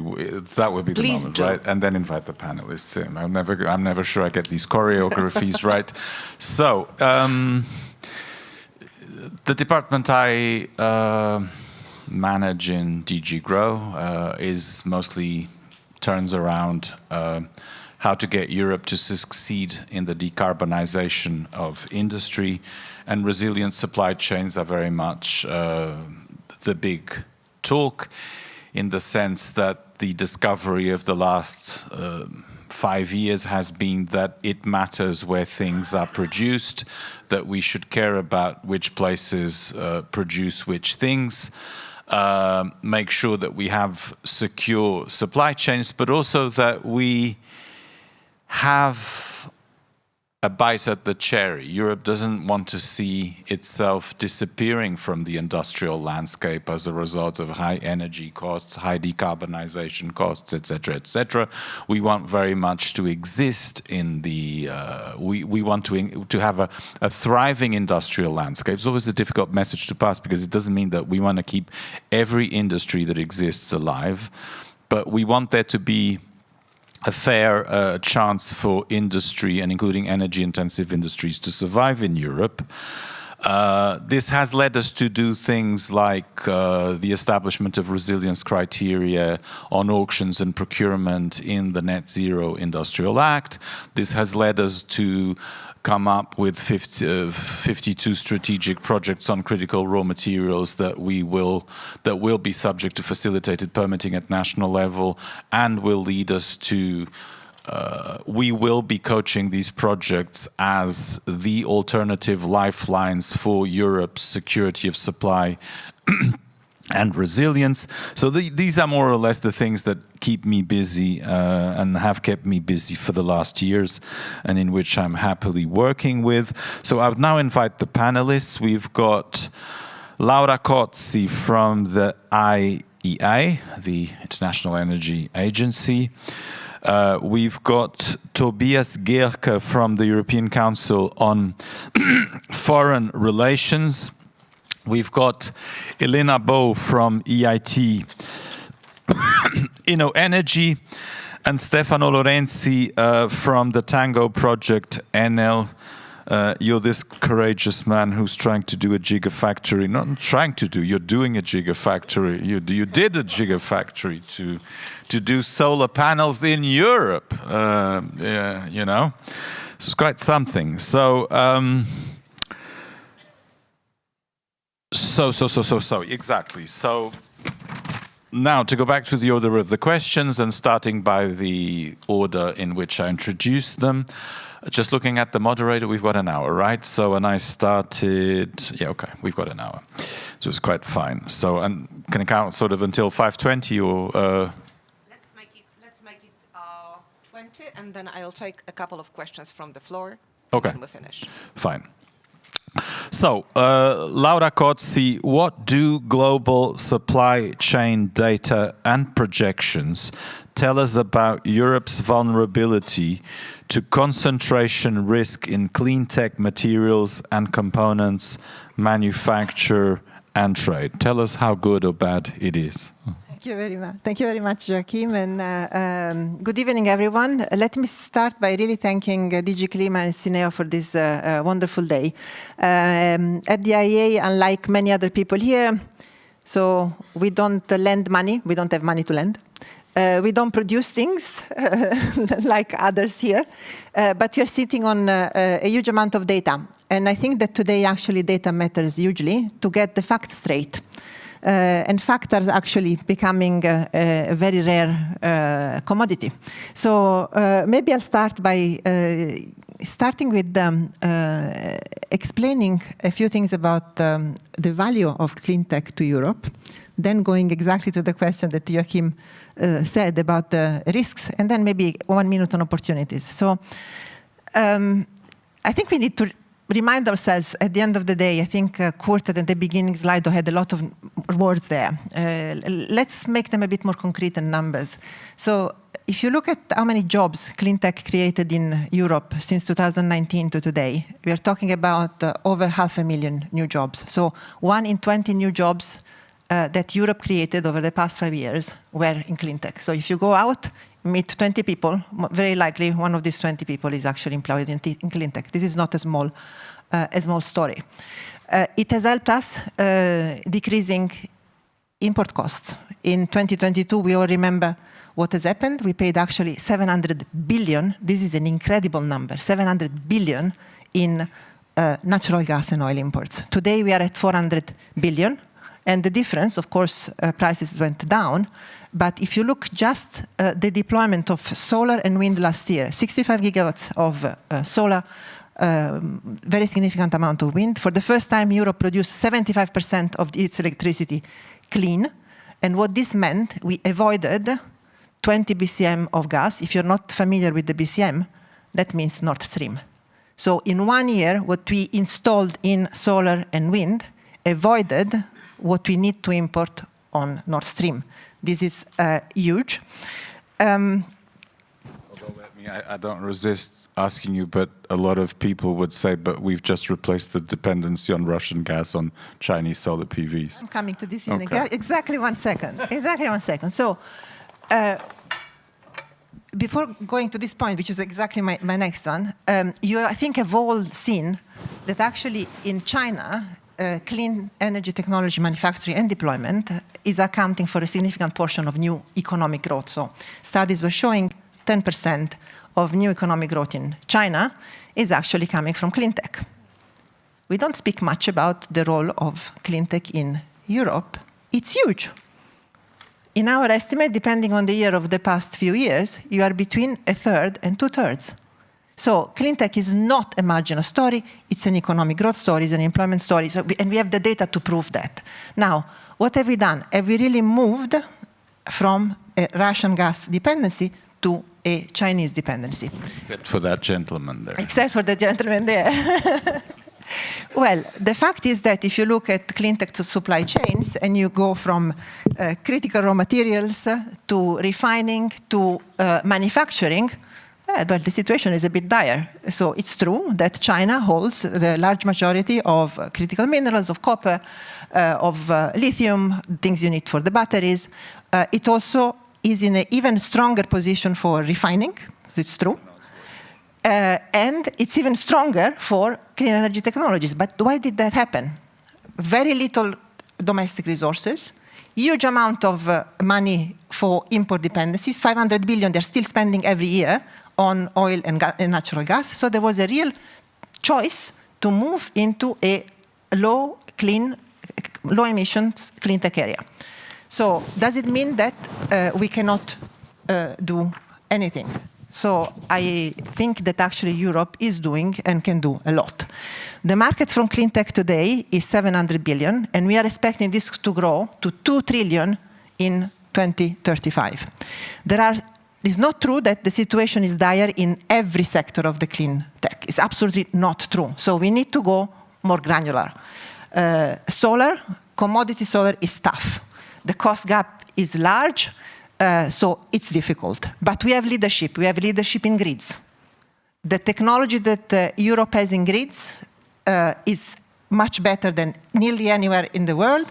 Cost competitive, cutting edge. Wind, we are in a similar situation. Electrolyzers, we are in a similar situation. Green steel, we are in a similar situation. So it's about starting to understand and differentiate the picture. So yes, there is an increasing dependency, but it's not all gloomy. And we need to make sure that where we have the advance, we actually keep it.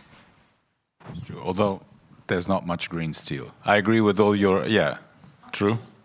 Not yet. There was also not much solar in 2008 when we had 1 million people employed in solar and we started spending in Spain, in Germany, I don't know how much in feed-in tariffs that were mentioned earlier. From now onwards, green steel is the next battle. So yeah, interesting. It's anticipation. I found it very interesting, the link you made between, I think that's not too known, the link between economic growth and prosperity and clean tech. That probably needs to be a bit more. So yeah, I don't hear that as much often. So now I think Tobias Gerke from the European Council on Foreign Relations would come in. Your official question being, how should Europe balance open trade with strategic autonomy in clean tech supply chains without escalating trade tensions? You'd have to be a Nobel Prize to give a... Yeah, oh my official assignment. But thanks, but maybe allow me to zoom out a little bit, maybe to put a little bit global context on this. The 3 key challenges that I see we face in clean tech. The first one for me is what you just a little bit discussed. How do we solve this very evident trade-off that we have between competitiveness or growth, climate action, and security? And we are democracies. We have the right to have a balance between all of them. But it's quite evident that if you move too far in one direction of the triangle, you have trade-offs on the other side. I'm not telling you anything new, but what I think is that we haven't really given our politicians great ways how they could solve that. We do a lot of ad hoc measures. We do a lot of muddling through. And I think the challenge for us is to come up with really clear tasks of how do we solve that trade-off, in what instance do we solve it, how, and give that to politicians because they are the ones who have to eventually do the trade-off. The second challenge for me, the big one that we had to face head-on, is China. China, you all know, has massive expansion of its clean tech manufacturing capacity. It has a huge surge in exports. That's not a bug, it's a feature of its system. China runs a completely different economic system that does not allow to be what we call a level playing field. There cannot be a level playing field with China. It's a different system. If we accept that, and I think we should, then you have to ask other questions. Not how do we get a level playing field with China, but do we trust China to build the backbone of our energy system? And in some instances, we might say, yes, it's great that China's system produces low price technologies. But for many other instances, the answer might be no. So we have to move out of this level playing field thinking and much more into do we trust China is my second point. My third point is... Sorry, but level playing field, you mean like, it's useless to forget that ask China to stop subsidizing its industry, to have IPR disputes resolved in independent judiciary, etc., etc. That's what you mean by that, yeah. You're right. The idea that the system in China can change if we force it to. It will not change as it's deeply ingrained. And I think that idea, that's what I equate with level playing field, yeah. We have to bury. The third issue for me is how we deal with the Trumpian revolution. It is a revolution, I believe. It's not just a trade war, make no mistake. They have designs to completely redo the global economy, the pillars of the global economy, the norms and principles that guide it. And there will be a lot of effects. I'm not going to bring out my crystal ball of what exactly, it will have effects on the energy economy. But one thing I think we all can already anticipate, and that is that the American consumer as the main demand driver is decreasing through tariffs, through slashing off probably parts of the Inflation Reduction Act. So someone has to pick up the slack. Someone has to buy as a motor also for clean technology, but our economies more generally. And we shouldn't fall to the idea that China will pick up the slack. In fact, perhaps quite the opposite. China is already today contemplating lowering its currency. What that will mean is more exports will come. So my thinking is Europe really needs to pick up and boost demand, meaning taking up debt investment in Europe. And that's a great opportunity, I think, for the clean technology space to tap into this. And Europe becomes a demand driver for our products and for the products of our allies. Because America and the US and China will decrease in their demand to a huge impact. Three sort of big topics. Now I didn't take up your question, but maybe I can come back later. Otherwise, I'll speak too long. Yeah. And when you say that we have to increase the demand ourselves of clean tech, we should unambiguously go for local content requirement, like that's what you mean? Partly, but I think the much bigger puzzle is what Germany is doing, taking out the debt brake, taking on loans for infrastructure. How much of that will be spent on the green transition? It's a big one. Will other European economies follow, the Dutch, the Nordics, the ECB, to allow capital increase at a big scale? And that capital to go into not only the old trains, but also the new clean tech. I think that's a big task for us. True, but I always remember that 37% of the RRF money was supposed to be spent on green, and it was supposed to be spent on green. But we should also probably think about how to build the resilience of the local economy. I mean, it would be a bit unfortunate, wouldn't it, if Germany's 800 billion was spent on Chinese solar PVs, right? Absolutely. You know my answer. Okay. I mean, that is an opportunity also if the member states are opening the purses, that they would also start tweaking a bit towards the development of an industrial tissue in Europe. Yeah. So I think there probably should, we should start having a bit more attention about who that money will ultimately benefit. Although I agree with you that it is good news for Europe that propulsion element is going to come forward. It's difficult to see how 800 billion on defense and infrastructure will not benefit European clean tech in some way. Okay, Elena Bo, from an innovation perspective, again, EIT, energy, a key actor on the clean tech field that we know very well. From an innovation perspective, what are the most important drivers for growing Europe's clean tech manufacturing base? So, thank you for being here. I mean, it is a great pleasure. I represent a bit the voice of those innovators. I mean, not the big companies, no, these innovators that they have an invention, they have a patent, and they have the brave and the courage to step into the market. InnoEnergy has been since the year 2010. Supporting the industrialization of clean tech innovation, which is something that now it is a hot topic, but in the year 2010 we were the green dog in the fence now, what they are doing. So we invest in the companies, and also we support these companies. And for us, the strategic value chain has been inherent in our strategy to implement, because also we have been pushing on receiving the mandate from the Commission in the European Battery Alliance, which was an example for the US lithium strategic value chain. So that is one of the key things that I would like to say, is that Europe has been a reference, and it is a reference on the regulation and the establishments that we have here to support innovation. And these are good news, because sometimes we love to see that the grass is greener on the other side, and we don't recognize what we have been doing okay. So one of the critical things is to keep this course in terms of maintaining the targets that we have settled. Canada and Europe are two of the economies that they have these targets, binding targets in the law. And this has been given an stability to create the market conditions, and this is demand, and also now to create the supply. This is very important now that we are hearing that somehow we should reduce our ambitions. No, we have to maintain it even more. Just an example, we were talking about renewables, REPowerEU. There was a recommendation that it was 5% of the new capacity of renewables should be in innovative renewables.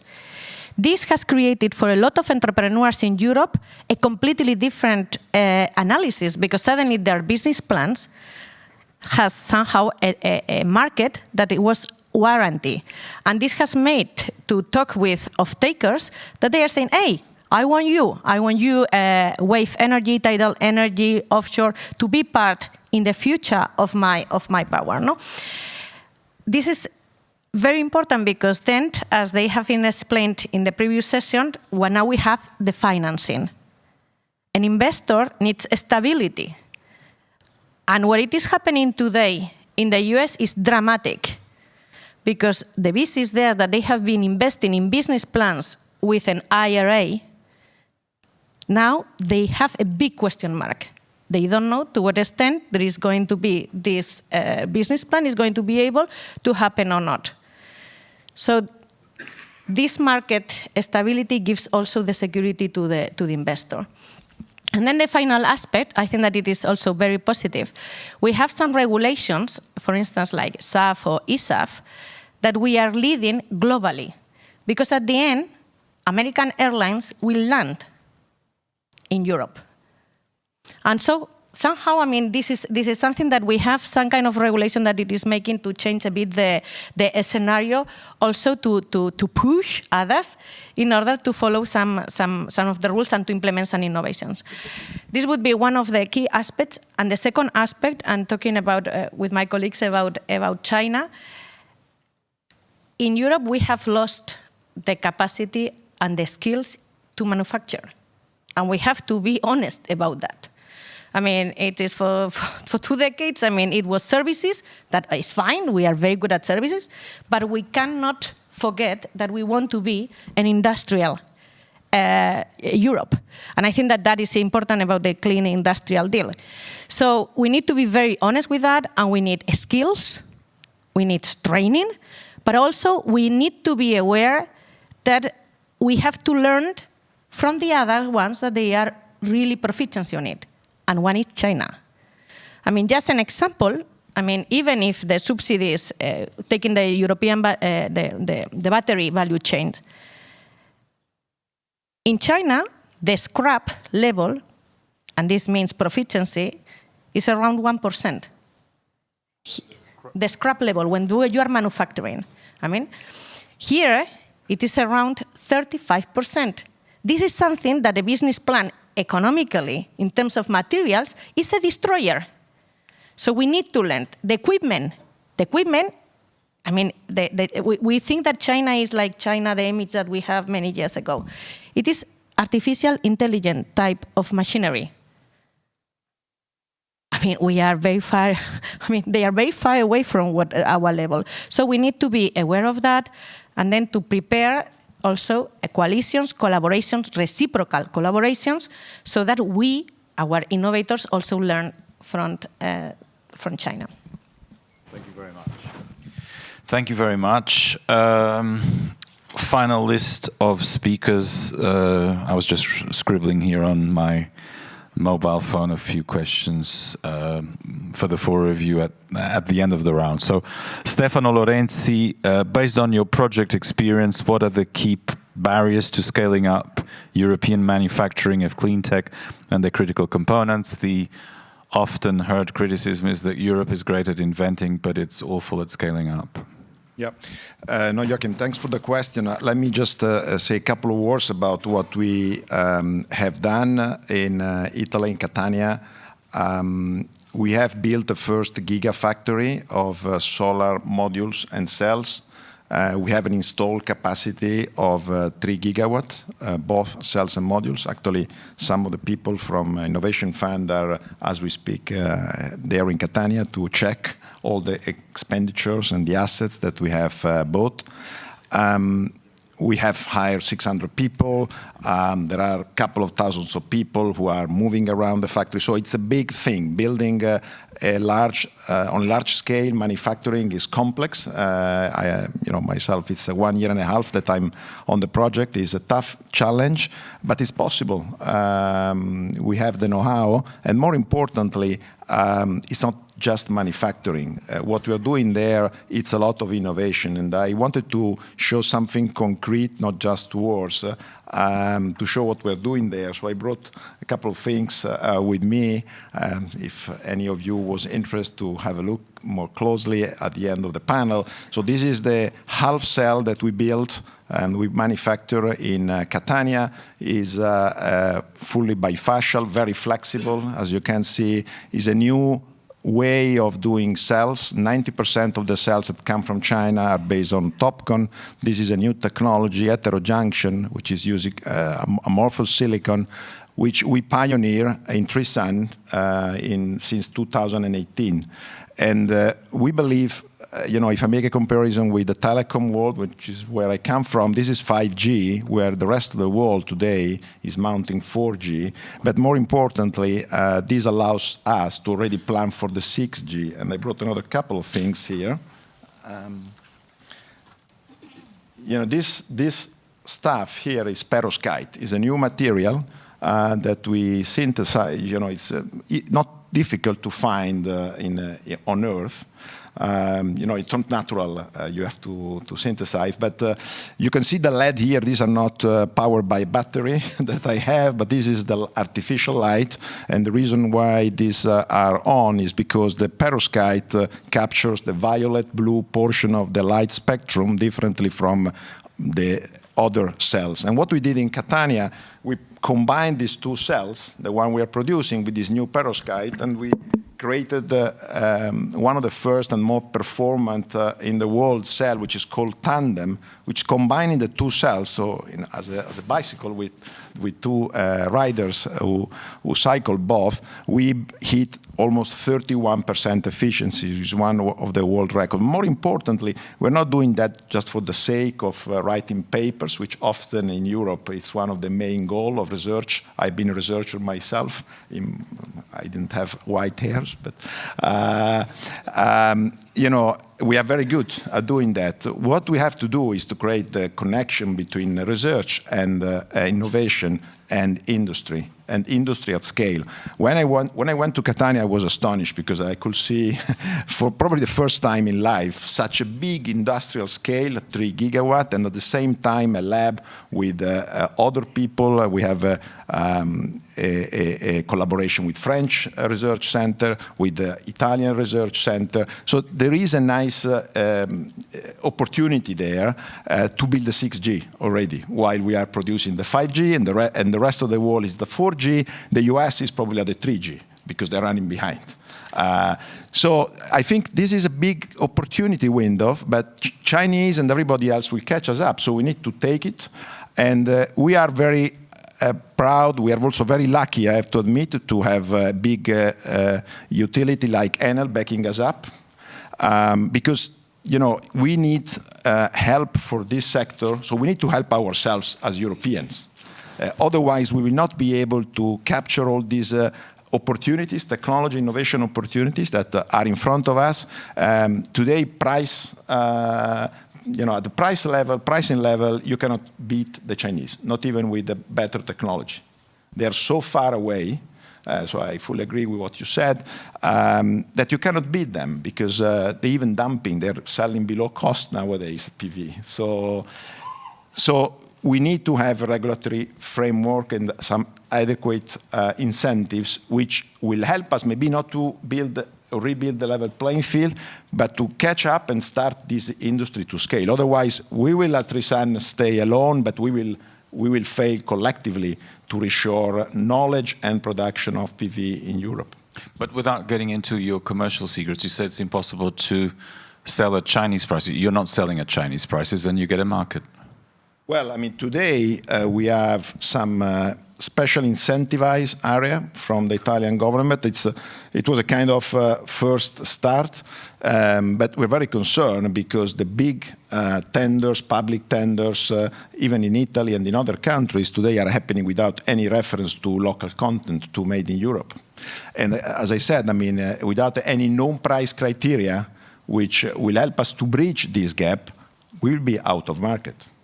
Exactly, because that would probably open my question to the four of you. I mean, the $60 million question of this issue seems to be indeed how to get offtake for economic security, i.e., the signals you get is that the green premium, if not enforced by regulation, and regulation is very complex to be gotten at. I mean, you don't do legislation easily. There is basically no voluntary green premium. You've got, for instance, like Indonesian nickel, which is in the hands of Chinese miners. You've got all sorts of environmental horrors going around, and deforestation, destruction, etc. Australian nickel, that is much more ESG, it's my phone. So it doesn't matter. The Australian nickel that is much more ESG is being priced out by Chinese-owned nickel. And the impression you get is that European industry doesn't care. I mean, the procurement departments of companies, they care about price. And any little difference is important. So how can you get the CEOs of Europe to think about economic security? I don't know who wants to, because I struggle with this one. Yeah, my view, I mean, I come from the telecom sector. I live the same identical situation with the Huawei and the ZTE, who were literally almost killed a lot of European industry and innovation. At the end, the purchasing department have a very short-minded view by design. So you need to have a regulatory framework which compensates that. You cannot rely on individual purchasers to buy. I'm getting a lot of sympathy and a lot of welcome from everybody I speak to. But if I have a cost gap which impacts their profit and loss, they're not going to buy from me. They're going to keep buying Chinese, even if it is less advanced, et cetera, et cetera. So we need to have, as European, something which, again, does not replace Chinese, because we will keep buying Chinese forever. This is a matter of diversifying our sourcing and create the condition for at least having a share of wallet of what we buy. We buy 70 gigawatt per year today, growing because solar keeps being the most, the cheapest in the mix of renewables, the one with the lowest LCOE. So this is a growing market. It's a fantastic opportunity. What you say is that without regulation, you don't get there. We will all fail. Elena. I think that there is not an easy answer, because otherwise we would have solved the problem. So, but one idea, is that in Europe we have been able to create sticks, but sometimes it is good to have a carrot. Like? And one of the carrots could be to support for these industries that they are trying to catch up. A support on the production for a limited time, okay? And this means a kind of support so that they are able to compete. Limited in time, because at the end, the industry should be competitive by itself. But this would give them a bit of time in order to catch up. So this is positive because it is a carrot. It is something that it is enthusiasm that we were talking before. And this could be one of the solutions. The other thing is that in terms of finance, or another idea is that here we are talking about the Innovation Fund. And the Innovation Fund, as we have seen this morning, they have been working and investing in a lot of projects. Sometimes to include this strategic value chain perspective to that analysis would be very interesting. For instance, we were talking about the solar, the PV value chain. In Europe, we have legislation that it says, okay, we want to have 70 gigas in the year 2030 of PV. And 30 gigas, we want to be domestic. Fantastic. But the value chain is as strong as the weakest link. And just for you to know, ingots and wafers, which are in the middle of the value chains, our capacity in Europe is practically zero. So perhaps when we are investing, not only we have to invest in places where the value chains are strong enough, perhaps we need this kind of analysis so that we are supporting also companies. In InnoEnergy, for instance, we are trying to fill this gap. And we have one company that it is exactly going there. Not easy, but it is something that it could help to create more resilience, domestic value chains. You mean that there would be more imagination on the side of authorities to more creativity from the side of authorities when they're devising their schemes, their support schemes, not go for a one-size-fits-all, but that this culture of resilience would be spread around Europe, and that the authorities would come up with intelligent criteria about how to spend their money. That's it. I don't want to call it imagination, because imagination is too much. Creativity. And I think that the innovation has been really decisive to foster clean tech innovation.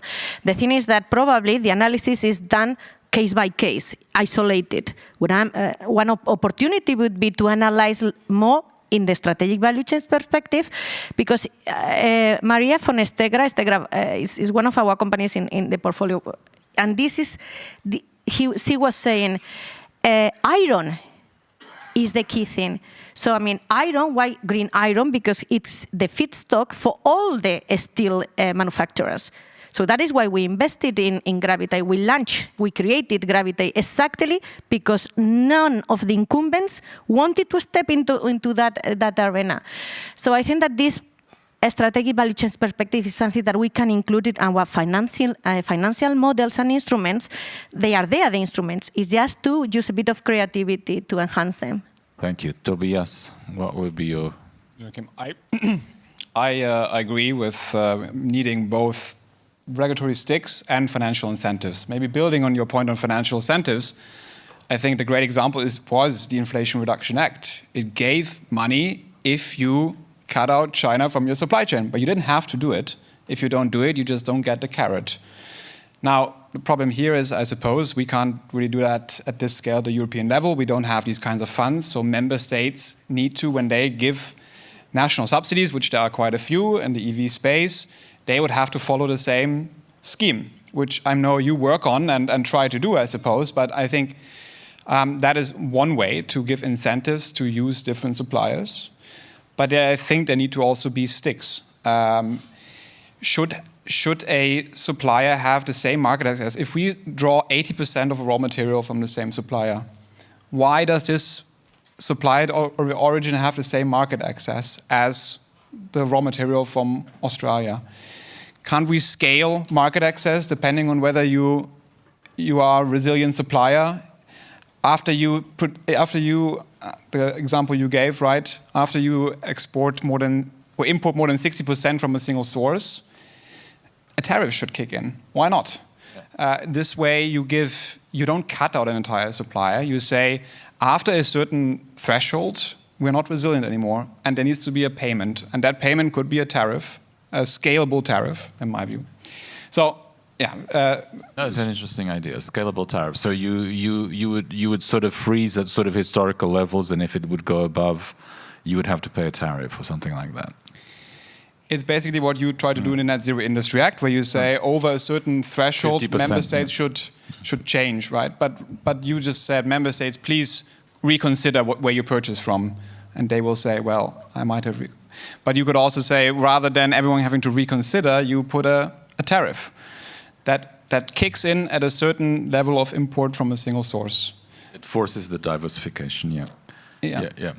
Laura,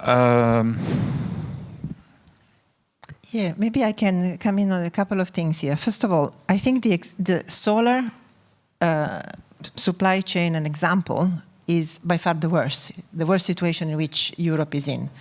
But again, I would like to say, let's don't fustigate ourselves. Cleantech is not only solar. No. So there is a variety of other things, and the situation is not at all the same as for solar in other. So I think we need to become a bit more elaborated in the way we discuss Cleantech. Is not the same, the risks are not the same, the opportunities are not the same, the cost gaps are not the same.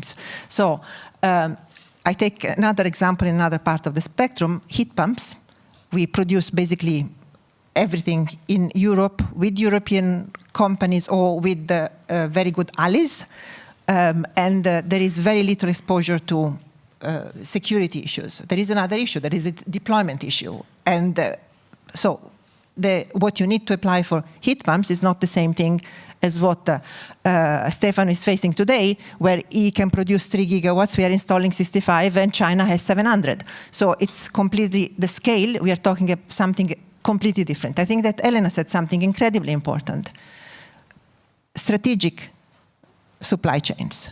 What matters in the economy today and tomorrow, in terms of security, in terms of competitiveness, is not all the same.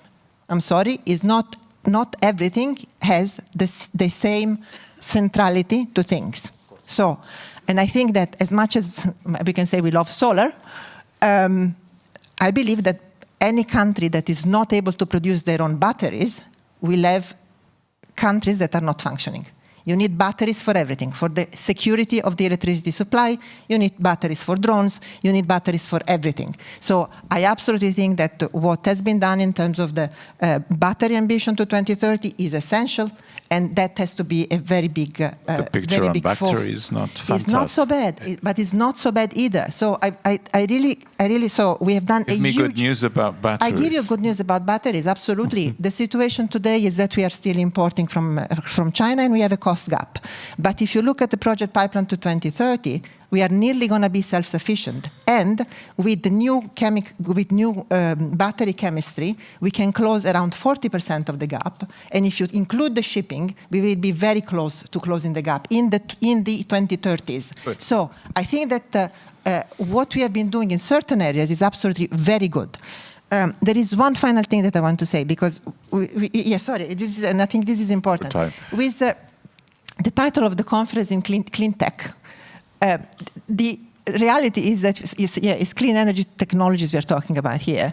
But I don't know how many real tech sector is here, and I'm meaning AI. I don't know how many, probably very little. So I'm going to tell Kurt, probably next year, we call it clean and tech, because personally, I believe that, I think someone else already said it, here the next generation of innovations and battles is really about bringing together the clean sector and the AI sector. I want to give you two numbers because they are astounding.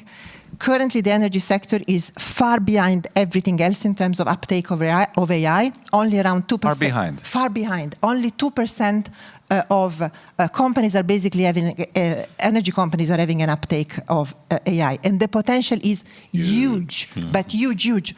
Stefano showed you perovskite. If you look at the landscape of new solar chemistry that has been explored, is 0.01%. This is an area where you put AI and they start cracking. They start cracking what are the new, it's the new possibility space. The same with batteries. So I finish here, sorry, I got excited about things, but I really think that Europe does have a huge possibility on this as well. Joachim, can I just add one yes, thing absolutely, to the financing thing?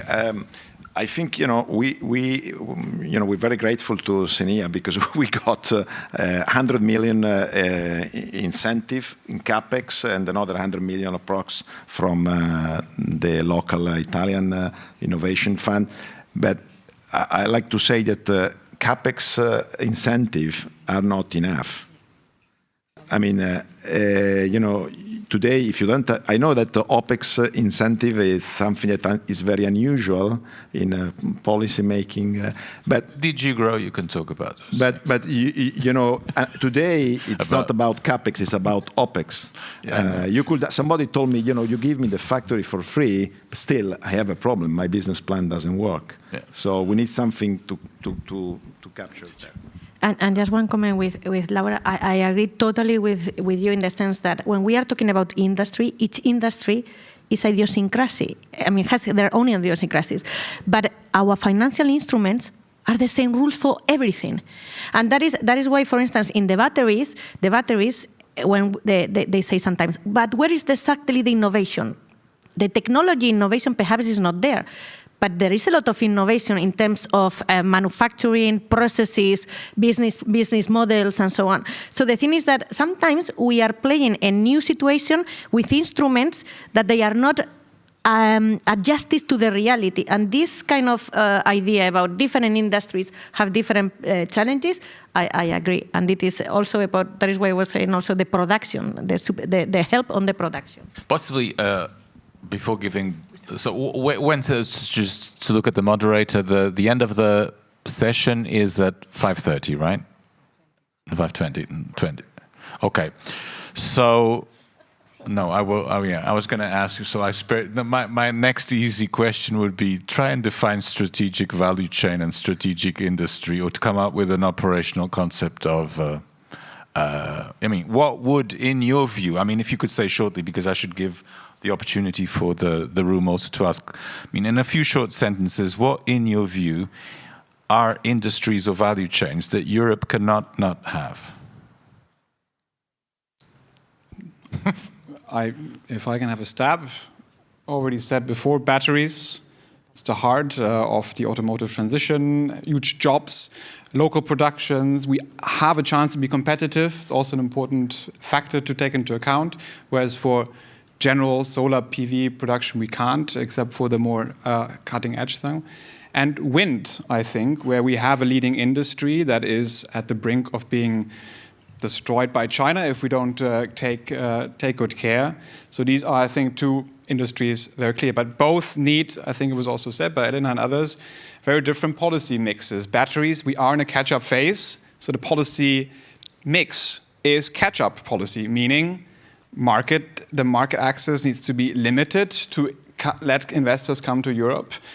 Then if investors come, European governments need FDI screening and other tools to put condition on these investments, technology transfer, joint ventures. to be able to catch up. There's a clear policy toolkit how to catch up. That's batteries. Wind is very different. We're not catching up. We are defending. So the playbook is very different. I think there needs to be a much clearer cut from China to not let Chinese wind companies onto the European market in the first place.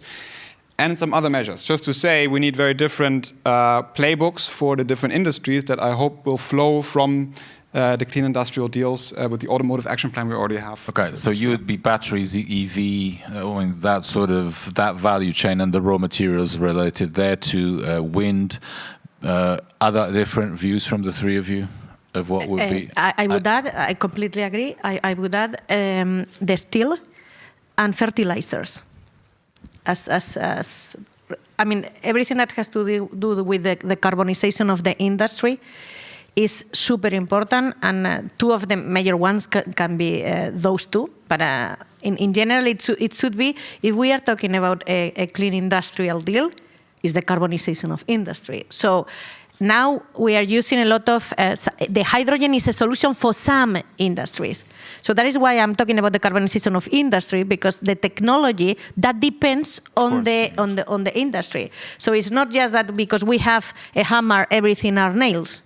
Okay, so Stefano and Laura, would you like to add? Sure. Yeah. No. I obviously I cannot say anything else than solar, but batteries definitely will be my other preferred vertical, because solar and batteries actually we are already looking far in the roadmap an integration, very close integration, even at the cell level. For a small-scale application between batteries and cells. If you think both of them work at the sea level, so they can be integrated. But I think solar, often I hear about solar like the commoditized solar, which is not the case. I think we need to remember also this is not there is not an absolute judgment, but depends on time. We have an opportunity window in PV technology in front of us, which is probably a couple of years. This perovskite thing will be a big revolution, and it's up to us if we want to catch it or not. If we keep talking for 2 years, I think that, Chinese will catch us up, and it's over. But the procurement and auction provisions of net zero should help solar. Laura, do you have a? I just want to add one thing: grids, for a very simple reason. Electricity is going to be the backbone of all, it is already the backbone of all our economies, and without grids, nothing else happens. And I repeat, if you want to look at if you want to look at industries where Europe is already ahead, digital grids we are top in the world. So, looking at the audience, questions. They've got like 7 minutes for, yeah. We've got the gentleman here, if we can get a microphone. It's coming, just one sec.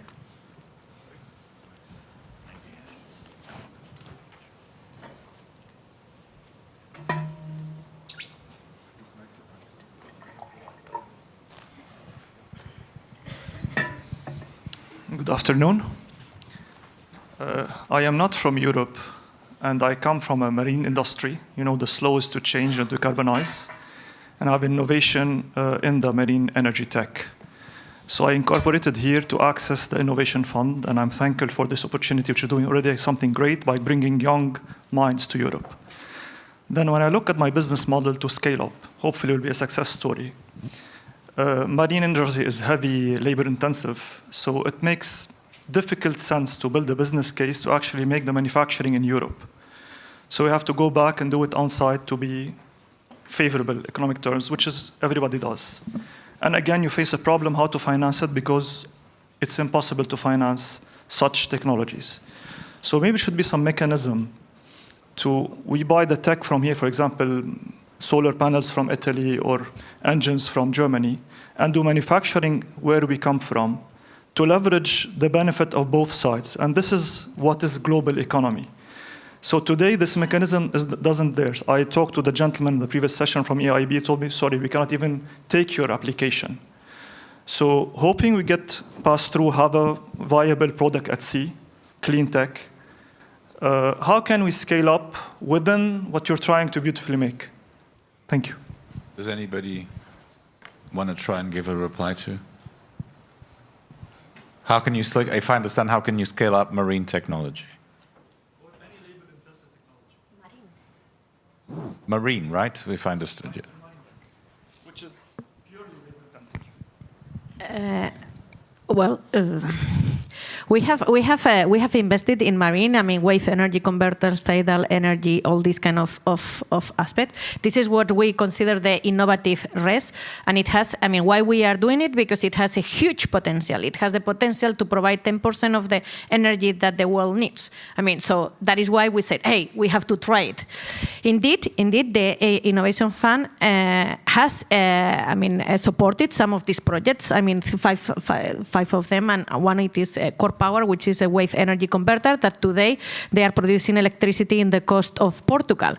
So this is something that, and why one important aspect has to do about regulation and the application of that regulation in the Portuguese, in the national climate and energy plan.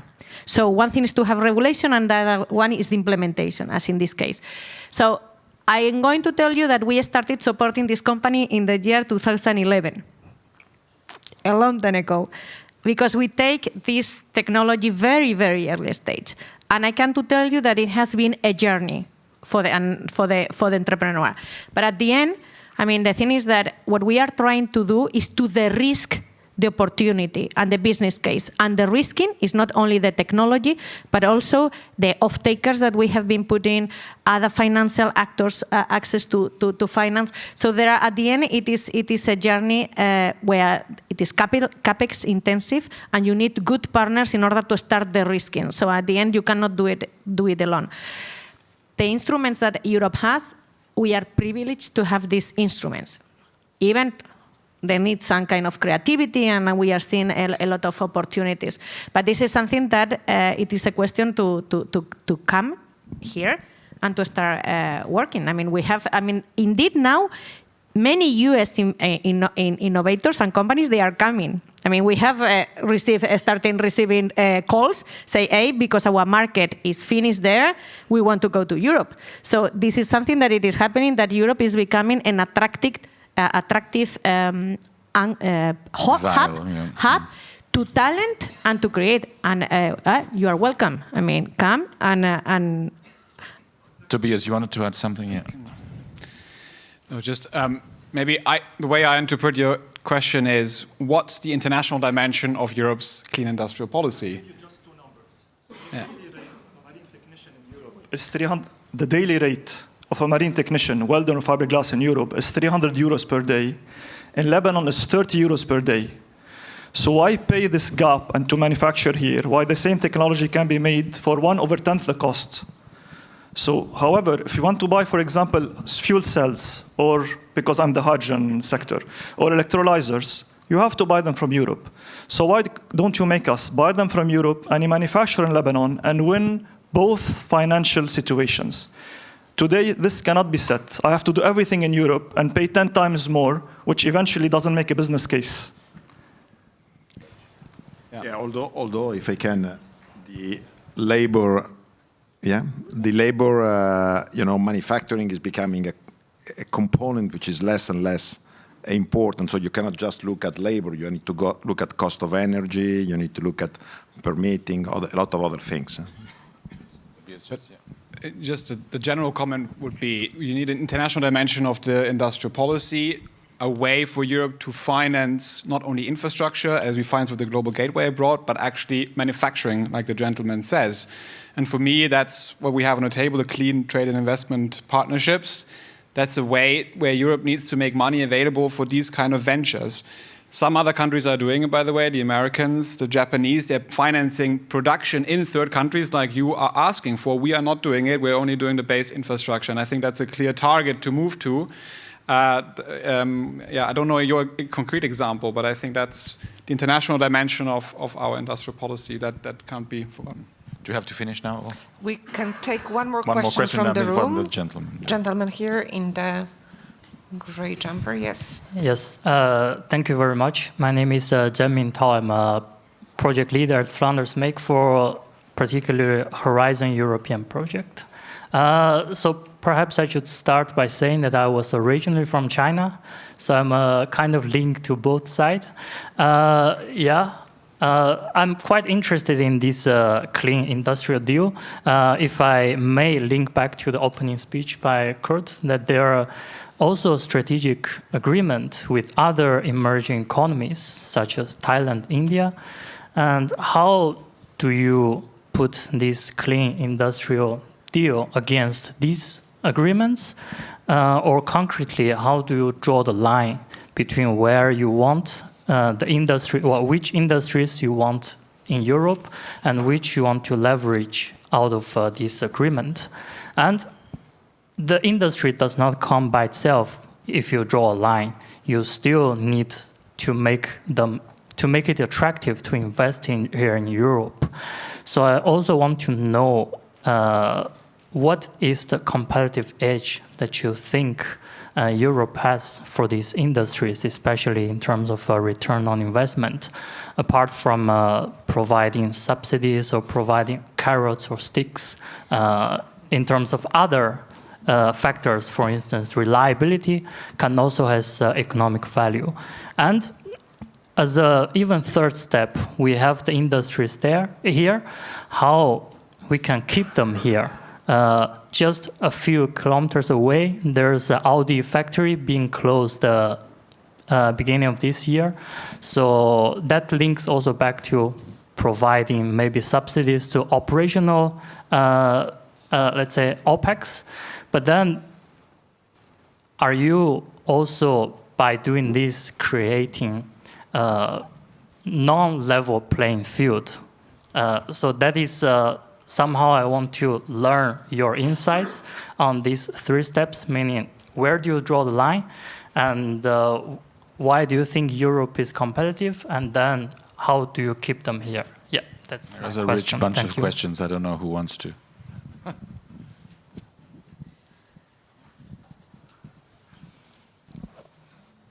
Well, if you want me, I mean, I could, I definitely think that there should be a space for diversification in countries that Europe feels, it's like an investment portfolio. I think that we should do a lot in Europe. We should try to do much more in Europe. But there's also a knowledge that we will never manage to do everything in Europe, nor is even that the avowed objective. So I think that there is space for partnering with third countries that we feel comfortable in being, diversifying your portfolio. So I think that there's certainly a role for Thailand, for Vietnam, for India, for other countries that could come to my mind. We are also understanding that we have to develop a new network of friends. About level playing fields, I wouldn't just resist making the comment that if anybody broke it, it was not us who broke it first. Yes, I complement, building on that, for instance, raw materials. Raw materials, this is something that we have a good opportunity to establish new relationship with countries like Latin America and so on, because, and it is a way to win-to-win situation. We can bring them many of these clean tech technologies, and at the same time, should be not colonialist type of thing. It should be a win-to-win situation where they need... Want us, Yes, they want us. They want us because we have the industry, the technology, and they have also raw materials that we can work together. I was mentioning before the Chinese topic. This is important. We have to learn from them. We have to establish, reciprocal relationships in order to move forward. But we need to establish all the relationship. But something that I think that we have to learn also, that we forgot about manufacturing years ago. And this is something that it cannot happen. We should be services, yes, fantastic, but also industry at home. What I've learned in raw materials diplomacy, indeed, is that we don't want to have a single seller. These countries don't want to have a single buyer. And that's the elephant in the room. or not even, you don't even have to mention it. But any other? No?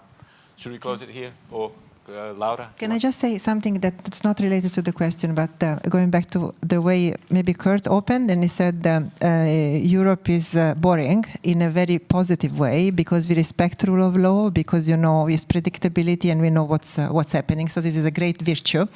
But I also want to end in a slightly different note, saying that I was looking at the patenting in clean energy technologies globally, and Europe remains by far the largest player in patenting. We have above any other region in the world. So I would tell Kurt that we are boring, but we're also having a lot of spark in our hands. Well, thank you very much. It's been a very enjoyable experience. Thank you very much for having met you. Thank you.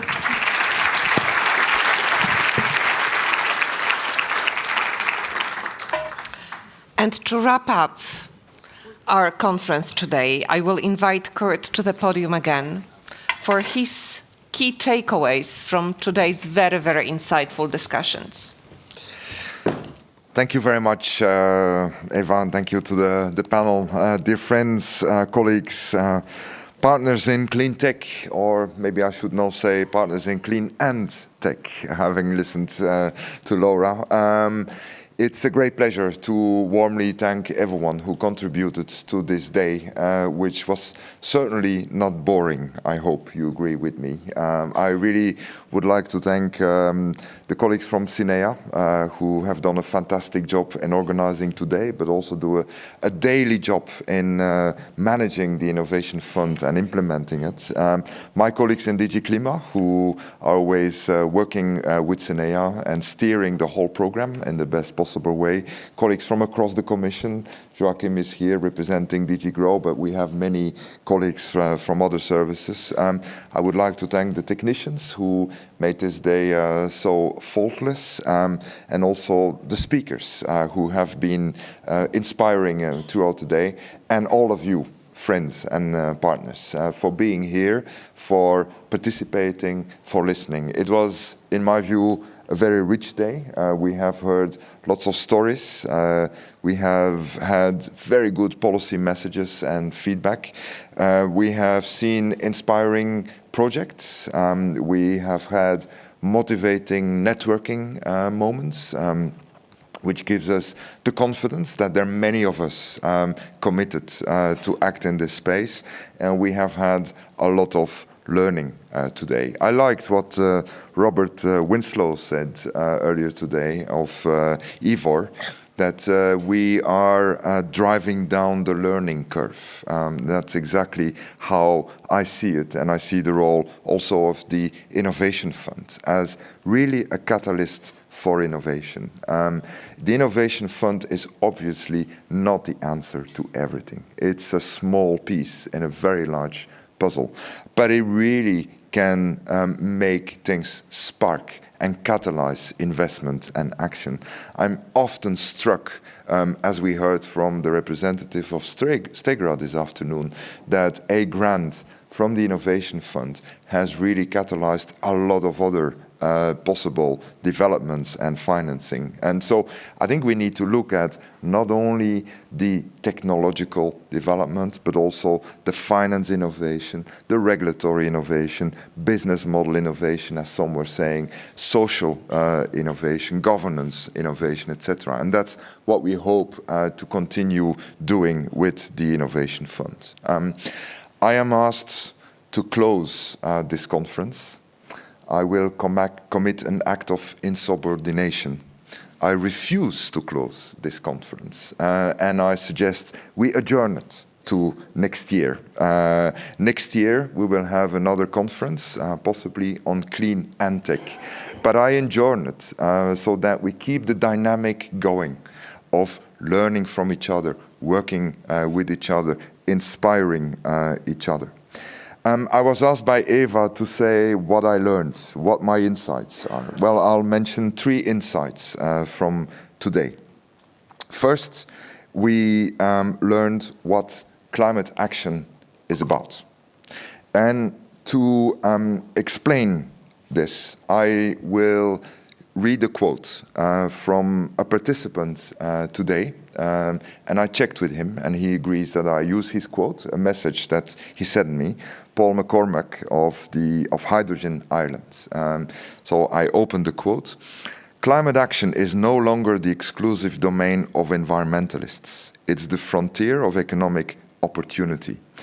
Companies around the world are waking up to the fact that sustainability and profitability are not mutually exclusive. In fact, they go hand in hand. From clean energy startups and circular economy models to carbon markets and green tech innovations, entire industries are being built around solving the climate crisis. I fully believe, Paul McCormack continues, that climate action isn't just a cost, it is a growth engine. And it's not a side project, it's a core business strategy, something that actually in the Time magazine also someone wrote this week. We must develop the business of climate change in order to accelerate the journey to net zero. The challenge for the EU as we tackle crises on all fronts, including the US tariffs, energy costs, energy sovereignty, and the climate challenge, is to recognize the opportunities. The climate challenge is the business opportunity of our time. The question we all need to address is, will we shape the market or be shaped by it? End of quote. And I say to this, amen. I could not say it better than Paul McCormack. Thank you, Paul. Second thing we learned.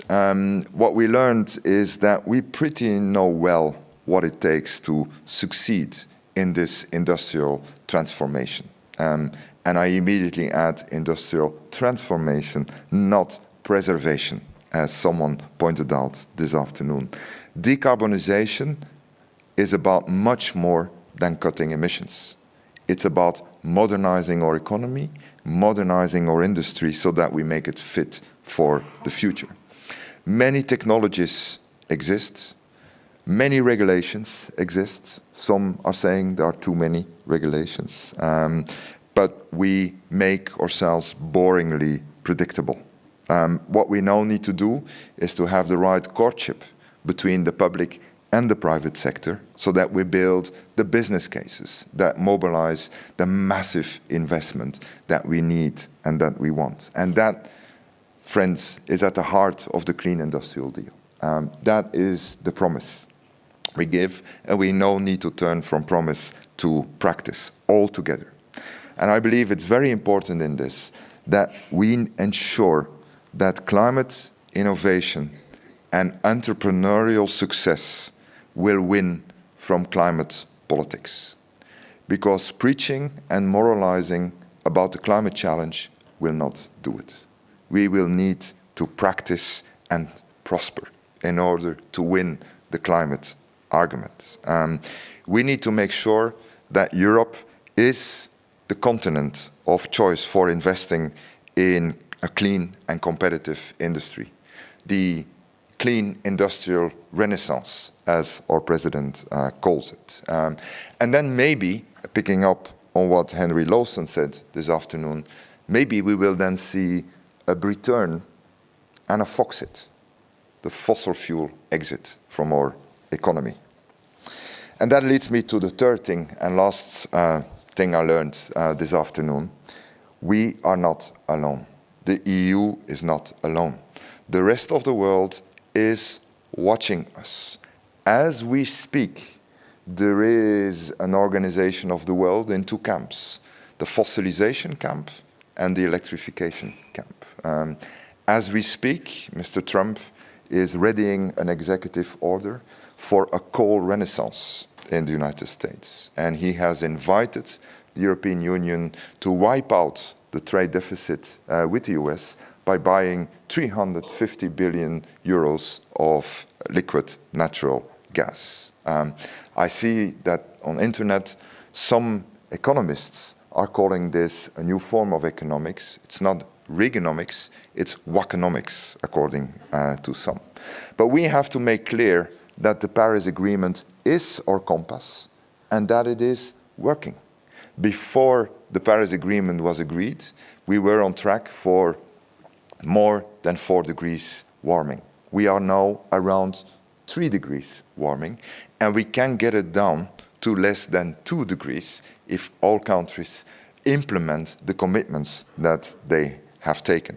We simply have to make it work better and quicker and make it a business case, not just in Europe, but internationally. And that is one thing that the panel just discussed quite in depth. And we are preparing for this with the Brazilian presidency of the upcoming COP30 in Belém, in the Amazon forest, where our commissioner is today, speaking with the Brazilian finance minister. The Belém COP will all be about the famous NDCs, the nationally determined contributions, which we, with many partners around the world, are trying to turn into real investment plans for countries across the world to invest in moving towards a net zero economy. And obviously, the world is looking to the EU for taking leadership in this space. We can't be expected to fund everything in the world and to step in where the US is leaving it. But as Chancellor Scholz said in Berlin 2 weeks ago, we will continue what we have set out to do, and we will lead by example, showing that this transition is possible and that we remain competitive and even strengthen our competitiveness through decarbonisation, and conclude win-win partnerships with many countries in the global south. Win-win, so that we all benefit from it. And that's indeed, as was mentioned, the premise and the promise of the clean trade and investment partnerships that our president has announced in South Africa with President Ramaphosa. It became very clear to all parties that gathered in Berlin a couple of weeks ago for the Petersberg dialogue that indeed there is much more at stake and at play these days than climate. I think that's obvious to everyone. Science is being questioned, multilateralism is being questioned, collective security is put into question, solidarity globally is put into question. But what dawned on everyone there is that climate is really the nexus where all these values and principles are coming together. So we need to find the right way of rekindling the international cooperation with all those that want to work with us on moving to climate neutrality. Colleagues, friends, partners, we, myself and my colleagues, we feel very compelled and reinvigorated to get down to business now and to move from promise to practice with the Clean Industrial Deal. Not to flagellate ourselves the whole time, every time there is a failure here or there, that's part of the risk-taking, but simply continue our job and gear up the Innovation Fund as a central actor in the Clean Industrial Deal. With colleagues in SENEA and across the Commission, we will continue managing the portfolio that we have, which is now 12 billion euros of funding in fantastic and very promising projects. We will evaluate the proposals we receive through the call that is currently open and almost closing, including a 1 billion call for supporting the production, the manufacturing of sustainable batteries in Europe.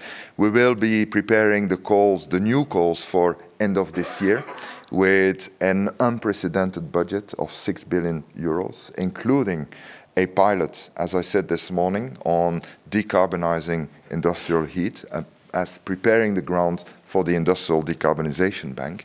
We will be working on this Industrial Decarbonisation Bank, whereby we pool European and national money to make sure there is finance at scale for industrial decarbonisation projects, very clearly on the principle that those who pay ETS should also get back from ETS to support their investments. And with colleagues across the Commission, we will be working on creating the lead markets of the future for green products. We will implement the policy framework that we have in place for reducing our emissions by 55% at least by 2030, working across silos so that we work on a savings and investment union that is not decoupled from our climate policy. We will mobilize the investment, including by giving predictability on where we go for 2040 and adapting our framework for after 2030 so that we give clear direction and maybe be less precise on the prescription of how to get there. And we will work internationally with our partners around the world.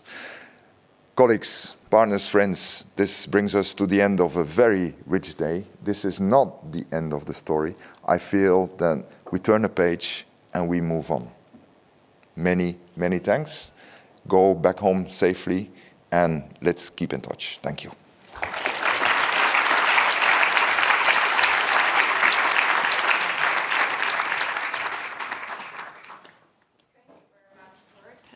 And thank you, everyone, for your participation, for all the questions. We warmly invite you to networking cocktails now. The Cleantech Conference is adjourned.